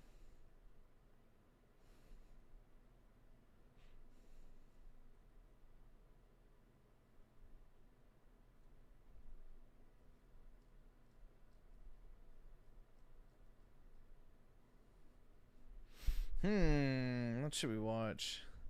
Let's see. I don't know, he may have been spending the day with the wife, dude. Yup. Nothing.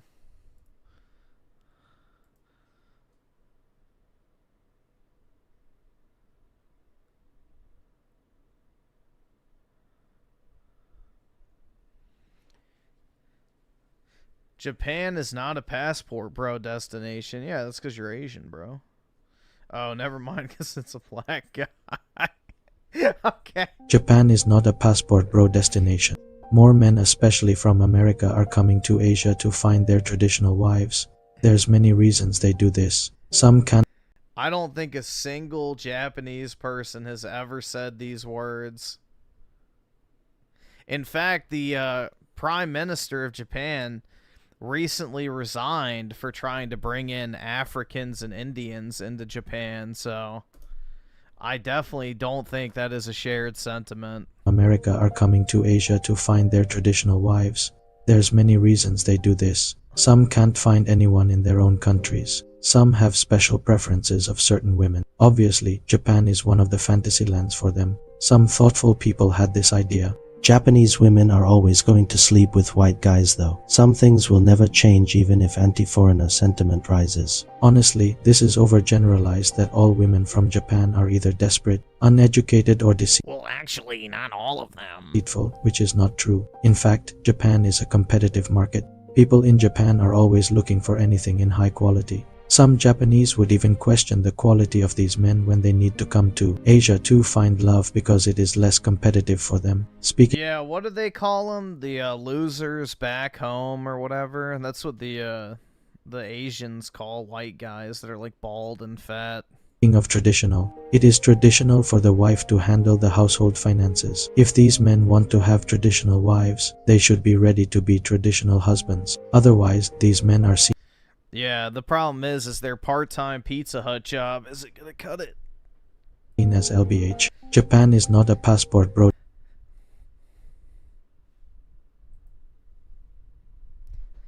The myth that a population needs to increase indefinitely is actually kind of foolish. So, that's the thing, man. It's like, so what if our population declines? That just means the kvetchers, stock prices go down. That's it. Like, if you really think about what would happen if we have a decreasing population, what, like, catastrophic event would follow? It would basically just mean we'd need less service workers. That's it. We'd need less waiters. We'd need less nurses. We need less truck driver. Like, we would just need less of everything. Yeah, the rich can't make as much money. That's it. That's literally it. So, again, the myth that population has to increase indefinitely forever and ever and ever and ever at a set rate indefinitely is just idiotic. So it's just the shareholders want to keep maximizing their cash. Yeah, the shareholders, but yeah. In the Federal Reserve specifically.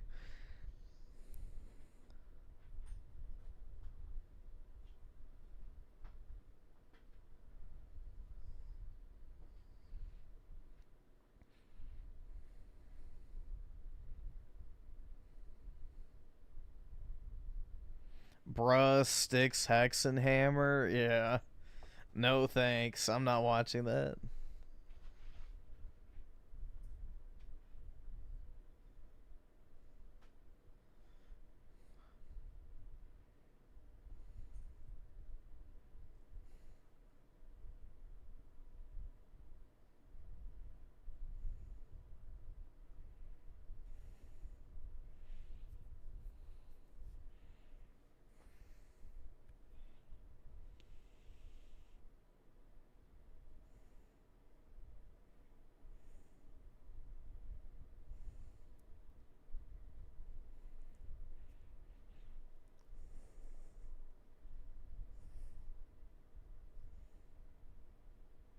Yeah, I guess we can watch the Sam Hyde video. Here, I'll look it up. This is you. I think this is it. This is you. This is your sister, your wife, your daughter. But this right here is you. This is your a chud. Sister, your wife, your daughter. This is you. This is your sister, your wife, your daughter. But this is you. And this is their reaction when you are killed. This is the joy they feel when your sister is raped, when your children are castrated, brainwashed to hate you. This is their ecstasy when the floor of the Synth hated this video. I don't know why he's like so doomer pilled about the whole Charlie Kirk shit. Like, oh, it doesn't fucking matter. It's like, okay, well, I guess nothing matters. It's like, at that point, why are you even still alive? Like, I don't know. subway car. The whole doomer shit, I don't fucking get, man. Things do matter. Things do have meaning. Is awash in your blood. This is you. Make no mistake, that is a symbol. That is you. But this won't last long. They can't help themselves because they're so ugly and so low that the only joy they can experience, the only good that they can envision is to take something beautiful or innocent down to their level. And when they can't do it, the next best thing is blood. This is Charlie's family, and these are his children who will never be able to hug their dad. They grow up with a murdered father, and these are the people. What's even more sad is the one might vaguely remember her dad, but the other one definitely won't. Who smugly revel in this, and they won't stop with just Charlie. The boats are burned. There's nobody coming to help. The barbarians are at the gate. This is the fall of ancient Rome that we are living through currently. And what happens in the next 2 weeks is going to determine the future of mankind. That's not hyperbole. That's just how it is. A few notes before we start. I've seen some Twitter posts from people lamenting, apologizing, because their last interactions with Charlie were less than kind. And congratulations if that's you, because that's proof that you have a soul. And similarly, I think we had to cut 30 minutes from the last episode of Sam Hyde Show because I called him something not nice. Some people offering their condolences, paying their respects, etc. Started off with a qualifier. Well, I didn't agree with Charlie on everything. You know, essentially that he wasn't based enough. And this isn't even fear-mongering.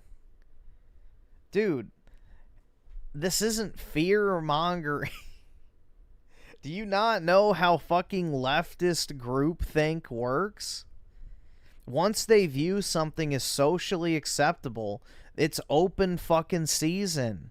Why do you think the entire country simultaneously, you know, on the left, engaged in burning down cities, looting stores, beating people in the fucking streets? Why is it every time you go into a store, everything's fucking locked up now? Because people think they can get away with it. They think it's okay. They think it's socially acceptable. Once this keeps getting pushed 4, 5, 6 more times and people realize, like, yeah, this is what everybody agrees on, then things can escalate very fucking quickly. is fine too. We all have some strain of autism that is compels us to constantly signal how based we are, and that's... Like, I really don't think y'all realize how little things have sparked some of the biggest events in all of human history. Like, a single person getting assassinated sparked World War I. It's like, you would be surprised what can set people off. Fine. And it's fine because we're stuck with this problem together. We're in this together. This is banter. It's for us to talk about. It's for our side to talk about. It's not for outsiders to try to use logic against us, to try to hold us to rules that they don't hold themselves to. That's all that needs to be said about it. The fact is, Charlie Kirk is a martyr. He is a Christian white martyr. If you are Christian, if you are white, if you're a shitlib who miraculously somehow still believes in free speech, Charlie Kirk died for you. And he probably would have done it, anyway. I talked to Alex Stein a lot about him. He probably still would have done it if he knew he was going to die doing it. And we are all united now in a battle for the soul of mankind. And by the way, this is why we have free speech in the first place. It's not because of some 1960s hippie commie staged faggotry that we have free speech. It's not because Mr. Jew in a bow tie went on a bus and marched on Washington. The reason we have free speech is because at pivotal stages throughout human history, Christian white men mostly have decided that yes, actually it would be worth dying to prove a point. That's how it happened. That's how we got this. The free speech that you enjoy, to the extent that you're able to have free speech, is because of that, because of men like this. Irony posters, anybody who's irony posting right now, I haven't seen too much of it, but for the sake of your own souls, you might not want to do that. And I say that as somebody who didn't always take everything as seriously as I should, and there's, you don't have to take everything seriously, but there's a wrong time to do stuff, and it might have spiritual ramifications. I'm worried for you. That's why I'm saying it. And lastly, important thing before rocking out here, I think that we are all so smart and internet savvy. I mean, this is the thing, guys. We have a country because of taxation. What do you think the fucking founding fathers would have done if they found out that, the British were aborting children, allowing criminals to rape and pillage their society? It's like, do y'all really think this type of shit would have flown in the past? Like, people have become domesticated. This is not like some new fucking theory that people are pissed off, so they're going to do something. So, y'all have been domesticated by a phone. Everybody has. You don't want the status quo to change because you're comfortable. But the fact of the matter is things are going to keep getting worse and worse and worse, and it's going to get exponentially worse. We're in like 2 to the 4th power territory. But what happens when you multiply 2 by 2 by 2 by 2 by 2 100 fucking times? You're left with a much larger problem. It's an exponential issue. It'll keep escalating faster and faster and faster and faster until it's completely spiraling out of control. So,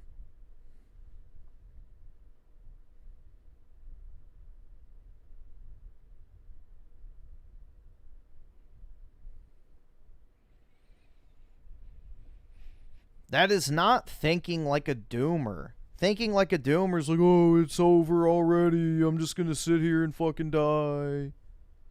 That's a doomer. A doomer is looking a problem in the face and doing nothing. Just lay down and take it. Because why does it matter anyway? That's a fucking doomer.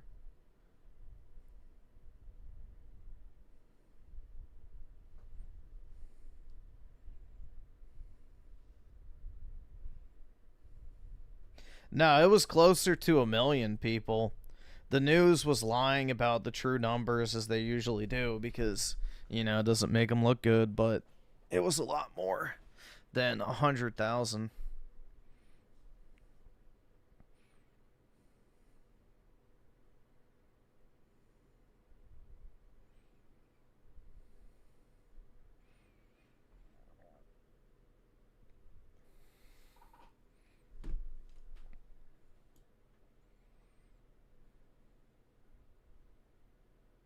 That we could, it's not possible for someone like me or like you or like little Timmy Thomas on his computer. He's got 10 Discord channels. He's a computer wizard. Timmy Thomas is prolific on Discord. It would be impossible for someone as smart as us to fall for any kind of psyop or emotional manipulation at a time like this. But on the off chance that someone, this is a very small chance, on the off chance that somebody somewhere with an agenda, there's almost no chance this is happening. No. On the off chance that somebody somewhere with an agenda might be looking to capitalize on this event, spin it for nefarious purposes, very small chance this is happening. I can't see this happening. Even though we're so smart, it might behoove us to choose our words, would you say carefully? Cautiously, carefully, intentionally. A degree of precision. Discriminately, including your own internal dialogue. No matter what the result of the speculation is, the end result is the same, and that's that you, white man, are under attack. And that's that. Let's take a look at who our enemies are here. I tweeted at the Quartering, because he said, I love the Quartering, he's my guy. He said, don't look at the video. You got to look at these videos. You have to know what these people are trying to do to you. My guy. He said, don't look at the video. Yeah, I agree. You should watch the video. Etch it into your brain. You got to look at these videos. Because that's you. If you say something that one of these fucking psychos doesn't like. You have to know what these people are trying to do to you. You have to know you don't even have a family. That's the thing. You don't have a family because they've set up this clown world where you're convinced not to start a family. It's economically impossible to start a family. But if you had if you had a family, we were just talking about that like a few hours ago. How it's the bullshit narrative. Oh, having a kid is so much work and so expensive. Herder, don't have a family. Spend money on fucking Fortnite and Funko Pops instead. You don't even know what's been taken from you. Is what's so fucked up. You have to watch these. You have to know that there is evil out there in the world. This isn't like being 15 and watching Best Gore or something. You have to know that there is evil out there in the world. There's this idea of the seen versus the unseen. And I gotta say, thank God, Irina Zarutska was hot. No, it does. It calls more attention to it. No shit. For every one of these people being killed, who could be a relative of yours, it could be someone you cared about, it could be you. For every one of these people, there are thousands. Just alone in the UK, the girls being raped. Isn't like over 100,000? How many is it? We don't see it because there's no video of it, and the media is not publicizing it. And the details of each and every one of those are like science fiction level. I can't comprehend how bad. Yeah. And then the police in the UK arresting the victims. That's a common pattern I've noticed too. Yeah, fucking faggots, man. Like folded into that one video of her getting stabbed is like hundreds of thousands of people are. It makes the magnitude of the problem obvious even to boomers and retards on Facebook, which is why that video is important. It's why you have to memorize it. You can't let this stuff fade away. And you have to watch these too. You have to internalize this. You have to realize that this is real. These are the people. Well, if you have to make the decision between owning a pet and having a kid, you should definitely choose having the kid. Going to a vigil and shouting "fuck Charlie Kirk." But if anything like this pops off and people get in legal trouble, I will put money towards this. If someone out there is capable of organizing that in a non-scammy way, hit play on this. Beat his ass. The guy who got his ass beat too got arrested as well, which is funny.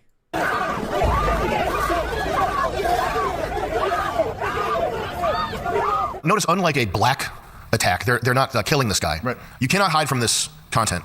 It's important not to be obnoxious, but everybody needs to know about this stuff. Click view on the post that's muted. America, we must come together around in condemning the cruel and violent assassination of Charlie Kirk and become one nation that relies on the love. If you read the word love, have your defenses up. Be ready. The love and support of all of its citizens. Scroll up. I dream of an America with no Charlie Kirk. Don't believe any of these people when they say they want peace. They don't want peace. They just want to not lose. I don't think anybody, including myself, in America really, with the exception of people who have been victims of violent crimes or perpetrated them, understand how bad civil war would be.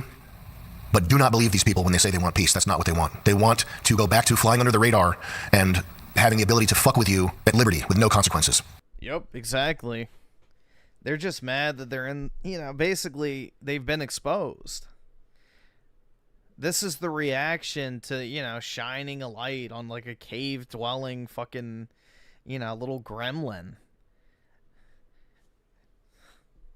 For generations, these people have just, dwelled in the shadows, manipulating society, purposely trying to make your life shit.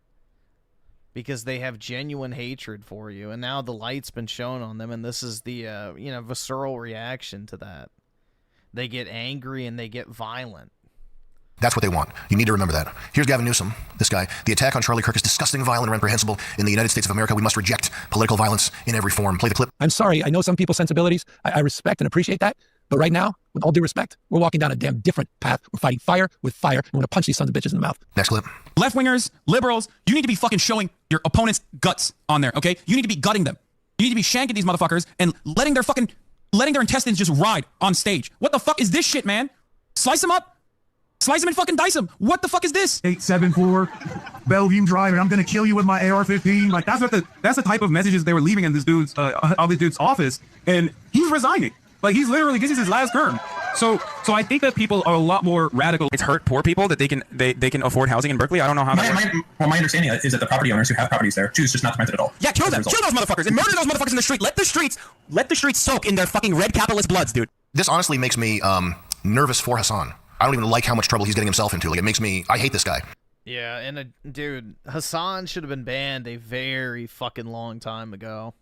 It makes me nervous for him listening to him say this shit. This is opening a door that I don't think he understands and is not ready for. It was so much worse than I thought it was going to be. There's no other emotion that makes me nervous for him. It felt like when Augustus Gloop fell in the chocolate river. Yeah. Like he doesn't know that that's so bad. Yeah. He's going to be stuck in a tube, and that's not a threat. I don't condone people being stuck in tubes. We don't want to see people turn into blueberries. We don't want to see any fizzy lifting drinks. We especially don't want to see anybody shrunk down into a television. On a TV. That was the weirdest one. That was the yellow submarine of the movie. Yeah. That was a weird transformation. All right, let's hear him talking about killing his fellow podcaster's wife or whatever this is. Every type of armed resistance against both the settlers and also the Israeli occupying force in the West Bank. Doesn't matter if it's your favorite podcasters like Wife that participate in these raids. The violence that the Palestinians engage in an act of resistance against this illegal occupying force is literally legal, definitionally legal.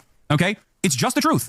Is it crazy to pray for Hassan? No, absolutely He looks not. so in over his head. This seems so dangerous. I've never seen anybody say things that's blatantly violent. This kid had a good point, too. The thing about cultivating a radical fan base is that you have to get progressively more and more extreme to satiate them and keep their attention. Hassan is now calling for the assassination of someone because they're Israeli. This was always the natural outcome of his politics. Yeah, he's like stuck. Like, how is he going to get out of this? Or what's the end wokeness tweet? And then the Speaker Johnson tweet. This whole goddamn thing is that he is not martyr material, so his death will mean nothing. It will activate no one. It will impact few. It's just great. I don't think I've publicly expressed pathos for my, is that the word you look up, pathos? Pity or sorrow? I've never relished the misfortune of iDubbbz, just so you guys know. It's hard to see people lose. Without hyperbole, I think this is like this is the Rubicon moment here.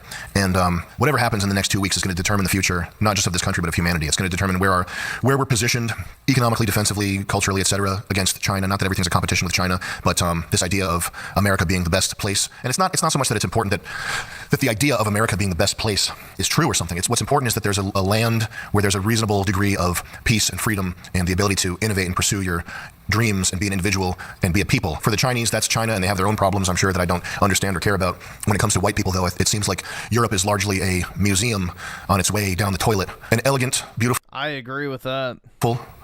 It's a tourist attraction. Museum full of plenty of people who are beautiful, good people who deserve to live, but it's not looking good for them, and that's not a fight that we really have a hand in, immediate agency in. This is our country, and it's all we know. We're not going anywhere. Would be a tragedy on many levels, on a human suffering level, on a human achievement level, on every conceivable level, for everything that our ancestors fought for to become Brazil or something like it, or something worse. There's not going to be another moment like this, I don't think. In terms of intensity, sure, maybe, but in terms of possibilities, I don't think there will be another moment like this. I think this is the turning point for our country.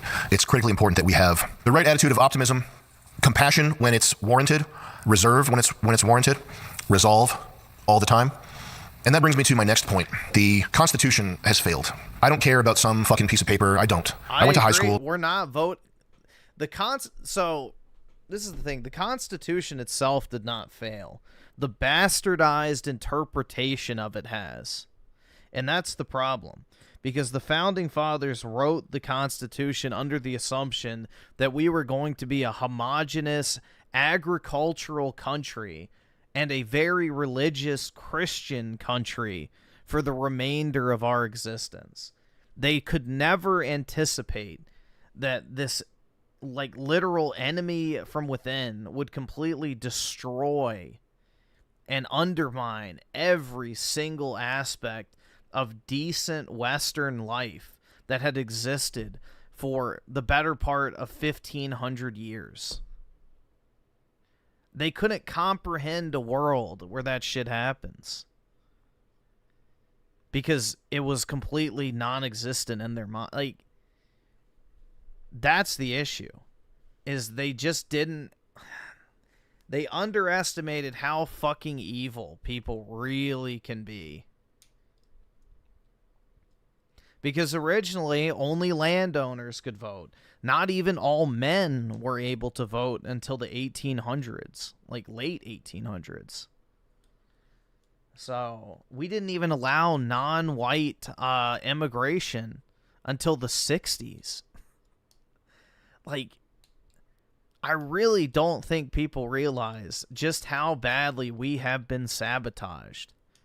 We now have an invading force that makes up a third of our population.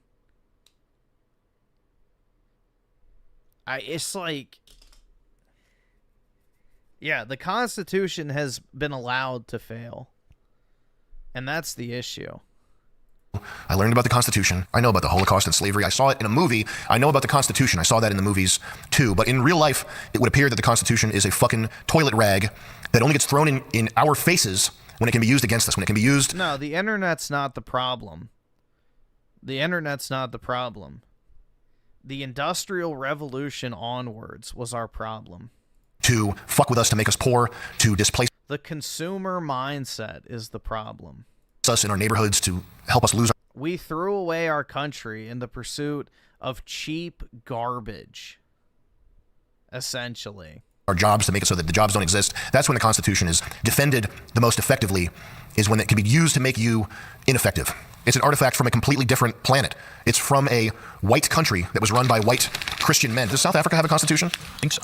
That's a ChatGPT deep research question. Does South Africa have a constitution? More importantly, has it helped them? It is interesting how, like Christianity, it's used as a cudgel against its believers by people who actively don't follow it. Yep. And don't believe in it. If you have opponents who are playing by the rules and you don't have any mandate to play by the rules, why wouldn't you use their rules against them? South Africa has a constitution. Can you ask Grok4 Heavy if they can go wave the South African constitution down there and prevent farmers from being murdered? If roving blacks come to your farm with phone jamming equipment and a plan to kill your family, would a copy of the South African Constitution come in handy? Click think harder, please. But consumerism makes our dollar strong?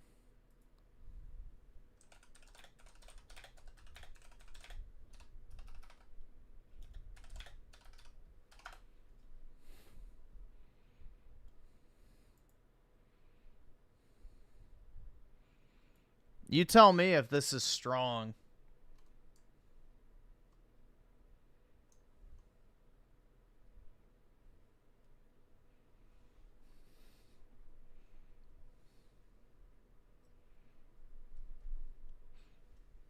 In 2000, in order to buy the average home, you needed 743 ounces of gold. In 2025, in order to buy the average priced home, you need 152 ounces. So if you do the math on that real quick, let's get an exact number. 152 divided by 743 times 100. The US dollar in the past 25 years has lost 79.6% of its value, while consumer spending has done nothing but increased, while the population has done nothing but increased. No, it is the exact opposite. Because in order to maintain perpetual growth, you have to weaken the dollar.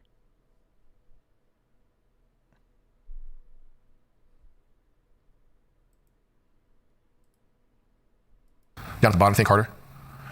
If roving feral blacks, who the government is encouraging to murder you, come to your farm to kill your children, Grok4 Heavy's working pretty hard on this one. We have about 70,000 GPUs running right now, burning enough electricity to power Las Vegas. The phrasing suggests attackers use phone jamming, not the defender. Oh, this is amazing. This thing's basically thinking like a human. It said no before, but it was not thinking back then. It wasn't. Okay, this is the hard mode. It's likely asking if waiving the Constitution can prevent attacks where jammers are used. Let's search for 2025 statistics on farm attacks in South Africa. This is passing the Turing test. The definition of intelligence and sentience is whether a computer can pass an arbitrary test made by some fag in the 50s. And when he wrote the test, he went like this. Great Scott! Eureka was uttered. Eureka! No, waving around the South African Constitution or any legal document, that's kind of damning, won't do much to deter or prevent a violent attack on your farm. You know, here's the important part. It's a powerful symbol of rights and equality, but it doesn't come with a built-in force field. That said, let's break down your question factually based on South African law, crime realities, self-defense rights. You can hold it up and claim your self-defense rights. How heavy is it? A 2025 case analysis notes that if the threat is unlawful and imminent, self-defense can be a valid legal defense even with an unlicensed firearm. Wow. Because that Constitution sounds pretty powerful. That actually sounds more powerful than our Constitution. Because if you defend yourself in our country, you're fucked. But no longer, hopefully. We'll see. We'll see what happens in the next 2 weeks. Trump survived a bullet. He survived multiple bullets from an assassin. And the assassin was a freak from some sort of Blackwater incubation tank where they manufacture freaks. I don't even want to say that because the kid, it's probably some kid that has brain, probably was tortured with electrodes. Who knows? Right. Who knows what fucking happened? What chemicals were inserted into Trump's would-be assassin? But Trump, by the grace, he turned his head. Do you remember this? Oh, yeah. He turned his head like 10 degrees and avoided the lethal shot. He avoided the lethality of it. It got his ear. He avoided the lethality of the shot, much to the dismay to these fucking freaks on TikTok who think it would be a good thing somehow if the president were killed. In my opinion, that is a mandate from heaven. If you ever survive an assassin's bullet in that scenario, I would imagine that means something like you have been ordained by God to do God's work on the planet. You've been spared, and you've been spared in such a dramatic and improbable and miraculous fashion that you have a mandate from heaven to do God's work on earth. Now, is he talking about getting into heaven? He has been talking about getting into heaven lately, apparently. He's a mandate from heaven. And now what he has with this confluence of events is a sort of open runway to enact whatever policies he could imagine in his wildest dreams. He has a blank check to do whatever he wants, in my opinion. And a limited time to do it. And a very limited time to do it. I don't think that's an overstatement. I don't think that's They should have declared martial law and locked down all these fucking states, deposed the local government, and seized control of the military. But yeah. Crazy to say. Is that crazy to say? No. Valentine? I suppose it would be a means in which it would make Charlie Kirk, it would make him not have died in vain. That's also true. Yeah. There's a lot of things at play that make what that chick said completely false. Like, she said that he's not martyr material, which is what I think she means is he's not a target that one would expect. I think the truth behind that is he's not a guy that even remotely had it coming, not that anybody... Because Sam doesn't care. He tells it as it is. Everybody else tiptoes because monetization. Yeah. I mean, you can pretty much get away with anything on YouTube nowadays if you're big enough, which, you know, what? It's got but the thing is, Sam Hyde's way bigger than just 400,000 subs, so... But he does, but he's not even on the radar of guys that deserve that. And what he represents is because he's such a non-martyr material, he represents that it could happen every... Our dumbass judges would block that in a heart. Who cares? Tell the judge to fucking shove it up their ass. This is the thing, man. You can just do things. You can just do things. What power does a judge actually have? Are they going to hit you with their wooden hammer? Throw the fucking judge off the top of a roof and then tell me what that judge's power is. Nothing. They'll pancake on the fucking floor like everybody fucking else. You can just do things. You know, if somebody went to a judge and asked, can I shoot Charlie Kirk in the neck? The judge would be like, no, that's illegal. But guess what people do? They don't fucking care. They don't give a shit. They'll shoot you anyway, even if it's illegal. The judge has zero power unless we give them the power. A judge, a law, a bill, a constitution only has as much power as people allow it to have. Without an actual means of enforcing any of those things, they mean nothing. They're toilet paper. A judge's ruling in court is literally paper I would use to wipe my fucking ass if the military and the police didn't exist. And that's just the truth. So if you control the military, there is nothing a judge can do to stop you. At all.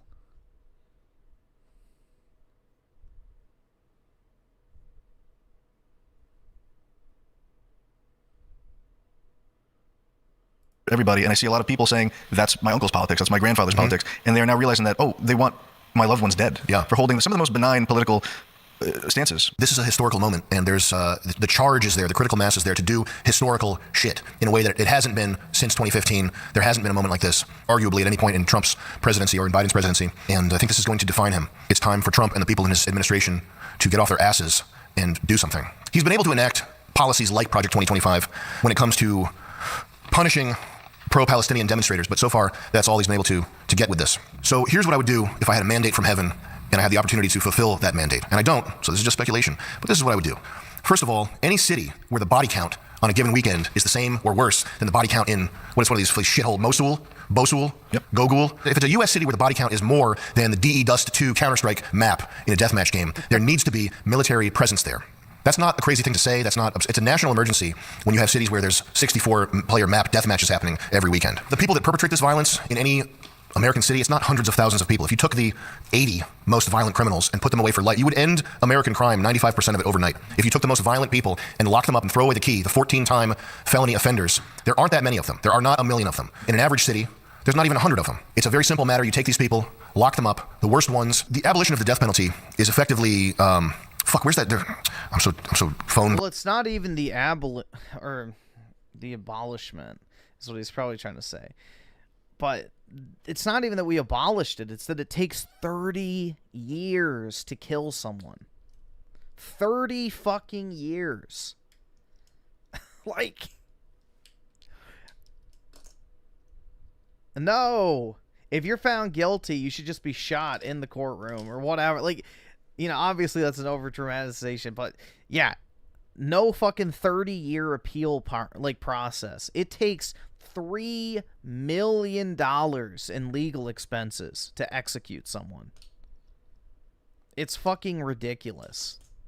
There was a tweet about it talking about how Plato, the excess of liberty, whether in states or individuals, seems only to pass into excess of slavery. Aristotle, he who bids the law rule may be deemed to bid God and reason alone rule, but he who bids man rule adds an element of the beast, for passion perverts the minds of rulers even when they are the best of men. Thomas Hobbes, during the time men live without a common power to keep them all in awe, they are in that condition which is called war, and such a war as is of every man against every man. Cesare Beccaria. I don't remember what games he made music for, but crimes are more effectually prevented by the certainty than the severity of punishment. Nietzsche, a great danger for mankind begins with the criminal indulgence of decadence, with the sympathy for the ill-constituted and weak. I don't know that last one, it's probably some pedophile, so we'll skip that one. Point being, if Trump doesn't care enough about us to keep us safe in our cities, then fuck him. Arrest James Comey. Can you pull up the Constantino tweet? So this is James. How many dollars did it cost for Charlie Kirk to be executed? Maybe $1.50. I don't know, depending when you bought the bullet. James Comey on Instagram here posting 8647. Can you even believe this? That this guy is walking around. That's a death threat. Yeah. He needs to be in fucking jail. What's 8647? I have no idea what that 86 means kill. 47 is the 47th president. Oh, interesting. Just because you're speaking in code doesn't mean it's not a death threat. It makes Trump look like a fucking clown that Comey hasn't been arrested for that. That's ridiculous. Now's the time. Lock his ass up. Mass deportations, energy deregulation, firing civil servants. The Democrat Party, wrap it up. Whatever pretext you have to, I'm not a lawyer, okay? I used to be. Whatever the pretext is, RICO case, whatever. The people who have called for violence, they should have a day in court. That has to happen. All leftists who have called for violence or hinted at it have to be arrested. Tim Waltz, any celebrity who said, wouldn't it be funny if President Trump were assassinated? Pretending like that's not a dangerous threat and not taking action on it makes him look like a fucking clown. This presidency's a joke. Whoever around him is telling him not to do these things, you have to get rid of them. The women, the Indians, anybody in the administration who's weak sauce on punishing crime, they have to be eviscerated. You got to get them out of there. Just kick them out, man. Programs like Ukraine Aid, Green Energy, shut all that shit down. Any NGO or whatever, however these people organize their graft, 501c, I don't know how it works. These organizations, any money that's flowing into them, you got to cut that off immediately. Are all the J6ers out of jail, or any of them still in jail? That's a good question. There should be just very few, if any, but they too. And they should get post, like after the fact pardons, like whatever the legal thing, like you did nothing wrong. They should get fucking medals. The J6ers should get medals, even the crazy ones. Even if one was there, got in a drunk driving accident after. Even the J6ers who are total crackpot, XRP, QAnon freak shows who got in drunk driving accidents and beat their wives after they got released from prison, they should get the fucking Medal of Honor. The guy that killed Bin Laden, whatever medal he got a shiny one, chrome, rainbow chrome anodized. I don't know what these faggot soldier medals are. I don't know anything about soldier lingo, so you can't be slinging that around me. I don't understand. But I know that if you're one of these fruitcake soldiers, you get a big shiny one that's got rainbow anodized, and it's like the S that everybody drew in high school. That's the highest one. Whatever that is, invent a new medal, okay? Invent a new one. Give it to all the J6ers and Derek Chauvin. Do that immediately. And Derek Chauvin has to be let out of jail. Yep. Derek Chauvin should be the head of NPR. Yeah. Chauvin PR, they'll call it. It's not catchy. There's no ring to it, but it should be so. A show of power in whatever force, border security, it doesn't matter. Get troops doing something other than arresting pro-Palestinian protesters. Dummy. The Israel is our hero thing is over. That's the thing that gets these fucking bonehead conservatives caught up every single time is if I can't beat them, join them. That's done for. It's over. It's not going to happen. You're not going to join them. They're never going to let you into the club. Charlie Kirk was in that club. He started to question the club. Now he's out of the club. There's no club. You're not in the club. They're going to kill you. They want to kill you. They want to kill your kids. Stop thinking that Israel's going to save you in whatever way, shape, or form, that making a pact with the devil is going to come out good for you. It's not. You're going to get fucked. Voter suppression laws. I'm sorry to tell you this. You can only vote if you have a penis. Did you ever hear my friend Nick Oak's solution, which is anybody who, you can have universal basic income, like $4,000 a month, but you cannot vote? Yeah. And so that would get rid of a lot of bad votes. That's a good idea. And prosecute the people who stole the 2020 election, which is treasonous. That's the ultimate offense. If you're going by the playbook, if you're going by the Constitution is a document, an amazing document. Our founders were whatever. If that's what you really believe in, then the stealing of the 2020 election, is there a crime that's higher than that? It's like war. It's like war. It's like war. Because the ramifications, the secondary and tertiary. That's the thing, man. January 6th, the only mistake on January 6th was that it wasn't what the media hyped it up to be. The stuff that flows out of that is worse than any other crime. What's that? The tweet from Pete Hegseth? Well done, good and faithful. This type of talk is meaningless unless you fucking do something about it. You can give Charlie Kirk the medal you can give him even a higher medal. You can give him the XRP medal. It doesn't matter. It's meaningless if his death means nothing. If nothing comes from this, if you don't do anything, if you let this presidency in this moment fizzle, then it's all for naught. They should black bag Kash Patel and put him on a I'm not a military guy, but a C-706 Globemaster. Yeah. Put him in there, isolate him like he's a serial killer, like he's on a rack and he's got the mask on. Put him on a 24-hour flight to India and drop his ass off. What can we do? First of all, you need a gun. And you need to not be looking for fights. You need to not be saying stuff like Fafo, Karen, fucking karma's a bitch, and then shooting some shop owner who did nothing. You need to be protecting yourself and your family. You have to arm yourself. You have to arm yourself. That being said, you gotta be careful. This is a time where anything could happen. It's not a time to be going out looking for. Yeah, buy a gun, get in shape, save up some money. Like, just be ready. Looking for beef. And secondly, I think it's time to become annoying faggots. You see all the people getting fired? Oh yeah, loving it. All the shit that liberals did to us that's annoying faggotry, I think it works.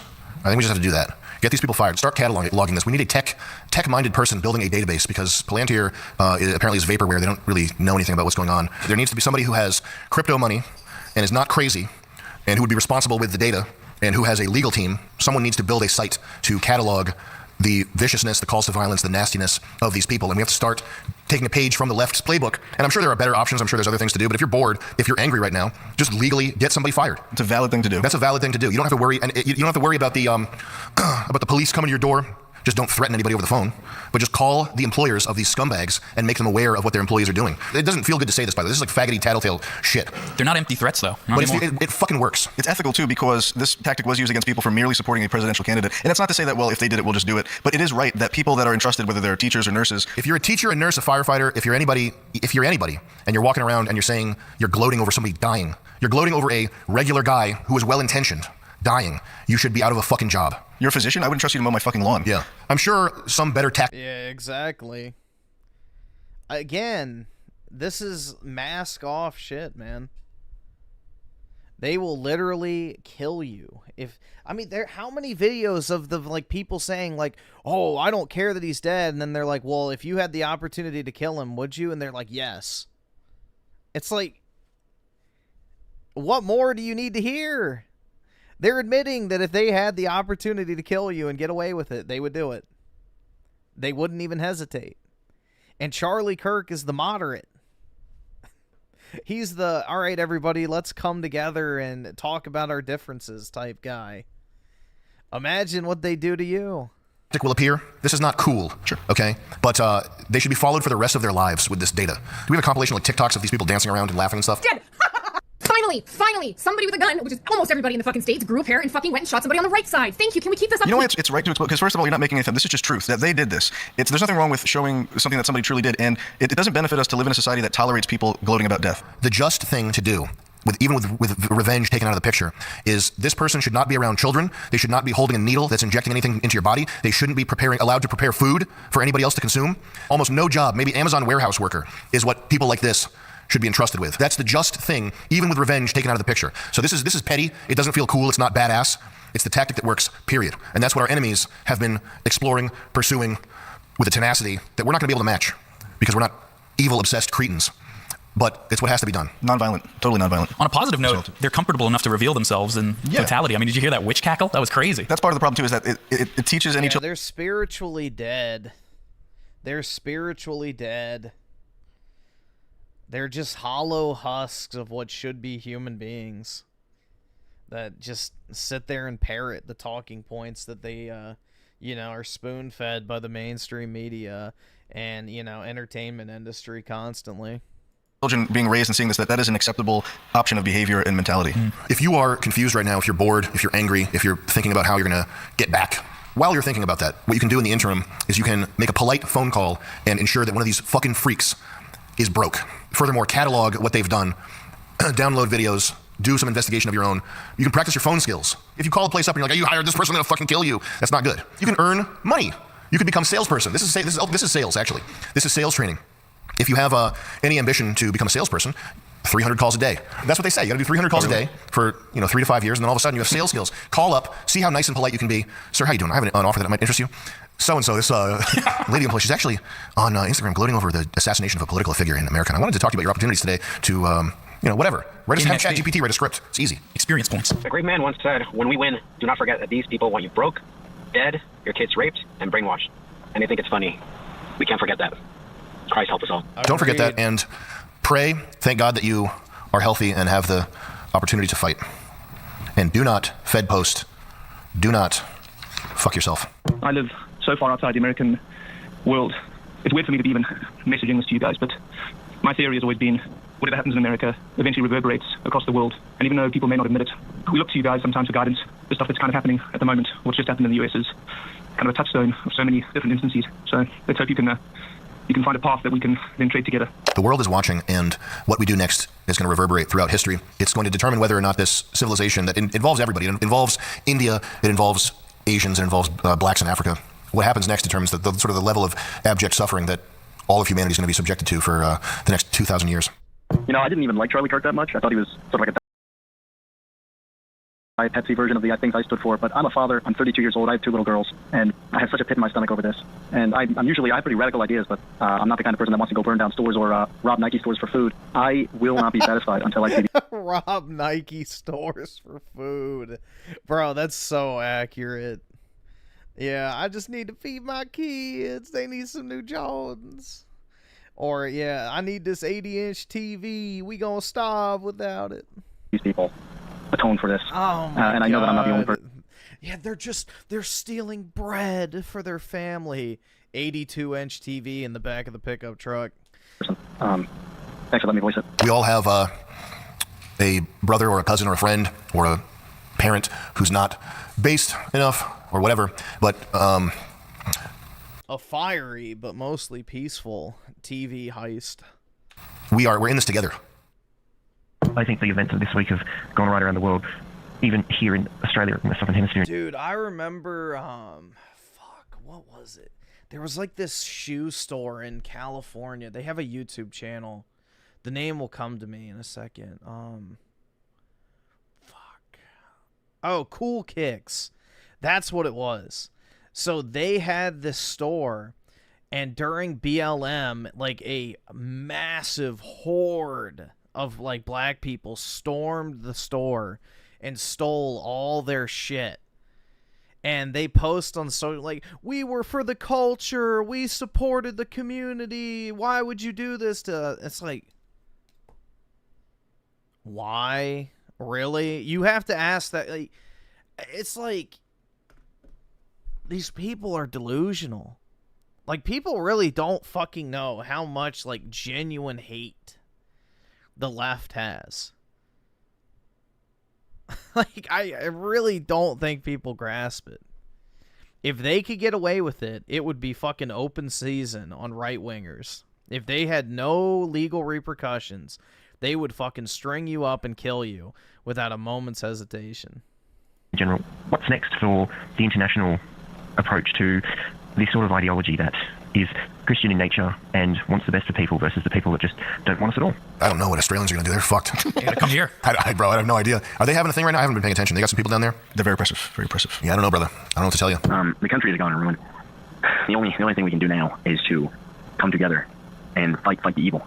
That's the only thing we can do, is fight the evil. There's no reason to let it stand by any longer. We have to bring the fight to them. Fuck these people and fuck everything that they're trying to do to tear the family apart and tear normalness apart. I think it's important to remember that the history of mankind is a history of struggle. It's only ever been struggle. It's the same as if you're trying to, the human body, if you're trying to gain muscle mass, you're always perpetually growing or shrinking or flourishing or dying. There's no such thing as homeostasis in nature or in any of the systems that sort of emerge from nature. There's no such thing as homeostasis.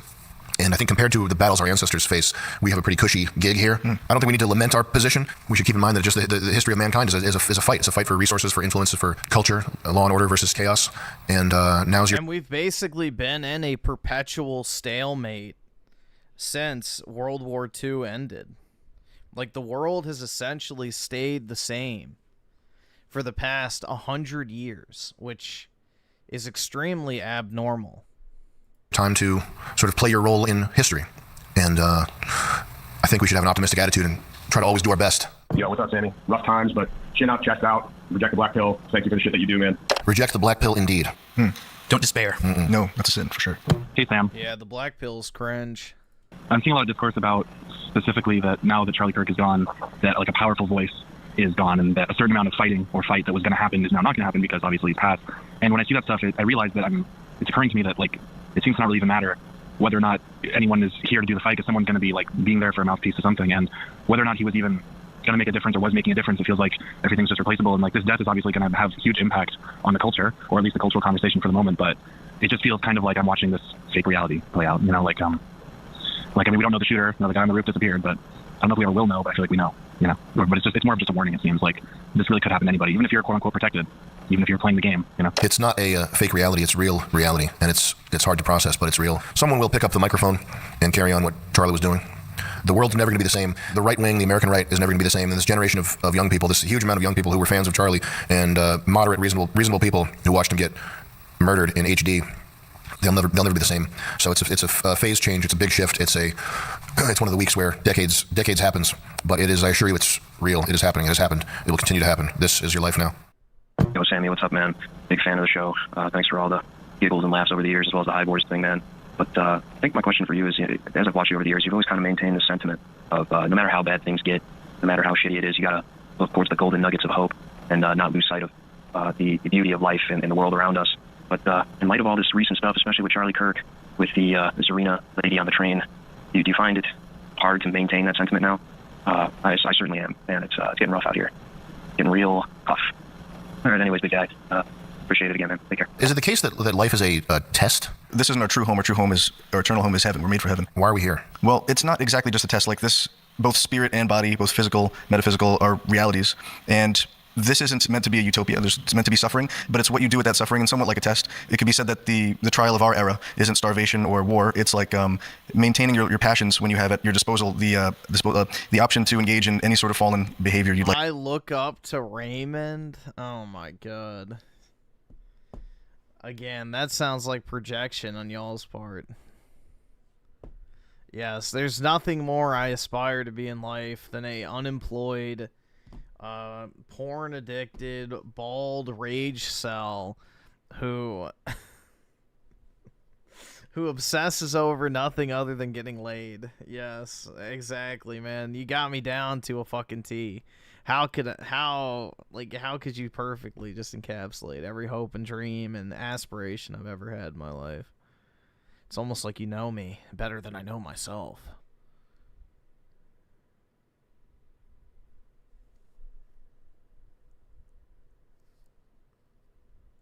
Yeah, but he can't sell his property. He's raged about that too, not being able to sell his house. So, even though he has a paid-off property, he can't get rid of it. So, what good is that? And it's cheap and easy and available. And so, your mission is to make sure that you and your family make it to heaven, despite like the ease of fallen things. I think that's that. But no, there's reality to life, and what you do does matter and resonate. But your death is not your death. Death in this world does not end. So you could have a miserable existence here, but if you're faithful and prayerful, your reward will be great. So that's that. Okay. I believe. I don't know. Things look pretty bad sometimes in the world, and the only thing that I would say that tears the veil of the man, this is really bad, is like your family, like a child being born, that you love and that loves you. It physically rips the veil open and presents a world that is, to a certain degree, in your control.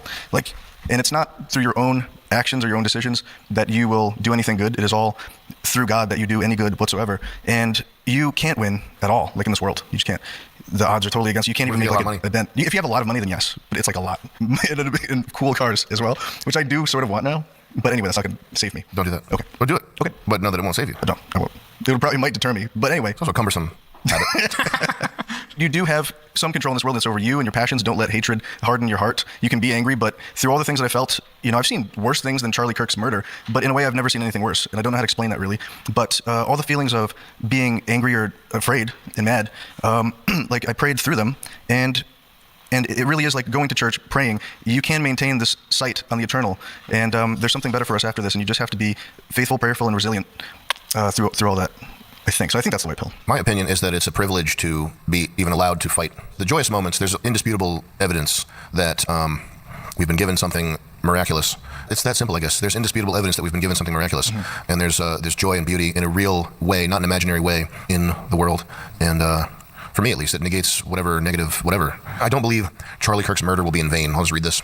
Charlie Kirk's death, murder, is revealing who is unfit for civilized society. People who are glad that a father, husband, and innocent man died. They're not interested in remedying their spiritual and mental illness. They just want you to die instead. I'd say the majority of us, patient, sensible, mildly optimistic. There's nothing after death, maybe for you, but not for me. Are just about done waiting for things to improve. We're very much invested in never being around you people ever again, and there's a new feeling of readiness to actively ensure that becomes a reality. These people should no longer feel comfortable around us. They should hide, and when they're detected, they should be shameful, groveling, and apologizing unceasingly. It's true. The casual celebrations of Charlie Kirk's death, murder, and Iryna Zarutska's murder should be documented and the people behind them should be exposed. I'd really like to add indifference to the list too. But I'm being nice. There will be a list, an actual spreadsheet of all the information on these people. They should not be harmed. They should merely have every material possession taken from them and every social opportunity withheld as long as they are unrepentant. This is totalitarian or whatever, so maybe not. I do know there is a misunderstanding of freedom. It is sometimes mistaken for license, which is... Your black pill arc starts when you hit 30 with no woman to have and marry. I don't think I'll ever be black pilled. I don't think I'm capable of it. To be black pilled means to surrender control, which I'm not big on.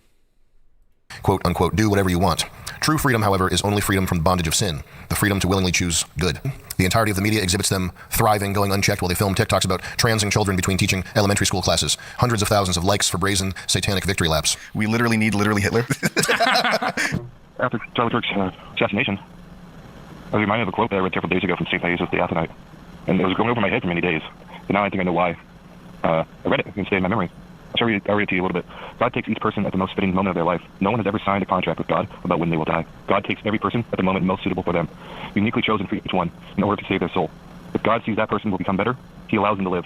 But if he sees that person will become even worse, he takes them in order to save them. I don't know what that means if that means that Charlie Kirk was about to become worse. Yeah, well, theologically, I don't know. His heart's in the right place, but that sounded like gibberish. Hey, it's good to want to know God more. Sure. I like that. But it's a sin to assume to know God's will and intentions. So... That sounds scary. And I'll wrap this up by saying that there are a lot of details and things to get caught up in on your phone, and there's going to be a lot of AI-enhanced logos and fruity little distractions to get caught up in and paths to go down and things that are important, things that are not important, et cetera, et cetera. At the end of the day, we are in a spiritual battle for the future, for our children, for our people, for humanity. I think that we should be optimistic. The black pill is for faggots, and... Agreed.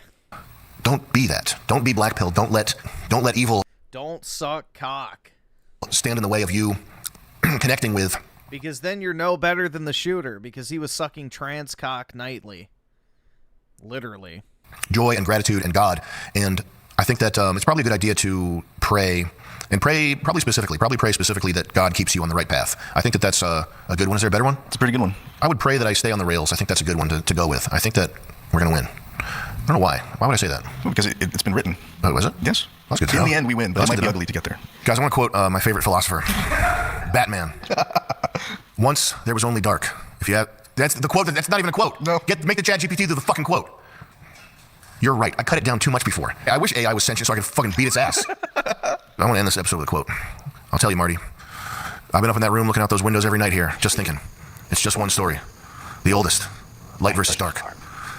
Nothing wrong with sucking cock as long as it's consensual. All right, then suck mine right now. Do it. Right now.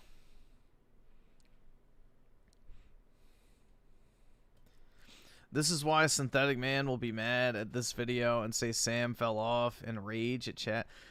Yeah, I just don't understand the hopelessness. I don't get the hopelessness. I'm straight. No, we in Alaska. No thanks. Oh, wait, I thought there's nothing wrong with it. Why does it matter if you're straight, bro? There's nothing wrong with sucking cock. Get on your knees and put it in your mouth. Come on, bro. But it appears to me that the other guy says this part. The dark has more territory. A lot more. You ask me. That's not the quote. Fuck this. Well, I think they cut to a bunch of stars, so if we could cut, so it's a visual. Just wrap it with what Valentine said. I think if our enemies were strong, they wouldn't have to use such underhanded and slimy and outright heinous acts to try and instill fear in us. Attacking a soft target in front of an audience like that. And I think I don't think they're underestimating us. I think they know exactly what they're up against. And I guess I'm just optimistic, personally. Yeah, but there's nothing wrong with it, dude. Why wouldn't you consent to it? That's the point.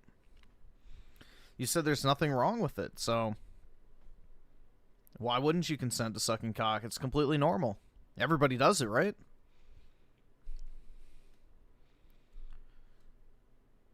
It's like drinking water. Obviously.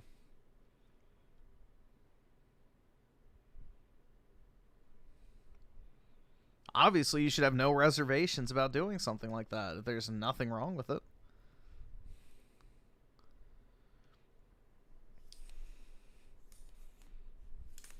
Yeah, but why don't you enjoy it, bro? There's nothing wrong with it.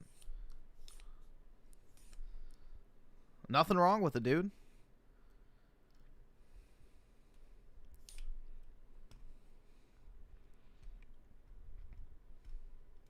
Why would you even use saying that you're straight as an excuse? What does that have to do with anything?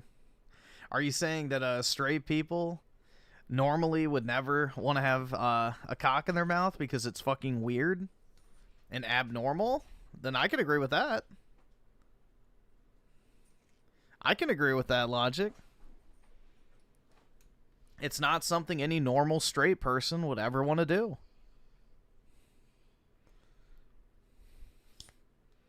So there is something wrong with it. Got it. There we go. Easy.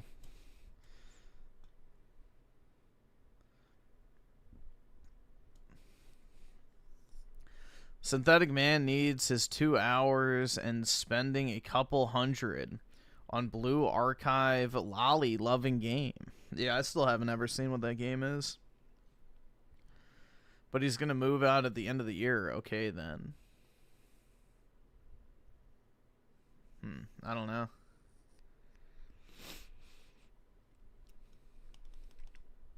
Shouldn't spend any money on gacha games.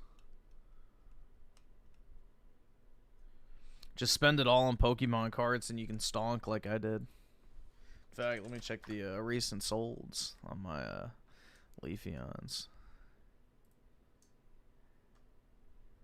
Of course it's not in the search still.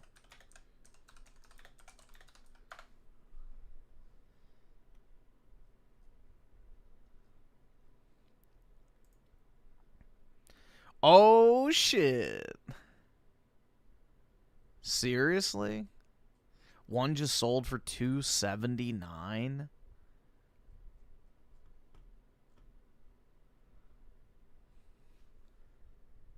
So I became a Nazi, yeah, bitch, I'm the villain.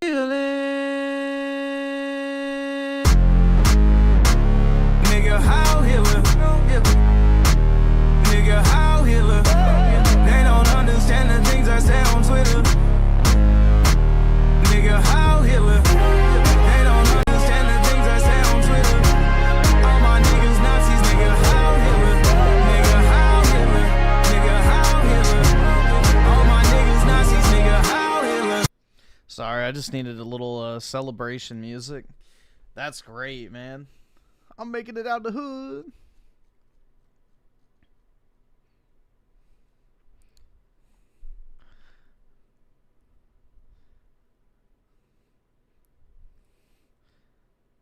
What does a chud do with a Fuda? That's the question. He executes it. Obviously. Fuda is spiritually trans.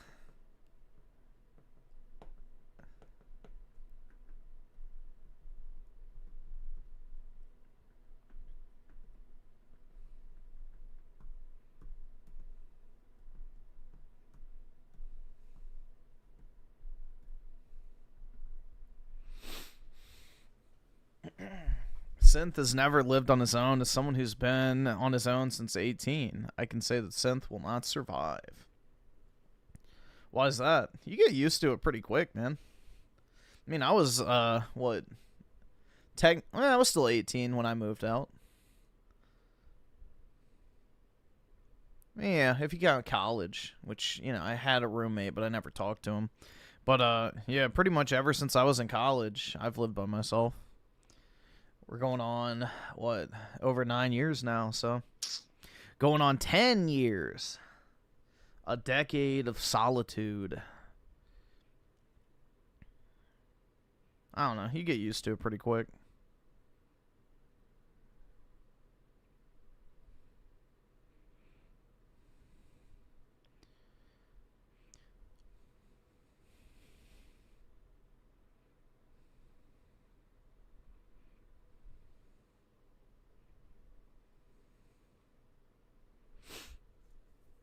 Griffin's Fortress of Solitude, that's right. It's just me and my heckin' Pupperino, dude.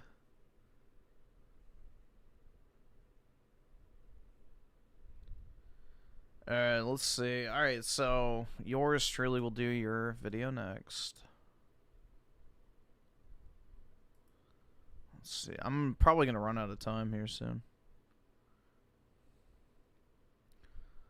Oh, we'll see. I live like a capitalist every... Ah, he's wearing the Wave Runners. Those are nice. I like those. I don't have a pair of them anymore, unfortunately. But they were nice shoes. Expensive as shit now, I think. Let's see. There's my chat. Okay. Single day Shank. They're coming out and they're saying, I'm only here because of affirmative action. Yeah, we know. You do not have the brain processing power to otherwise be taken really seriously. Brian, like... Beast! This is what we lost, guys. I'm sorry. If I see a black pilot, I'm going to be like, boy, I hope he's qualified. No one really cares when it's... Oh my god, bro. Was I sleeping on Charlie?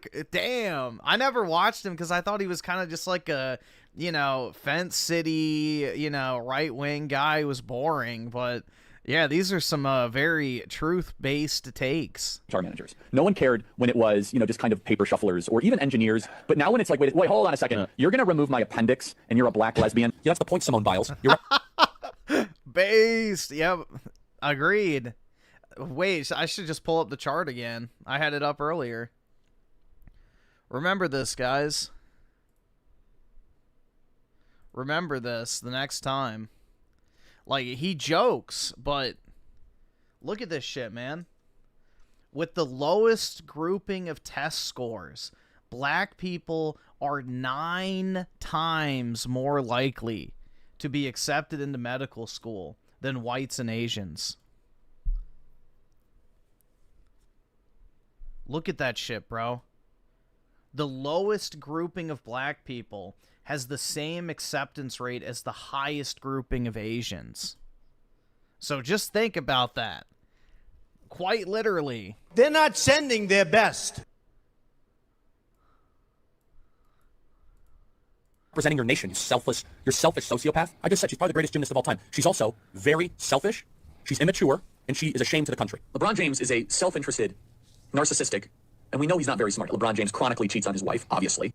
Let's talk about it. LeBron James is not very smart. He always gets caught lying about reading books to look more smart. He's like, yeah, I've been reading this book, and it's always on the first page. Yeah, as of lately, I've been flooded with video. There's like a whole thread on Twitter I remember seeing of LeBron James's stupid lies. And it like 90% of them have to do with like reading. And it's the most retarded shit ever. From those who are in disagreement with me and are justifying Kirk's demise due to things that he has said on the internet, man. And I've put together a compilation of videos that convey this point. So let's do it. Let's start with the most vicious video where Kirk is racially profiling an Asian man in the audience by calling him a chink. Yeah, you're trying to attack me, which is ridiculous. Like, ask me what my salary is. Sure, I'll reveal it willingly. You brought it up in context. The point is larger. The point is larger than that, Charlie. I live like a capitalist every single day, Shank. I live as a capitalist. Hey, okay, hey, I live what I pay. No. What do? I get dairy every single year. Hold on. What's my salary? Charlie, Let's hit. Charlie, come on, Shank, let's go. Charlie, what are you doing? Take a seat. Take a seat. All right, no. Take a seat. You're gonna take a seat. You're gonna take a seat over here. Oh my God. What's my salary? All right. Ridiculous. All right, behave, everyone. Jesus Christ. Okay. I practice what I preach. Charlie. You gotta practice what you preach. Charlie.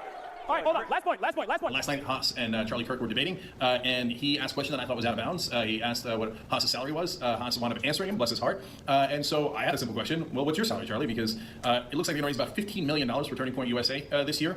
He says it's grassroots. Bro's first name is Chink.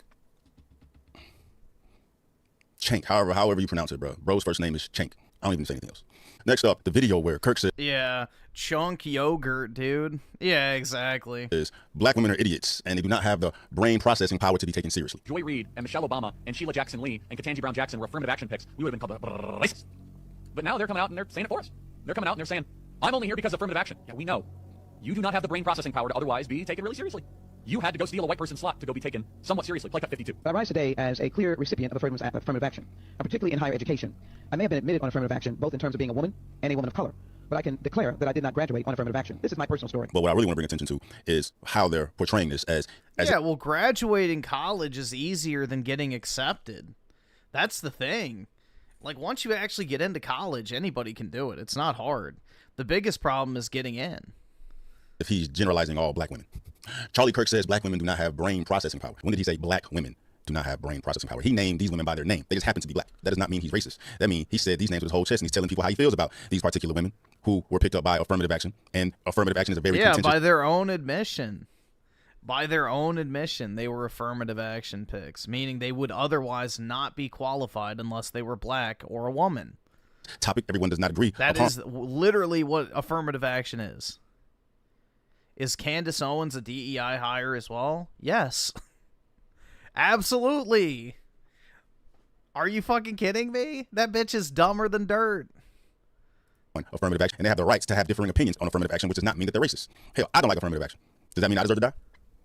The entitlement, bro. How dare he say something negative about the black women that we love? Just because y'all love him don't mean he got to fucking love him. He has his reasons. All right, Joy Reid, come on now. Joy Reid, come on now. Right, I know the black community is all enticed and enamored by Michelle Obama, but everybody don't feel that way, including me, including a whole bunch of people that got this on their skins. Does that mean they're racist? No, it just means we don't like that motherfucker. It don't matter if she's white, black, Asian, Hispanic, whatever the fuck. We just do not like what that woman is. We don't like how this particular person is. Yeah, she was literally hired by the Daily Wire to be the black female conservative talk show host. Prior to that, she was a massive leftist who literally used to dox right-wingers on her website.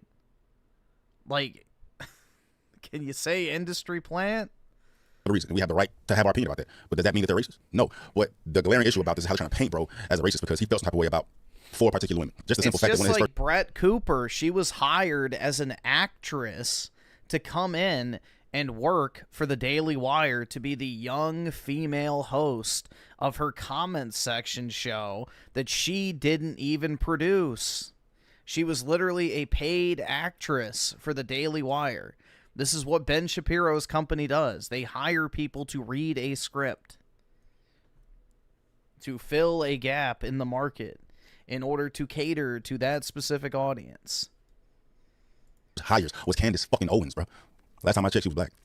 I mean, there's a bunch of black folks that don't consider Candace Owens black because of what she says. And if you ask me, that's much more racist than anything Kirk has uttered, because Kirk has never based anything off the color of your skin. It's all about policy. But here you have a collection of black folk that are targeting specific black folk because of the color of their skin and the fact that they say things, right? So I mean, who's more racist? She found God and changed her views. Right around the same time, she got a massive check from the Daily Wire, I'm sure. Yeah. Again. Whatever. She is hired as an actress, man. I don't know how to tell you other than that.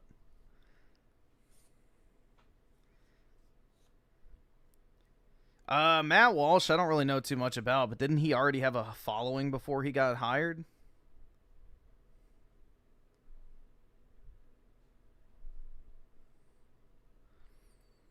I don't know. I don't really watch Matt Walsh at all. I've only ever seen clips. So, I've never really... The only, like, right-wing commentator I've ever really closely followed is Alex Jones and... shit. I've watched Paul Joseph Watson for years, too. I don't really watch many political people, so...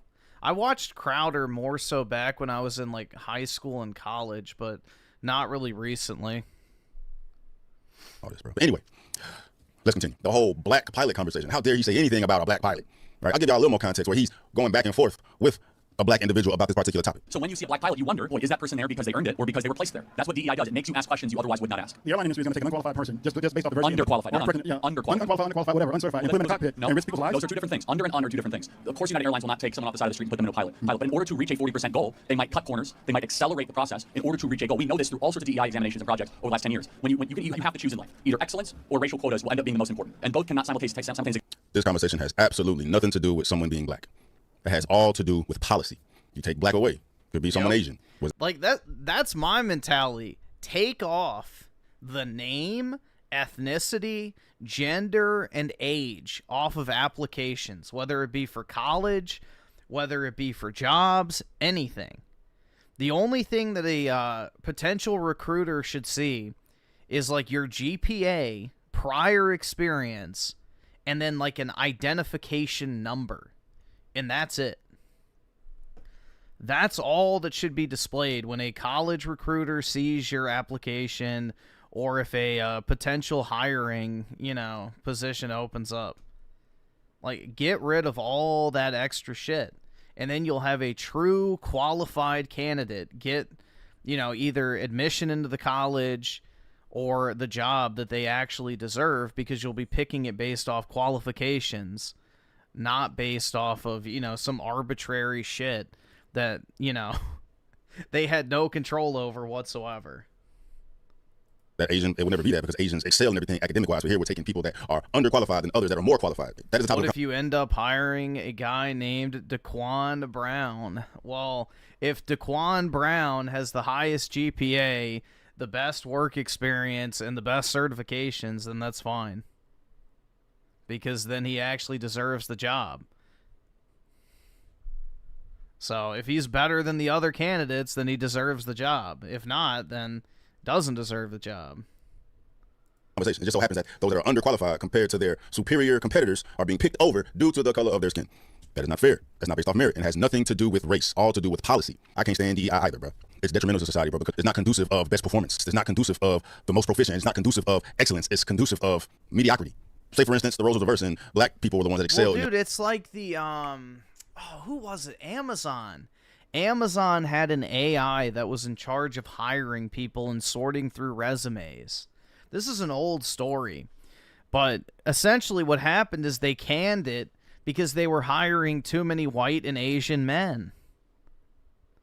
So the AI was going through and just looking at the credentials of, like, the people. Like, here's their work experience, here's their schooling, here's their GPAs, blah, blah, blah, blah, blah. And, what happened is it basically only hired Asian and white men.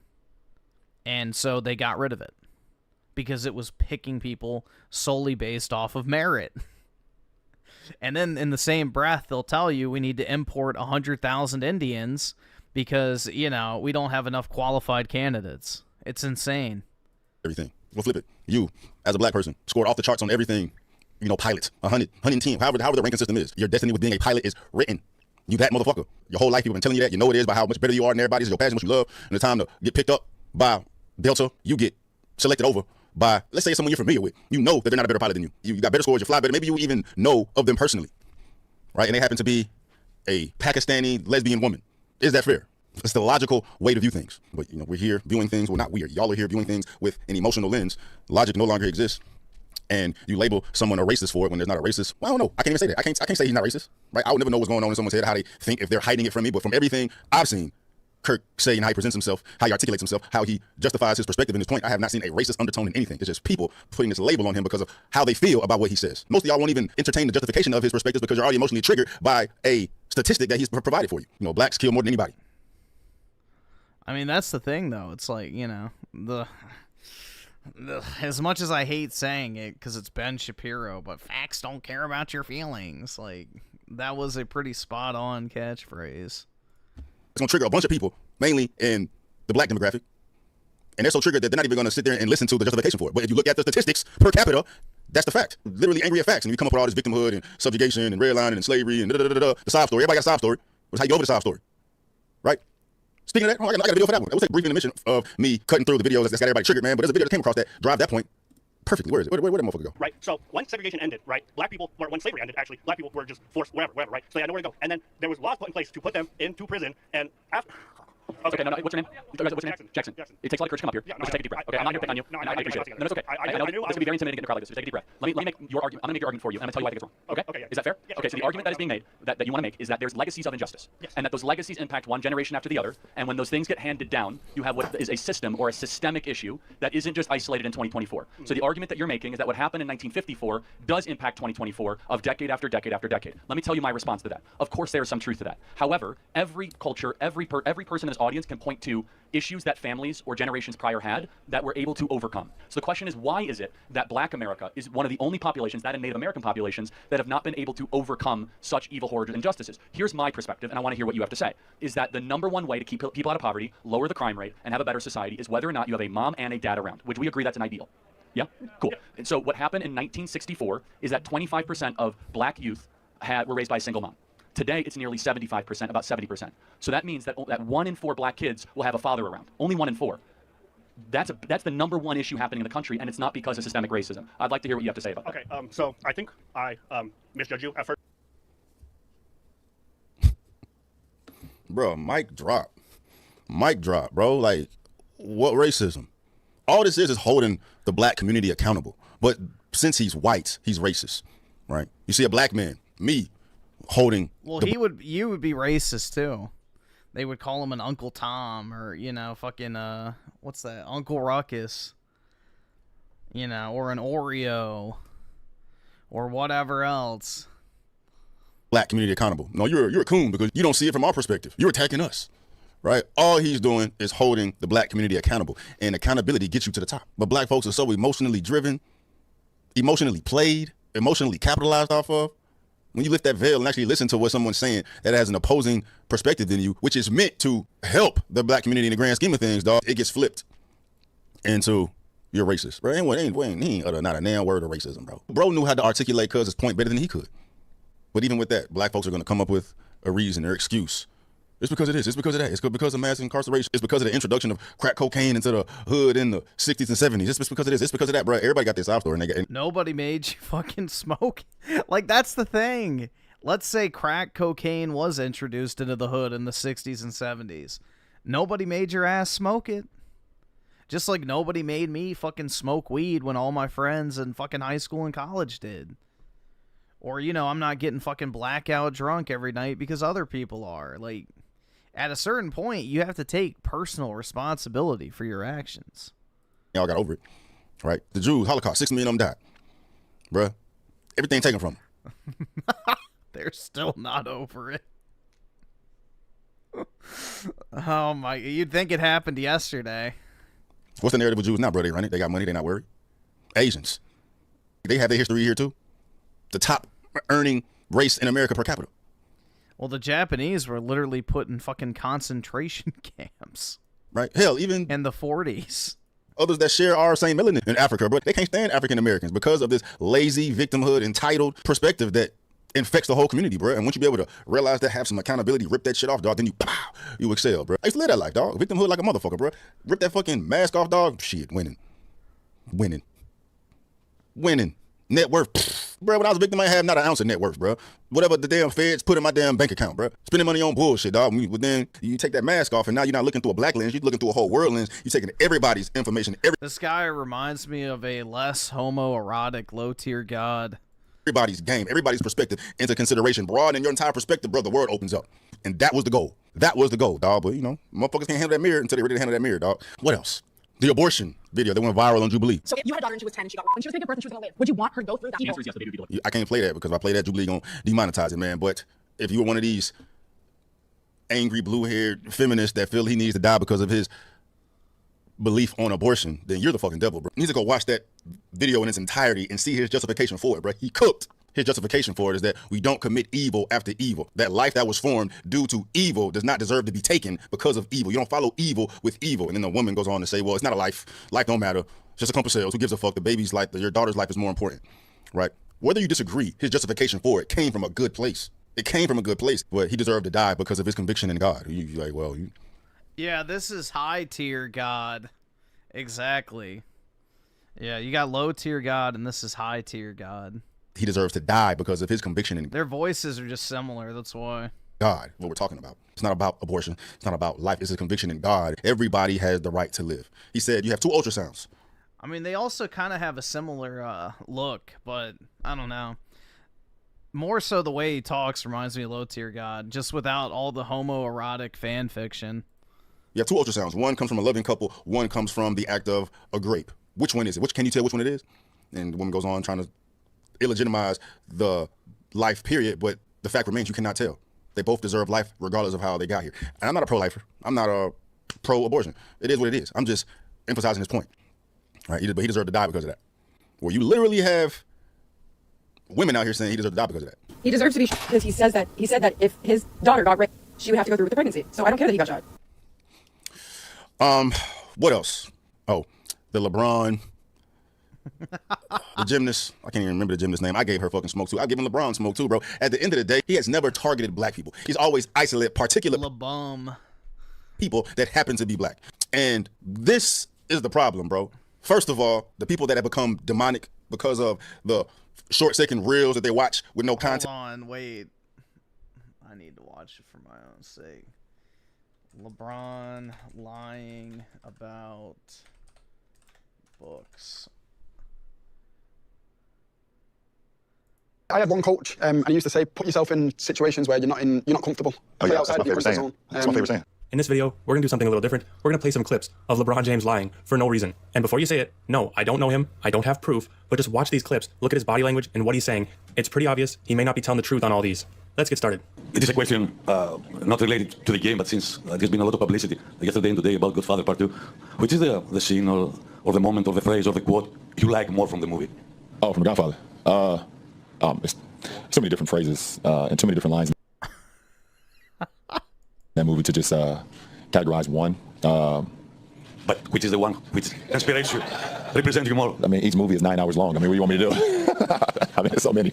I don't know, I'll let you pick one. I'll roll with it. It's a great trilogy. Okay, right away, he can't give you one quote. Now I get it. These movies can be hard to remember, and sometimes you just can't pick one. But in this case, you gotta give him something, man. Come on. Yeah, so you're holding the autobiography of Malcolm X along with Alex Haley. I don't know how far you are into the book, but what's your biggest takeaway? Look at his face. All right, awesome. Bro. Thanks, nigga. All right.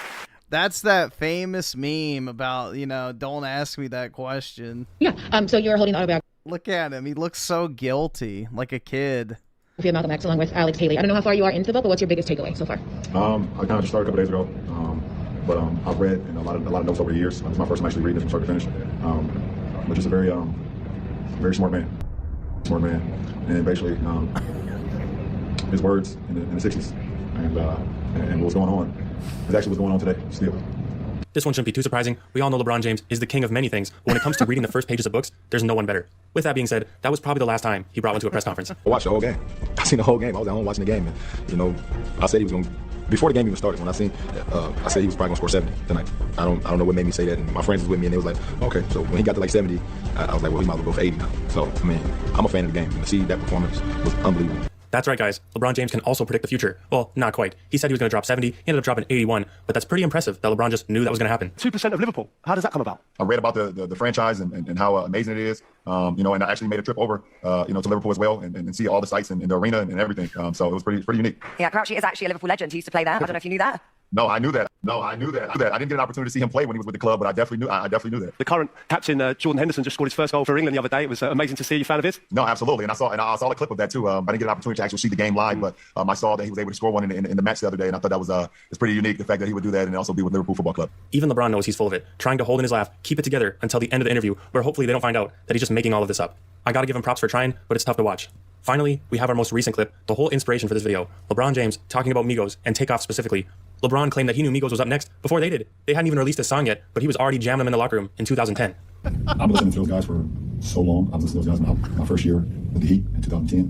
And the next thing, one of my teammates back then had no idea what Migos was. They were like cursing me out when I would play it throughout the weight room, would play it throughout the locker room. I was like, I'm telling you, these guys are next. I'm letting you know right now, you like turn this off. I'm going to hear this.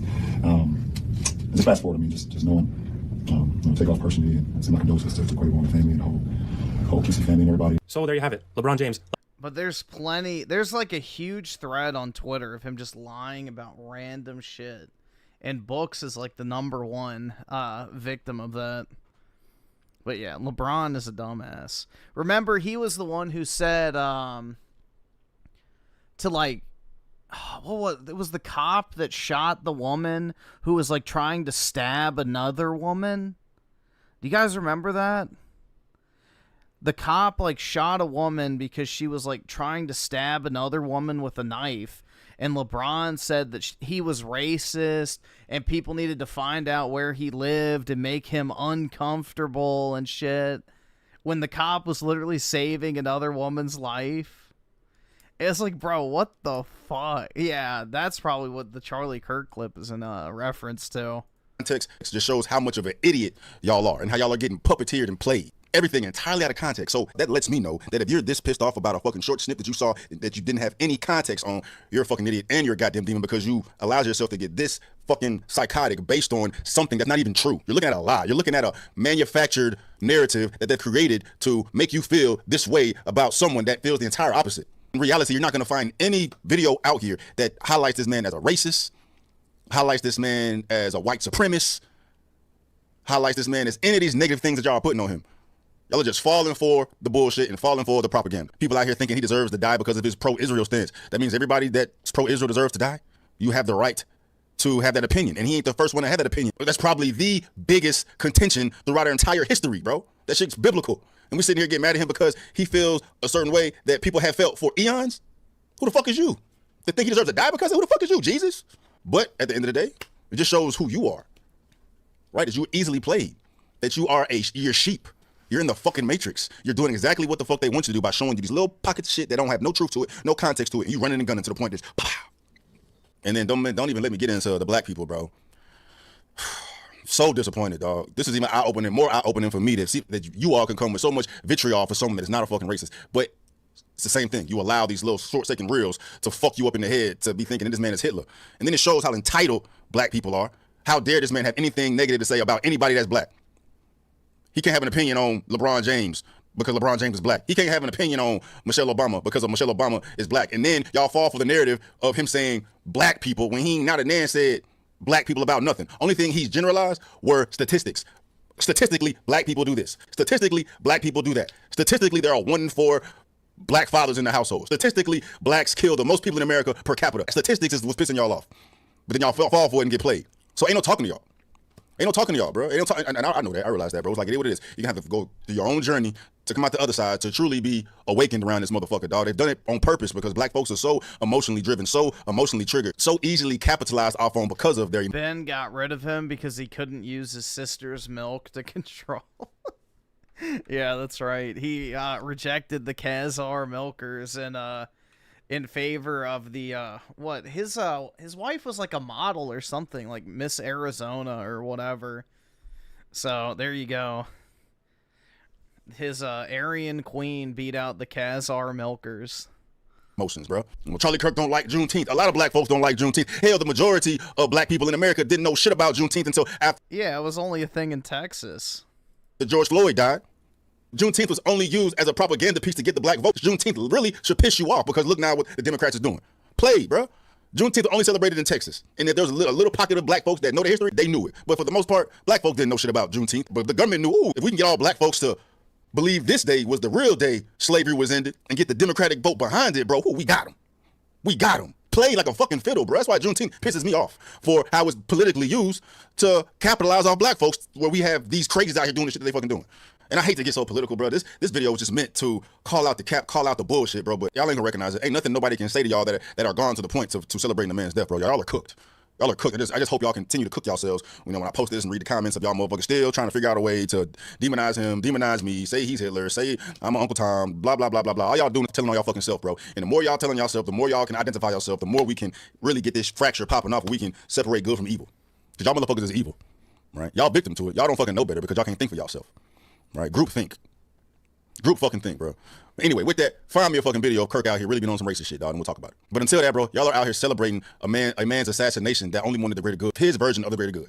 And even if you ain't fucking with that, his whole MO was to have anybody, regardless of their race, religion, background, age, whomever, come and debate him so we can have conversations because that's everything wrong in the world, bro. That we're not allowed to disagree. And if you disagree with me, that means you have to die. The biggest problem in the history of people, period, and you see it live in effect, bro. This was meant to have different perspective, polar opposite perspective, just be able to discuss it, have open dialogue, thought-provoking conversations to turn perspectives, which he did, but it brought the demons out, dog. It brought the demons out, where you get killed over conversation. So, anyway, thoughts? Hold on. I'm trying to find something. Go away. Fuck is this? Holy Gabbana? What the fuck? Go away. Why is it trying to play a movie? Hold on 1 second. I just want to find a tweet real quick.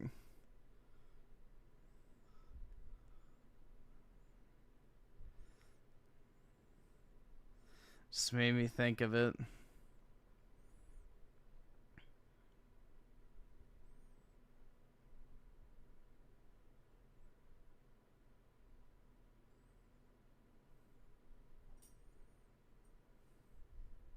Shit.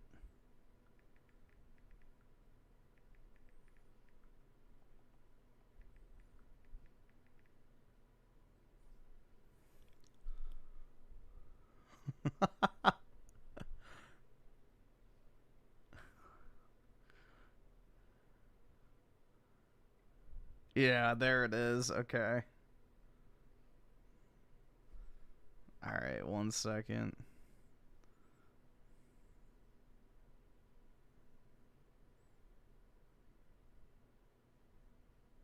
Attach. There we go. Alrighty.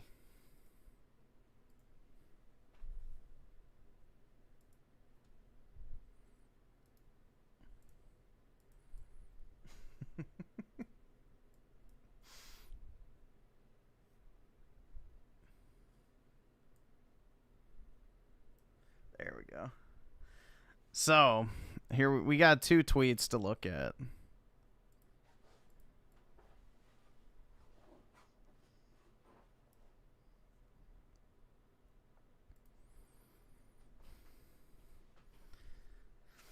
Here we go. So, the first banger. The thing with homosexuality and transgenderism is that it simply boils down to exerting control over your impulses. Like, say you have a hot sister. You fantasize about it. Maybe you steal her underwear a couple of times, but it goes no further than that. And then, the notion that Sydney Sweeney's boobs and some denim could end wokeness is patently false. If that was possible, my sister and her generous mommy milkers would have ended it long ago. Bruh. No, he didn't. No, these are fake, but they read like something he would say.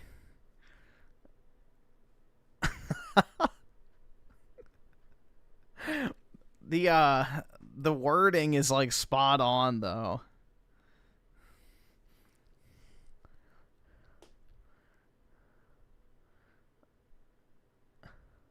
These are the women Griffin simps for when he says he would fold for a Jewish chick. Not necessarily my type, but some of them, yeah.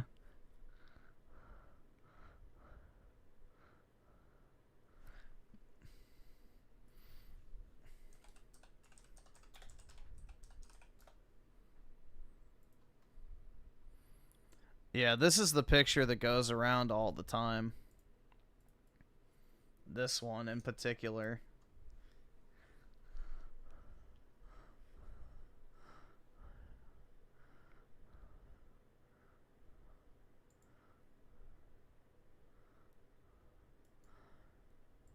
Or this one. Yeah, this is the other one too. Look at that, bro. Fapella. Well, yeah.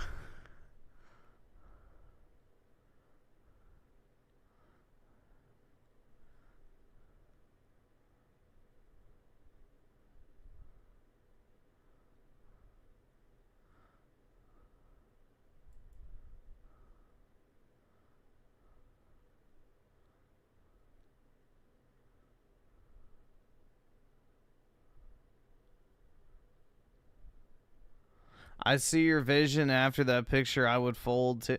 That's what, bro. I don't know. Like, you know, Israel has assets that I want, but they're not of the financial nature. Their diamonds don't interest me.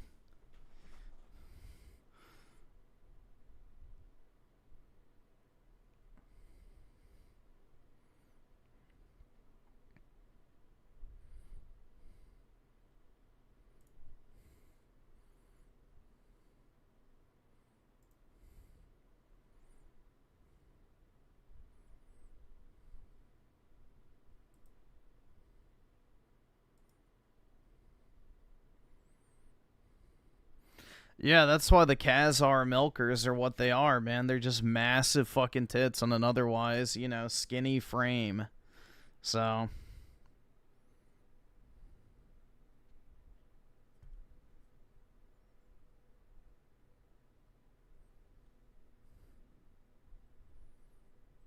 No, I also get the right of return if I marry a Jewish woman and have Jewish kids. I, by extension, would also get my Jewish passport.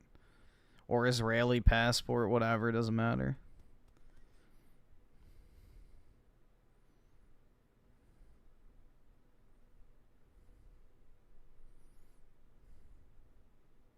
Yeah, same, dude. The same thing with Ukraine. They can have all the missiles and shit they want. If they take every chick that's a 7 out of 10 and above and export them to the United States using my ranking scale. So yeah, if Ukraine is willing to export all their women that are 7 out of 10s and above to the U.S. to give Trump supporters state mandated Ukrainian GFs, then yeah.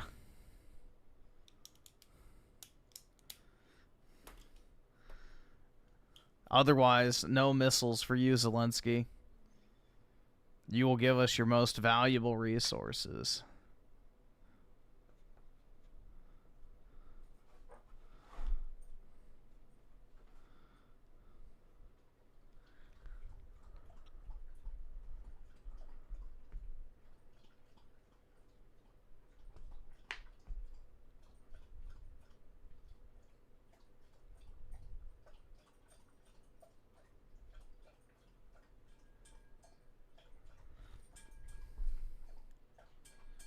Hold on, let's see.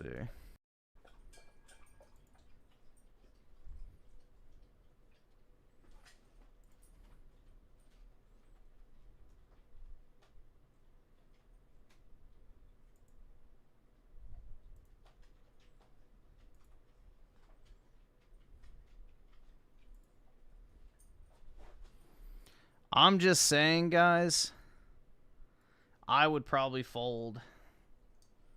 I would probably fold. So judge me if you will, but I'd probably fold.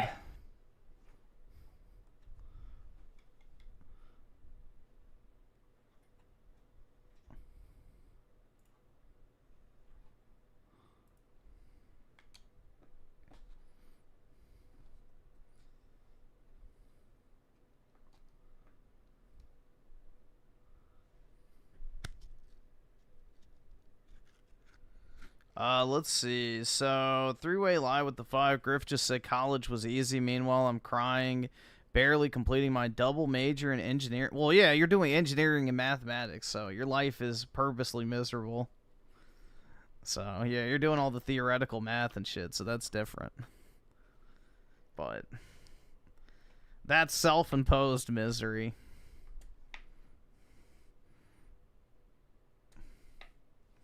But yeah, more power to you, man.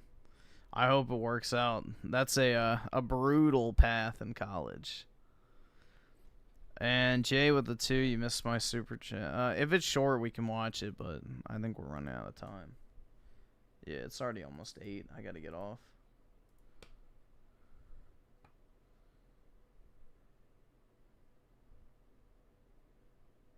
I'm pretty sure we watched this way back in the day.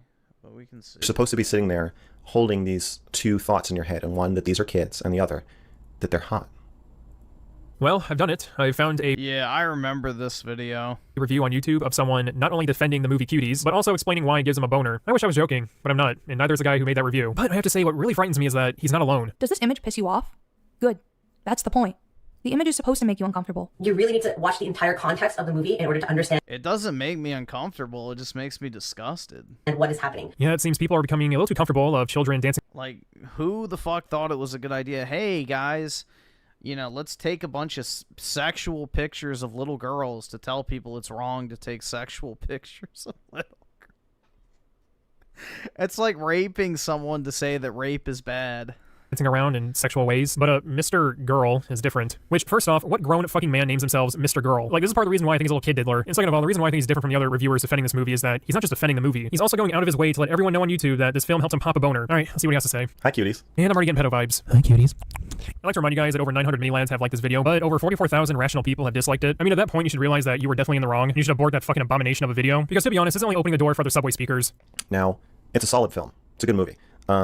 Definitely better than most movies. What other movies are you talking about? Like 2020 films? Even with the shit coming out this year, I would still say Cuties is the worst. At least 365 Days used adult actors for their sexual scenes. And I will say that the B-plot of Cuties is actually well written. If the film was about the mother and the daughter and their relationship, and the movie cuts out all the scenes, including children being sexualized, then I can see where you're coming from. Unfortunately, those scenes completely buttfuck any message they had, because I've never been in so much pain watching a movie before. And I get there's movies out there trying to make you uncomfortable, and I like stuff like A Clockwork Orange. That film tries to make you uncomfortable and it succeeds, but the difference between that movie and this one is that that shit is fake. Cuties, on the other hand, has real children dancing around sexually. They're participating in something they're going against. Even if you're not like this weirdo who waves 11-year-olds to defend the movie, you do realize that the message of a film loses all meaning when the movie participates in the act of what they're trying to demonize. These aren't adult actors that look young. These They have a central bank, don't they? They're real children. Right off the bat, just first impressions regarding the controversy.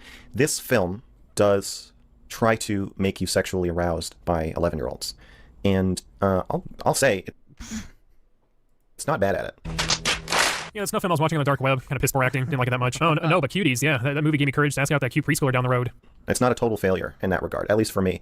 Your mileage may vary. Well, I'm not into fetuses, so I doubt my mileage even exists in this situation. Because I'm not a diddling kid toucher. I want to say that if you are concerned about people treating this as child pornography, there are probably thousands of people masturbating to this film as we speak. Yeah, that's kind of why we don't like this movie. But the negative effects this movie has caused doesn't even balance out. So for us normal people, we're supposed to learn that sexualizing children is bad. Well, I already kind of knew that. And for pedos, it's jerk-off material. Because I highly doubt this film's purpose of trying to convince them that their quote-unquote sexual preference is disgusting. But yeah, as far as like sexy music videos go, it's not bad. What the fuck? So we have a grown-ass man here admitting that little children dancing in a sexual way wasn't too bad. Decent, actually. Susan, again, I'm not trying to be a snitch, but how the hell is this allowed on your platform? Like, I get it, I say bad words like poo-poo and butthead, but I feel like this is the real threat here. Are we live? Is this live? Oh, trigger warning. Honesty. He may be a pedo, but, oh, he's not funny either. I think that the film is kind of roping you into the discussion of the sexualization of children by sexualizing children and by making you complicit in that. That's bullshit. That's equivalent of me making a documentary about how rape is bad, and then I actually go out and try to rape people. Like, who is this for? Oh, that rapist who made the documentary saying rape is bad? Well, he's got a point. After seeing actual rape happening, I think rape is bad now. I get it. Visuals are more impactful, but at the same time, it's not a necessity. In fact, in this situation, it's counterproductive. Go find me those pedophiles who saw this movie and they're like, oh, well, this movie really taught me not to touch children anymore. I'm gonna stick to animals. So let's put the morality of that aside and just take her art at face value. It's pretty interesting to be forced to do something. It's kind of like Last of Us 2. It's a great game. And it's real. It's very realistic. I don't know if you've ever heard of the app TikTok. There's some pretty interesting stuff on there that I've checked out. And yeah, very interesting. Holy fuck. I recommend you check it out. Girls of all ages are dancing and guys are dancing like this. Dances have become more explicitly sexual. But then, I listen to everybody saying these things, and I think we just sound the same as like old fogies did in the 50s and 60s. Well, the difference is children can't consent. If you want to go around and dance like a skank, go for it. Yeah, his beard looks like he rim jobbed a fucking Harvey Weinstein, but I think it's just part of the God's chosen features. I don't care, but leave the babies out of it, please. It's not some cracker boomer ideology to think that children shouldn't be dancing around in a very slutty way. It just shows you're a sane person. Oh, you have a problem with this fetus dancing in a sexual way? Well, okay, boomer. Fuck off. It's not the same thing. It's not even close. And by the way, yes, I have a problem with little girls dancing like that on TikTok. Not only is it disgusting, but children aren't aware when they're behaving like that.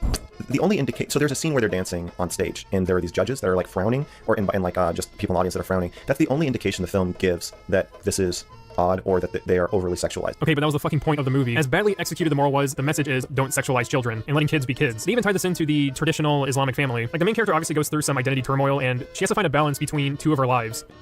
Imagine how bad the casting was. And this fucking pisses me off because this is actually really good writing. How many little girls they filmed dancing in skimpy outfits. And unfortunately, they had to include scenes of children. Or none at all. Children twerking and, rubbing each other and shit. So all that potential is just thrown out the window. And it seems Mr. Touchy here is just making excuses like, oh yeah, they had one scene where they said child diddling is bad. But the rest of the movie shows that my weird fetish is good, so I guess I can still do it. And again, to be fair, bad execution, but you completely missed the point. How do we... Children are horny. Little girls are horny, and they want to express that. And we aren't sure how to handle that kind of graceless transition from being 9 to being 13 or 14 or 16. Yeah, that's smart. Have children make big decisions like that for themselves. Hey, Chester the molester, you can hang out with my daughter. I don't care. She wants to, so I guess I should just let her do it. I don't care if she's 11. Apparently she can make that decision for herself. I really hope you don't have any children. It's all shown. So there are characters who ignore her sexuality, like her father. There's a scene where she tries to strip for her father to get him to give her his phone. Did you actually watch the movie? Scratch that. Did you actually watch a scene from this movie that wasn't a part of Epstein's stash? Because it was clearly stated that that person where she steals the phone from, that's not her dad. That's her cousin. They state this in the movie. In fact, the dad never shows up. That's a big part of the B-plot, but he probably skipped over the actual story to watch sexy embryos. This just tells me that he watched it for one reason and one reason only. He didn't care about the characters or the plot. He was too busy cleaning up. Or the story. He just wanted his pee-pee wet. The only reason he likes this movie is because it makes his sock even crustier. See them shaking their booties on the stairway as they make this this viral video, and they're pretty hot. You can say whatever you want about me. You're disgusting. Not my fault. I didn't make them do that. They did that.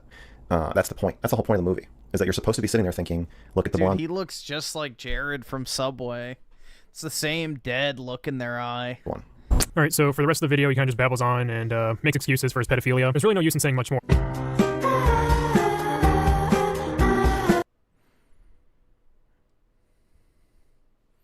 Lol, the black girl doesn't have a dad. What did they mean by this?